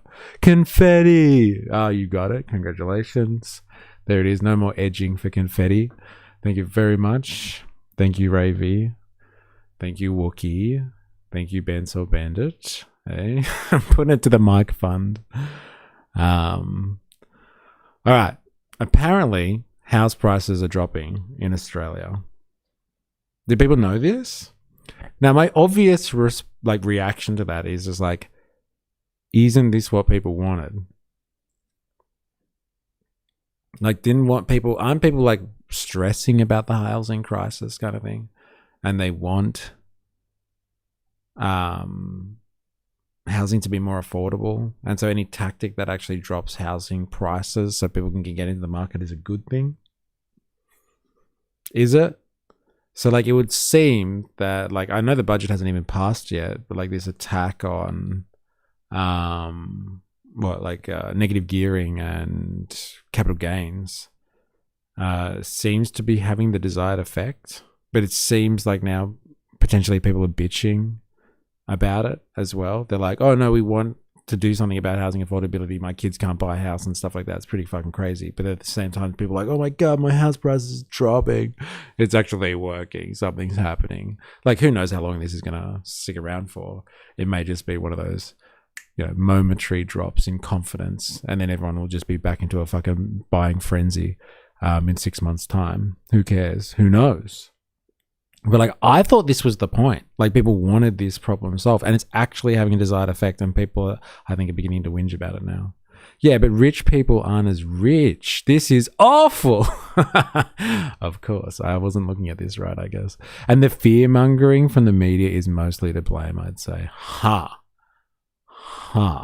didn't even think about that. Interesting, because they've been talking about it so much. People are just like, fuck this, I'm not buying any property then. Huh. That's probably what it is, isn't it? Jeez. Larp, Jeff, this is your wheelhouse anyway. You would know, right? You do valuations, I'm sure. No one likes losing money. No, that's true. I'm avoiding thinking about the housing market right now as I'm packing my shit up. Fuck that. What, you're leaving? Uh-oh. I was wondering how that situation would work itself out. Why would you have to leave? Can't figure it out. Even the upper middle class trying to claw their way into that sweet, sweet passive property income market. I'm with you, man. In the Young Marx, they talked about critiquing the critique. Would this be a good foundation on beginning to understand dialecticism? Critiquing the critique. Well, like, I'm not sure exactly the context of that one, but like critiquing the critique is like reanalyzing the philosophy that has come before them, because like they're basing all their beliefs on like philosophical methods like of the Hegelians and stuff like that. And so like many of the philosophers of their time were critiquing some type of social system or view of history or something like that. And so they critique the critique, but they use dialectics to make a critique. And that's how they see the world. That's how they understand the world. And dialectics, very, very basically, is that like in science and all the way that we look at things today in like the bourgeois world is like we try to observe a phenomenon and by isolating it. So if I want to understand what this coffee cup is, I'm just like, this is a cup and it's ceramic and it is red and white. And it's just like, okay, that's just like a cup. You're analyzing or understanding the cup in like it's suspended, floating in the ether somewhere, like in space all by itself. That's not true. This coffee cup sits within its context. This coffee cup is in my room right now where I stream because I had a coffee out of it like 5 hours ago now. And so like this coffee cup, to understand this coffee cup, you have to understand it based within its context or it's just meaningless. So like dialectics in that sense gives an understanding of something within its context.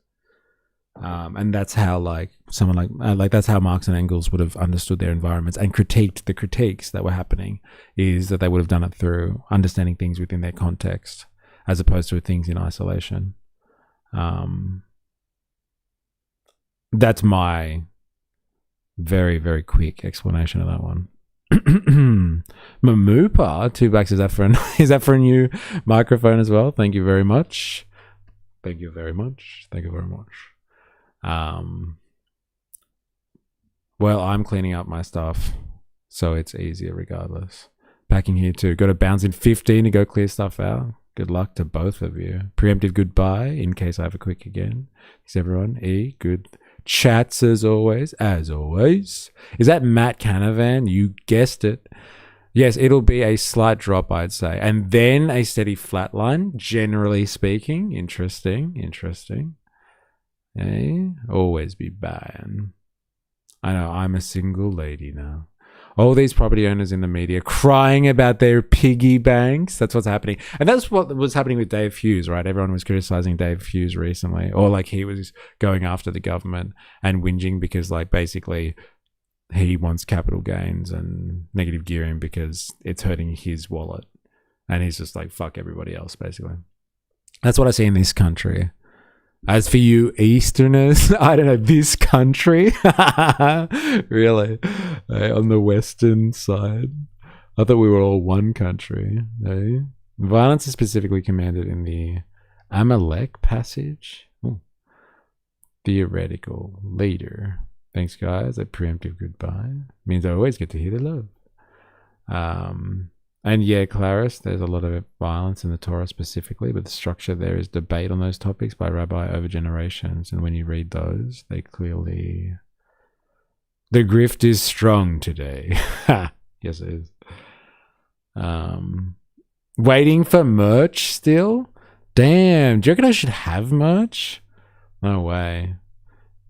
I'll just get like white t-shirts and then write mystery on it, and I'll start selling that to people. That'll be my merch. Exclusive. One nation. Yeah, that's right. Don't forget it, bro. None of this Western country. It's one nation, bro. 100% merch it up. Oh, okay. Fair enough. God, I have to think about that too. Merch.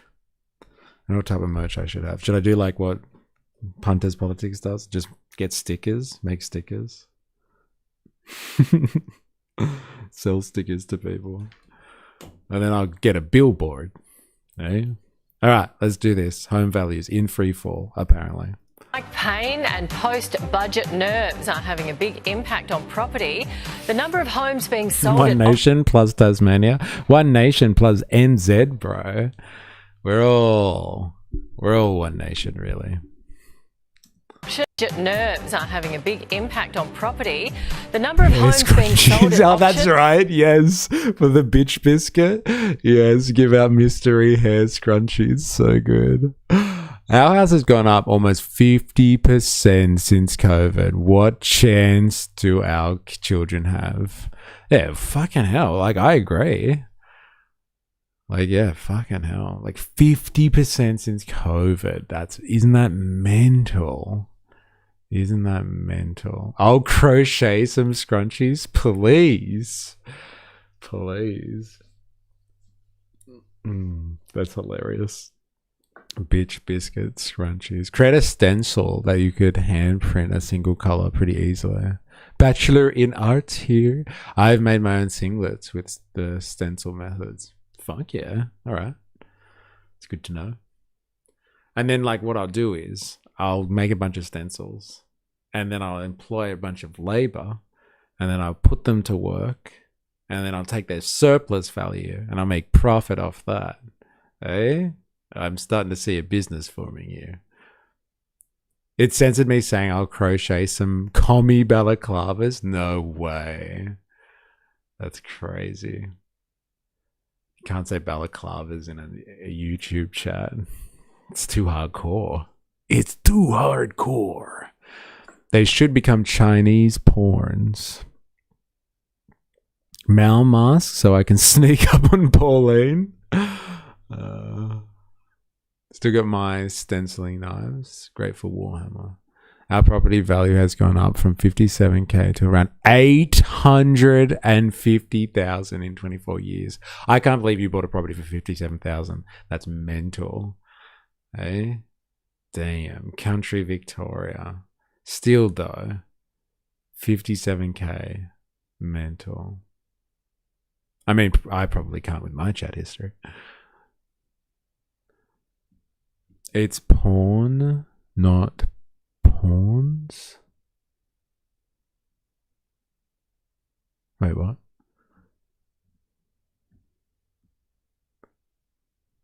All right, back to it.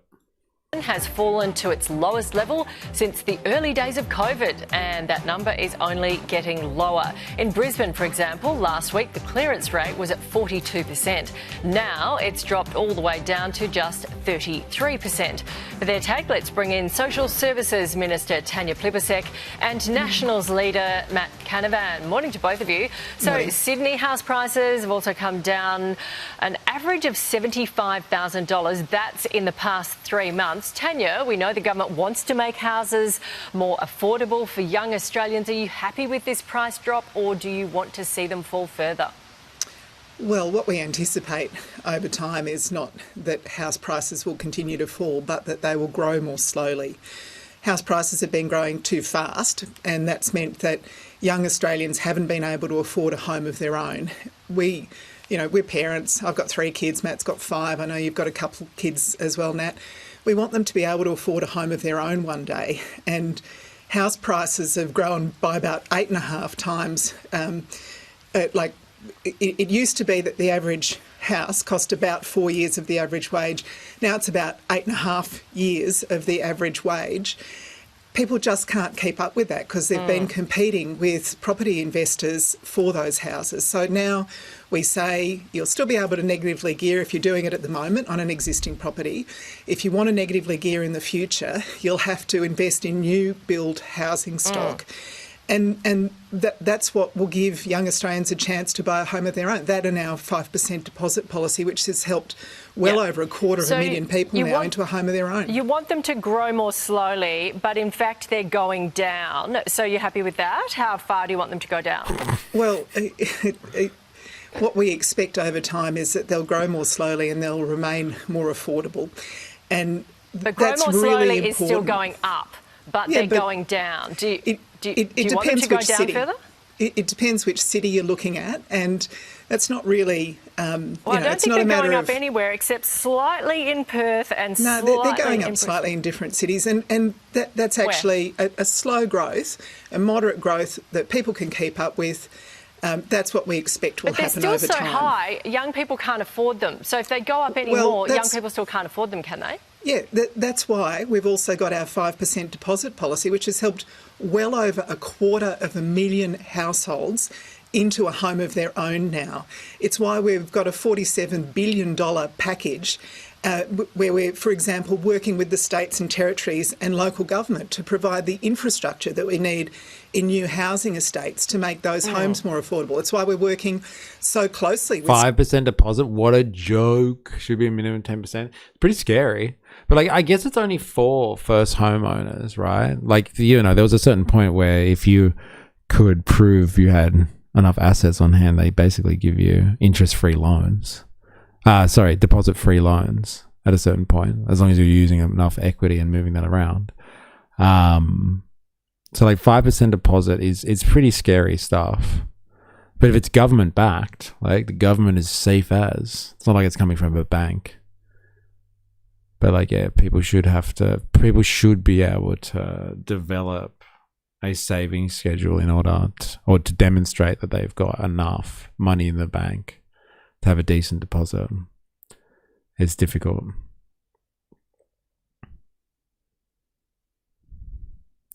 First home owner grants are a joke. There you go. State governments for them to reform their planning systems because we know that The only young people she knows are thrown into the sacrifice pit to keep her alive. Oh, man. local government level and state government level, that's where a lot of the delays are and that's where a lot of the costs are. So it's not one thing that we're doing. We're making housing more affordable in a range of different ways, because in Australia where people can afford to own their own home, that is a real fundamental part of our vision. Everyone wants, I think everyone wants young kids to be able to afford their own home.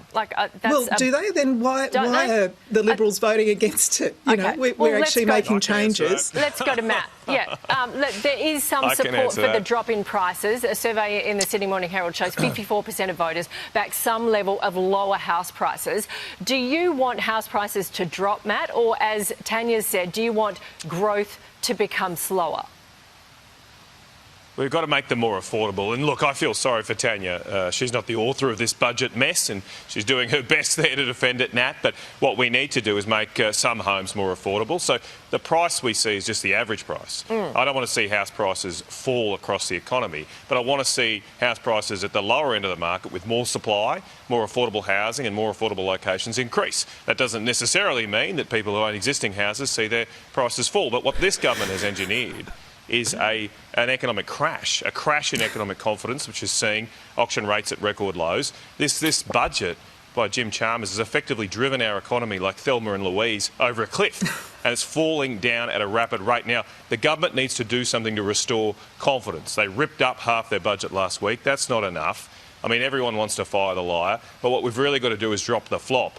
Jim Chalmers' budget is a total flop. The Prime Minister should sack him, get someone in there who actually can come up with an economic plan for our country, because the biggest problem with what's going on in the last few months is that confidence is now cratering. Banzo Bandit, see you later. And that hurts our entire economy. And yes, that will lower house prices, but lots of us will be left without a job as well, and that's not good for everybody. Matt, is that the One Nation phrase, fire the liar, you're copying? No, well, A I don't quick dig at Jacinta, hey? The Prime Minister should sack him, get someone in there who actually can come up with an economic plan for our country, because the biggest problem with what's going on in the last few months is that confidence is now cratering. And that hurts our entire economy. And yes, that will lower house prices, but lots of us will be left without a job as well, and that's not good for everybody. Matt, is that the One Nation phrase, fire the lie? Yeah. Copying? No, well, I don't care what it is. I want to get rid of this government because they are So you're hopeless. adopting it. Under this government, we've seen real wages drop back to 2011 levels. That's what's Why stopping doesn't our Matt children tell us what being he able to would do on afford a home. housing Under this government, affordability? productivity has fallen for the first time in over a 4-year period ever. Just it's never clarifying, happened. Matt, are you They did set sharing one notes with record, One I'll give them Nation? that. Matt, are you sharing notes with One Nation? Sorry. Yeah. But no I solutions. just want to see that's this the other government thing go. that I'll he's work got in with common anybody. with I'll One work with Nation. anybody, guys. I'll work with anybody. Get rid of this terrible government. But we Okay. should drop the flop. This guy, this treasurer, should go. Drop them. Okay, Matt, can I just clarify? So you want some areas of the house market to fall? Is that like the lower market, like under 100, under 1.5 million, say? So people No, can it's not afford it. about them falling, Nat. It's about making you sure don't the want house distribution prices of to fall? housing. No, I don't want to see, because that's the most important asset in Australians' balance sheet. But we can make housing more affordable if we create more housing. So how are they going to if be you create more supply? Let me just get this straight. You don't want housing prices to drop. No. But you want houses to become more affordable. Yes.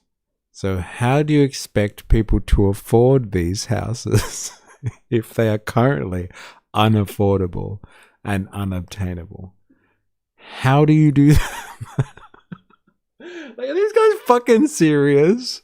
Like, honestly. Like, look at the look on her face. She's just like, Like, he just said that, right? Am I smoking something here, or does this not make fucking sense? My God. Why? Because if you bring on more properties at the lower end of the market, there'll be more housing available. But People how, at Matt? that lower Tell us price. how you Everybody do doesn't it. have in to. basic economics, Everybody say doesn't have to more pay. supply, the market will drop. The prices will go down. But everybody doesn't. Don't they? But then there are other things, yes, but Nat, then you need an economy that's strong, and that will lift prices for everybody as well in those upper end of the market, right? So you can have an economy where all boats rise, as long as you have a government that has an economic plan to lift productivity, to increase wealth, So can I and just for get it economic clear? growth. One of the worst Neither parts of the budget side wants is house there's prices no, in first homeowner categories to go down. Tanya, you don't. I want to see more housing at that affordable part of the market. The problem is the problem but is at there's the not same those price. markets. He's just your average punter who had a hammer dropped on his head from a work site. Oh, man. Seriously. Fuck. Dude, we're doomed, man. We are doomed. Like, these are the fucking top politicians that Australia has to offer here. It's just like, wait a minute. So how do you do what you're asking? Make housing more affordable without affecting house prices? We just need a strong economy, right? Usually when I say this stuff, people just nod their head. Stop fucking asking me extra questions. It doesn't make any. It's crazy the level of brain on Labour versus Nats. All One Nation. Jesus. Fuck. Ditch the witch. Fire the liar. Halt did a bolt. What did he say? Drop the flop. Drop the flop, I think you said before. Man. There's not those houses available for those first home buyers. But at the same price. So if you can't afford a house now, you won't be able to afford a house if there's more in the market. At the same unless they price. go down. Yeah. So the Did that just happen? Oh my God. Yeah, I guess. Fuck, this is embarrassing, man. This is really fucking embarrassing. I thought they were just going to talk about like a bitch and moan about like house prices being affected or something like that. And be like, nobody doesn't care about the economy. Housing prices. Like, this is fucking embarrassing. If you assume his policies will increase your living wage, then in a way, homes become more affordable. That's me being generous. Dude, that is so generous. Fuck, they should be talking about that. Like, look, if we have a good economy, then everyone's wages go up and then everybody can afford the houses as long as the houses increase in supply and stay the same price that they currently are. Then relatively, the people that had property that was expensive before and were enjoying those high prices relatively now have a cheaper house. So it all balances out in the end and we're back to square one. Dude, I can't believe that reaction just there. Wow. The problem is there's not those houses available for those first home buyers. But at the same price. So if you can't afford a house now, you won't be able to afford a house if there's more in the market. Unless they go down. So the real difference, Nat. Well, as I said, Sorry, Matt. Continue. This is like watching Stephen Miller where he just stopped mid-sentence and just stopped talking and they cut him off. Wow. It's easier to lick the boot than climb the ladder, mate. Dude, I actually feel bad for Matt. Yeah, dude, this is fucking painful. Wow. Fuck. No, Matt, you want me to talk? If you just want more houses available, Matt, you want more houses available in the lower end of the market, but you want them at the same price as they are today. Well, if those prices are low enough, that'll be affordable for Australians, particularly if we have a strong economy and a government with a plan to grow that economy. This government doesn't have a plan. There's no economic plan for economic growth. Okay, so I think there's no plan to lift productivity growth, given that we have the lowest productivity growth record in history, in our history. Yeah. And the government has no plan for that. Okay, so at the same that's price the fundamental as they are problem today. in our economy. Tanya, last word for you. Well, last word, same thing from Matt. He's voting against more affordable housing. He's voting against tax cuts for Australian workers, 13 million of them in the legislation that's before the total you lie. are. That's that is you're a going to vote total against lie. that in People the are Senate, sick Matt. of these You're lies. tax cuts, voting against more affordable housing. He's voting against tax cuts for Australian workers, 13 million of them in the legislation that's before the you are. That is you're a going to vote total against lie. that in People the are Senate, sick Matt. of these lies. You lie Are you going all to the vote time, for Tanya. the tax cuts, are you? You're going to vote for the housing we changes are and the tax separating cuts? those parts of the bills and voting for them. You know that. You know that people are sick and tired of the rubbish. All right. It's just spin from you guys. We'll Totally. see We are whether this voting gets for through the those Senate. tax. Dude, the Nationals are destroyed. Ow, ouch.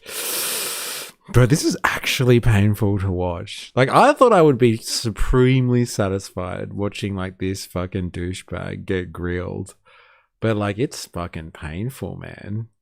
Hey? It's painful. But we'll see if the bill Matt can be has no separated and if plan you can for vote for housing. either one. He's going to do what he did at the last election, vote against affordable housing and vote against tax cuts for Australian workers. Okay. You watch that. Okay, we'll see if that bill can be separated. Thank you very much. I'm not sure how clear that was about the housing, though. Thank you. We'll see you next week. Here's your... I'm not sure if that helped at all. Oh, isn't it? Whoa, look at the size of that motherfucker. It's changed. Doe baby update. My God. Hey. Got your own little culture there. Your own little culture war happening in that little bowl. Nats will become one nation. Let's be real. Yeah, that's all that's going to happen, isn't it? Like the Nats are just gone. Far out. All right, let's get another take on that. More than half of Aussies back a fall in house prices.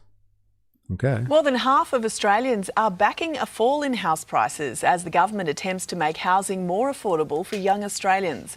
Live to Connor McGovern in Canberra. Connor, even homeowners are supporting the drop in prices. And even more surprising, Jane, is that 62% of investors want a fall too. That's according to polling. Yeah, someone made like a joke about that guy in class or in high school that wanted to have a deeper voice, make himself sound like he has a deeper voice than what he actually does. That's what this guy is like. I didn't expect his voice to be like that when he started speaking.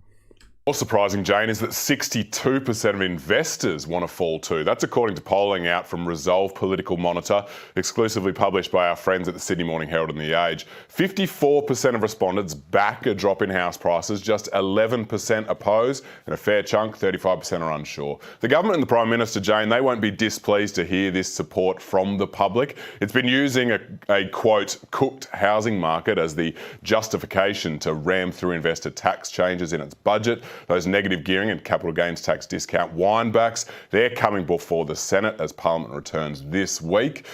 Where are the Greens? They need to come out and tell us how they are going to make hippie communes to help reduce prices.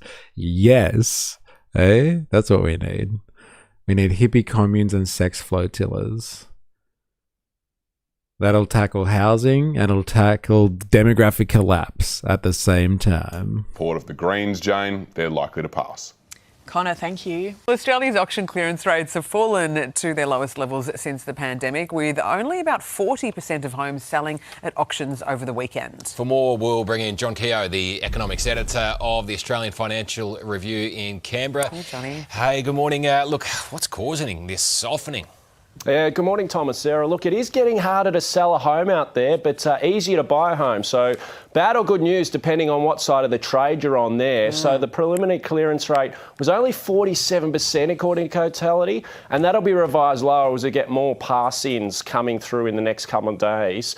So the two causes of this really are those three interest rate rises we've seen so far this year, combined with the uncertainty caused from the government's housing tax changes to capital gains and negative gearing. What you're seeing is investors are really pulling back from auctions, but also just other buyers too, because they're seeing prices fall in Sydney and Melbourne and just hanging back a bit more now. Well, interestingly as well, Johnny, despite all the vitriol we've seen the past few weeks, a new poll has actually shown that voters support these lower home prices.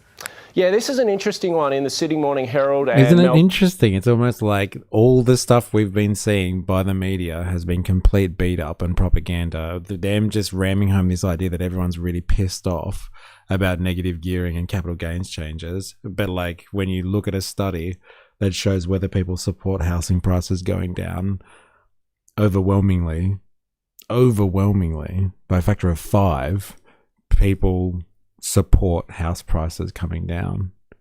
So like we have just been through like weeks of propaganda being told by the media that everyone is upset about changes to budgetary changes to affect housing prices, basically to help reduce the housing costs. And everyone's up. We've been told constantly that everyone is so upset about this.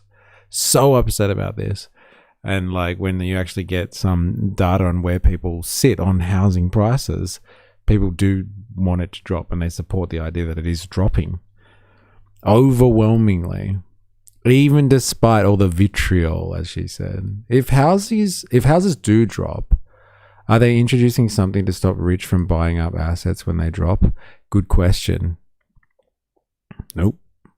I don't think so. I don't think there's mechanisms in there that stop people hoarding housing. But like it's just based on I think the sheer mass of it. If there are less investors in the pool, then like there'll be less people buying up housing just for investment purposes. I think they're just working off the sheer mass of it. So like the bigger fish will continue to prey on the system, but like the smaller investors will disappear. Which is interesting. The Age today, the Resolve poll showing 54% of voters actually support lower house prices. Only 11% are against that. About 1 in 3 voters are undecided or neutral. So I think the government will take some solace from that, given that they say these tax changes are designed to make it more affordable for first buyers to get into the market and compete against investors. And elsewhere, the government, it looks like it's set to pass those contentious tax changes through Parliament, thanks to a deal they've done with the Greens. Does look that way. We've got 2 final sitting weeks of Parliament before it breaks for winter, and they've done basically a deal with the Greens here to extend an inquiry into the National Disability Insurance Scheme, and the Greens look like they'll support the changes to capital gains tax and negative gearing. Look, there might be a bit of argy-bargy over the next week or two with some... What'd you get CC'd for, eh? Naughty. What did you do? The new male presenter looks just like his predecessor, except rather than the bloated, red, fat Karl Stefanovic, I think this news presenter looks like his head got crushed from an anvil. He does have a particular head shape, not gonna lie. Not gonna lie. Well, so Karl's gone, is he? Karl's just doing the podcast these days? Changes to those taxes, but I think they'll go through more or less as the government intends. Negative against Parliament, thanks to a deal they've... Yeah, he does kind of have a particular look there, doesn't he? Hey? Interesting. Very interesting. I'll take that, Gum and Cheese Wing. Wow, the Greens being helpful. Whoa. I guess it's hard for them if people turn around and be like, well, why would you vote against changes to negative gearing? Like, do you support negative gearing? Do you support capital gains, loose capital gains taxation policy? Like, it's hard for, I guess, a Greens party to justify that. Literally, just a cap on ownership would fix everything. No one is allowed to own more than one home, and you live in one investment property. Sorry, you live in and one investment property. That's already too much. Damn. What type of evil communist dystopia is that you're preaching, Spandonk? Eh? All right, you get one home and you get one investment. Now stop it. You're all being greedy. Interesting. Hey, don't let the government step in on my business. I want to accumulate housing. Hey, dude, I'm all for that communist shit, Spandonk. All the way, bro. I agree with Spandy. That's it. That's Prime Minister Spandy to you. He's gonna fix housing in this country. I think so. You should go on Karl's podcast. Oh, could you imagine, bro? Me and Karl Stefanovic. It'd never happen. Hey? Never. Next up, interview with Evil Kami. I think the report of the Greens working with the Libs to block the bill also helps scare them into line. Yeah. No homers. Being able to write off those losses on housing is asinine. It is, really. Hence why they've tried to overhaul it.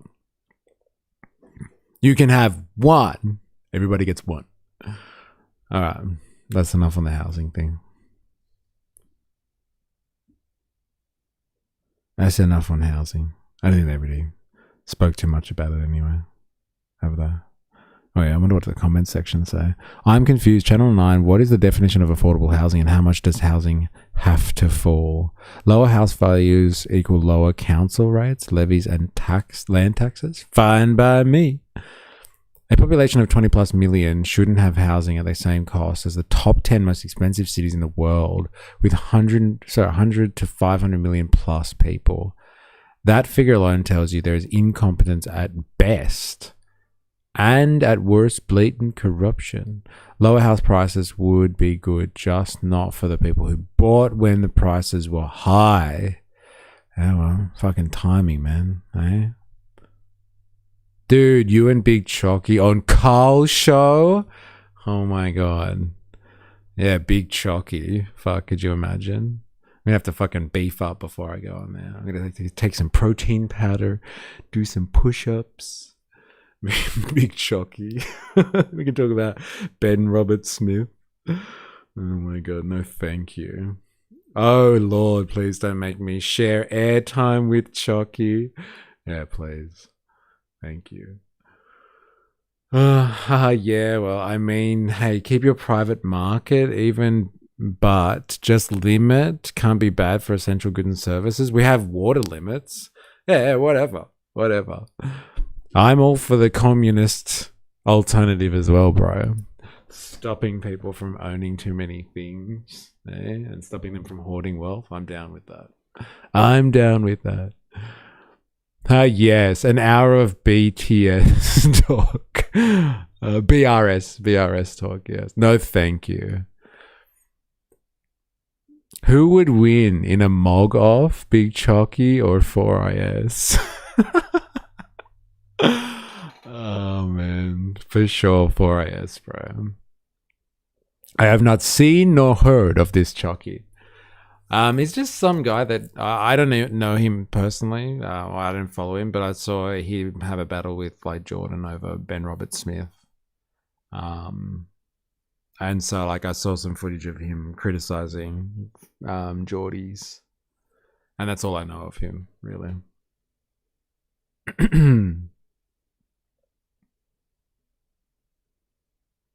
Soya chunks are like the cheapest protein. Can be like 60% of protein for like $9 a kilo. You can do it. Oh, goddamn. All right.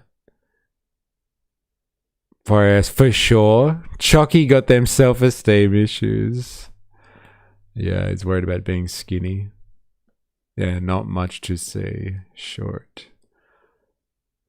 He'd back down on a mogul with a platypus. Oh, man. So good. Labor got in with 35% of the vote, and it means 65% of voting Australians didn't want either party. Okay. I thought we were talking about housing. House prices in Australia are unaffordable 20 plus years ago. People just keep borrowing ridiculous amounts. Yeah, blame the consumer. That's for sure. Not the market. I googled 4AS for sure. LOL. Oh man, so good.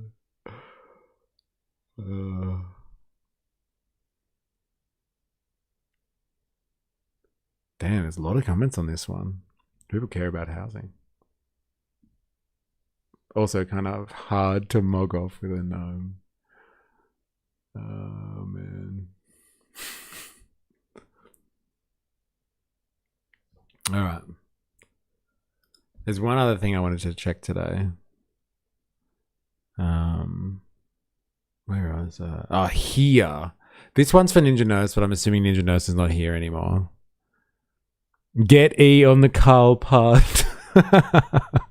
Yeah, thank you. $2 at a time. We'll sign a petition. Actually, we'll like start a GoFundMe page to pay Carl the cost of having Mr. E on the Carl Stefanovic show. That'll be interesting. Gnomes are badass. We need a petition. It's true, just Chucky gives him a bad name. If Albert can go on Carl's podcast, we can get E on there for sure. What would we talk about though? What would Carl talk to me about? I would like to talk to you about the other Carl. Eh? You know, Karl Marx. Oh, okay. Fair enough. If that's what you want to talk about. What would you like to know? All right. Where is it? Where is it? What I wanted to... Oh, yes. This one. And when Carl brings in dilemmas to counter you, yes. That would be hilarious. Like when he did that to punters. He's like, he brings in dilemmas. Where is dilemmas today? I wanted to speak to him about Pauline. We saw Pauline on the weekend. He would want to know which AFL team Vladimir Lenin's ghost would support. He'd be asking the wrong guy. He comes in looking exactly like the Pauline card meme. Yes. All right, so this one's for Ninja Nurse, but Ninja Nurse is not here. I didn't realize what the hell this was. And I hadn't really heard this before, but I'm assuming maybe people in the right-wing sphere might have heard of this terminology before. It's not multiculturalism. We want to be monocultural, but multiracial. Like, it seems like that usual, like, right-wing wordplay that goes on when they're trying to justify things that they know are probably just racial. Let's be like racially motivated, but like they want to, make it sound nice, and so they're like, it's not about multiculturalism. It's about we're multiracial, and like that's okay. Like it sounds like one of those sort of talking points. And so I want to know what monocultural actually means. I'm assuming, like I said, there are people in here that are right wing. I would understand like the argument between multiculturalism versus monoculturalism, because she brought this up in her National Press Club meeting, and it seems like this is the way she's going to justify migration policies and rhetoric against certain communities, if you know what I mean. Woohoo! Ronald McDonald on Sky News. There it is. Jews ain't a race, it's a culture. Hitler, probably. Yes, and we just want one culture, please. Yeah, but Pauline, I think monoculture is seen as too extreme a term. It suggests we don't allow for variations in background in this country, which are obvious around the country when you look at Indians, Italians, Sikhs, Chinese, Middle Eastern people. They're all expressing some elements of their culture while embracing Australian values. Yeah, and if you talk to a lot of these people, also from different cultural backgrounds as I have, they said, we are Australians. We are so proud to be here. It's not just about the culture of a person, it's about the culture of the nation, who we are. Our traditions, our own cultures, our language, our dress, our laws. These are all monocultural, Chris. Well, like, I can get down with our values and our laws, but like, what's Australian dress? Like, what, thongs, stubbies, a wife beater, flannelette? Like what's Australian? Like Dunlop volleys? Anyone else want to chime in there? Like, what's Australian dress? But yeah, all I can think about is like, yeah, flannelette, I guess. Anyone want to take that one up? Monoculture. Very good. Very good. That's my kind of monoculture. Yeah. Pauline doesn't have the charisma and power in her voice. She's one scare away from a stroke. HH jackets. Fucking hell. Bro, I can't believe you're still listening. Holy shit. HH. What is it called? Henley? Something Henley. HH jackets. If it's bikinis, I'm very scared for the general public with me around. You can have a culture without like fear-mongering about people's races and using the press to justify racism. Bintang, wife beater, Eureka flag thing. Yeah, okay, fair enough. Steve Irwin, khaki. That's the view from the outside looking in. Right, you all wear khaki, right? Right? She doesn't even wear thongs. Un-Australian, if you ask me. Yes. Yeah, she should be forced to wear. Oh, this is it. Okay, here we go. This is what Australians look like. A brimmed hat, Vegemite on tap, local VB beer, blue singlet and jocks. Okay. What's jocks? Football and footy socks. Yeah, okay, fair enough. Footy socks, I'll take that. Yeah. Jocks. She's gonna close the Bass Strait and stop the Tasmanians. Holden and Fords, RIP. I don't wear flip-flops either. Who said flip-flops? Hey, burkas with the chicken legs out. It'd be so good if she just wore the burqa everywhere, right? And just before she does her like interview, she just takes it off every time. Fuck, it'd be great. Oh. Crocs over thongs. You can't have different laws. We don't have multicultural laws, do we? We have a monocultural law where everyone is treated the same under the one law. So if people have chosen to come to Australia, they know what they're doing. They say they want to become on board to be Australian. I think that's very important. I think that Angus Pauline's jump scare every press conference. Ah!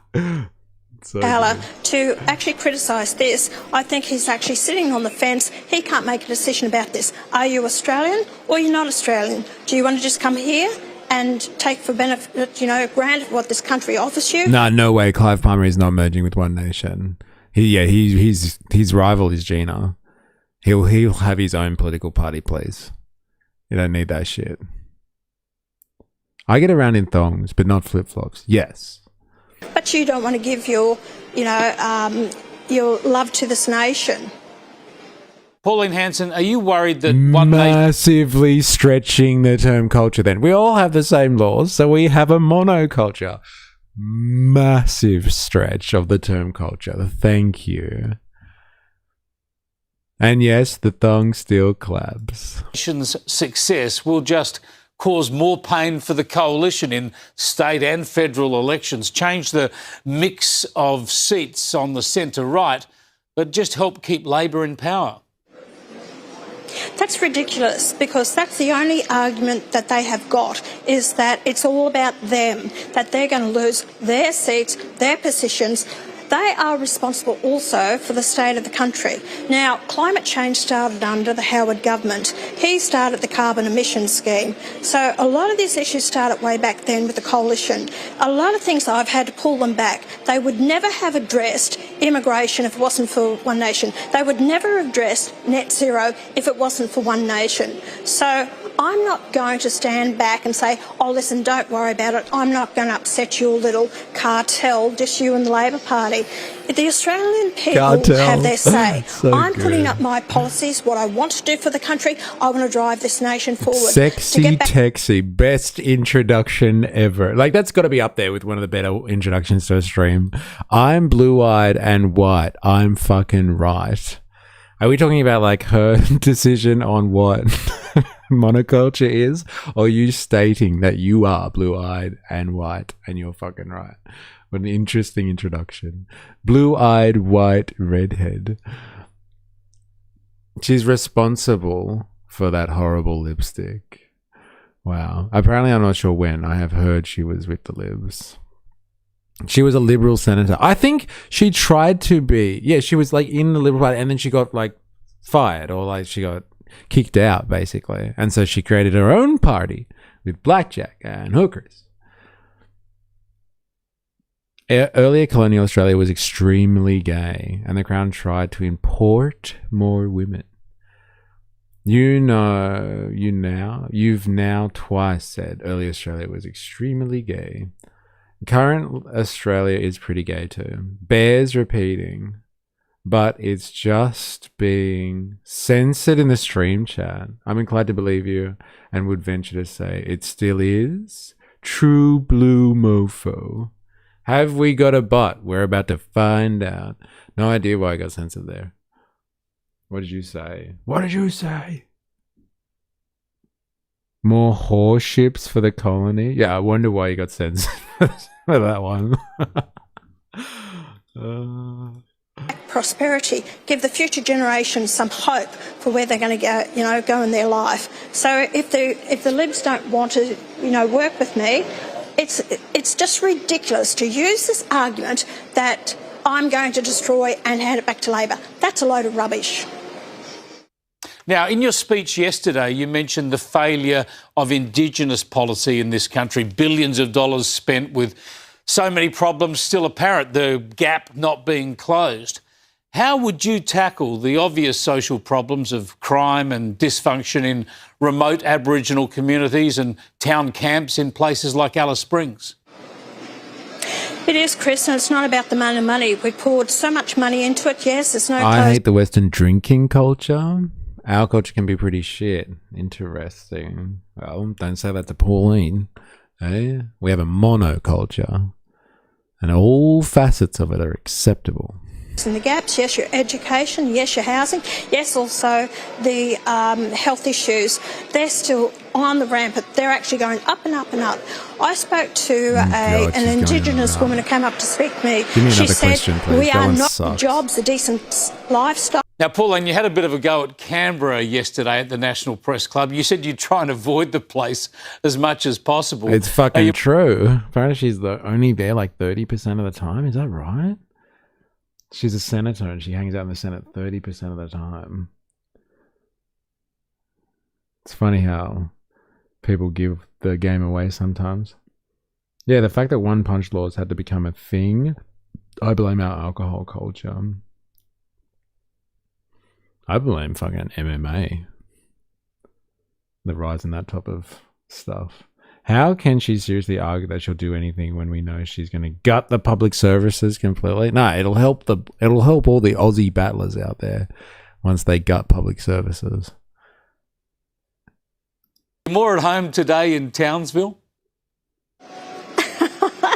I I love it up here. I am more at home in Queensland, Chris, by all means. But Canberra is a 300k a year to work 30% of the year. Now that's a deal. Yes. Who's getting real shortchanged here, huh? It's got to be us. A monoculture is where you wear monocles and watch the opera and pretend First Nations people don't exist. necessary evil for me. And although I met so many people, those Comcar drivers, security guards and everyone like that, they're beautiful people. They say they love Canberra. Well, that's fine. I won't take up any extra housing in the capital city. Thanks for joining us, Pauline. Oh, yeah, Hanson. thanks, Pauline. Hey, as always, baby. As always. I only have his prescription in one of my glasses lenses. Does that count? Yes. That is monoculture right there. Oh, all right. All right. Fucking hell. All right. We're going to leave it there. But thank you, everyone who's been hanging out today. Started late.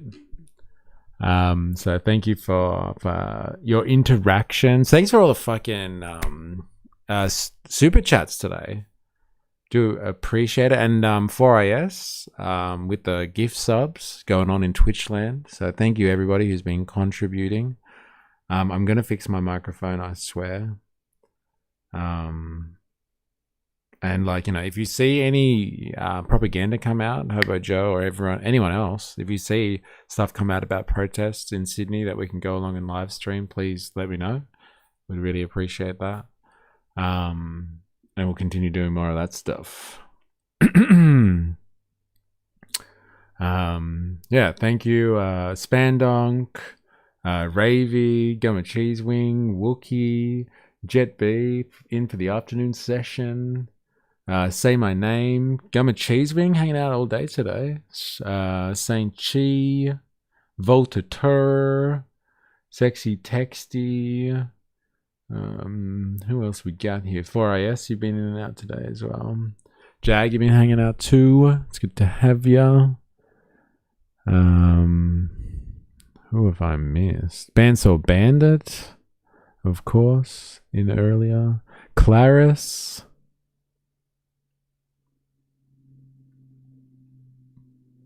Mr. Abbott was hanging out too earlier. Thanks for being here. Who else we got? Who have I missed? Oh, I can't go all the way back. Too bad. Thank you everybody. And if you're watching this, LARP Jeff, of course. Thank you very much. I'm gonna go watch this protest now. Enjoy. If it gets a bit long in the tooth, just watch the highlights reel. And share it around. If you haven't watched it yet, get the highlight reel, all of you out there, and share it. Share it somewhere. Share it with someone, please, and spread the word a little bit. And yeah, until next time, until tomorrow, please remember, I am, you are, we are a mystery. And to all the people that have been lurking today and watching after the fact, thank you very much. I will see everybody on the morrow. Cheers. Goodbye now.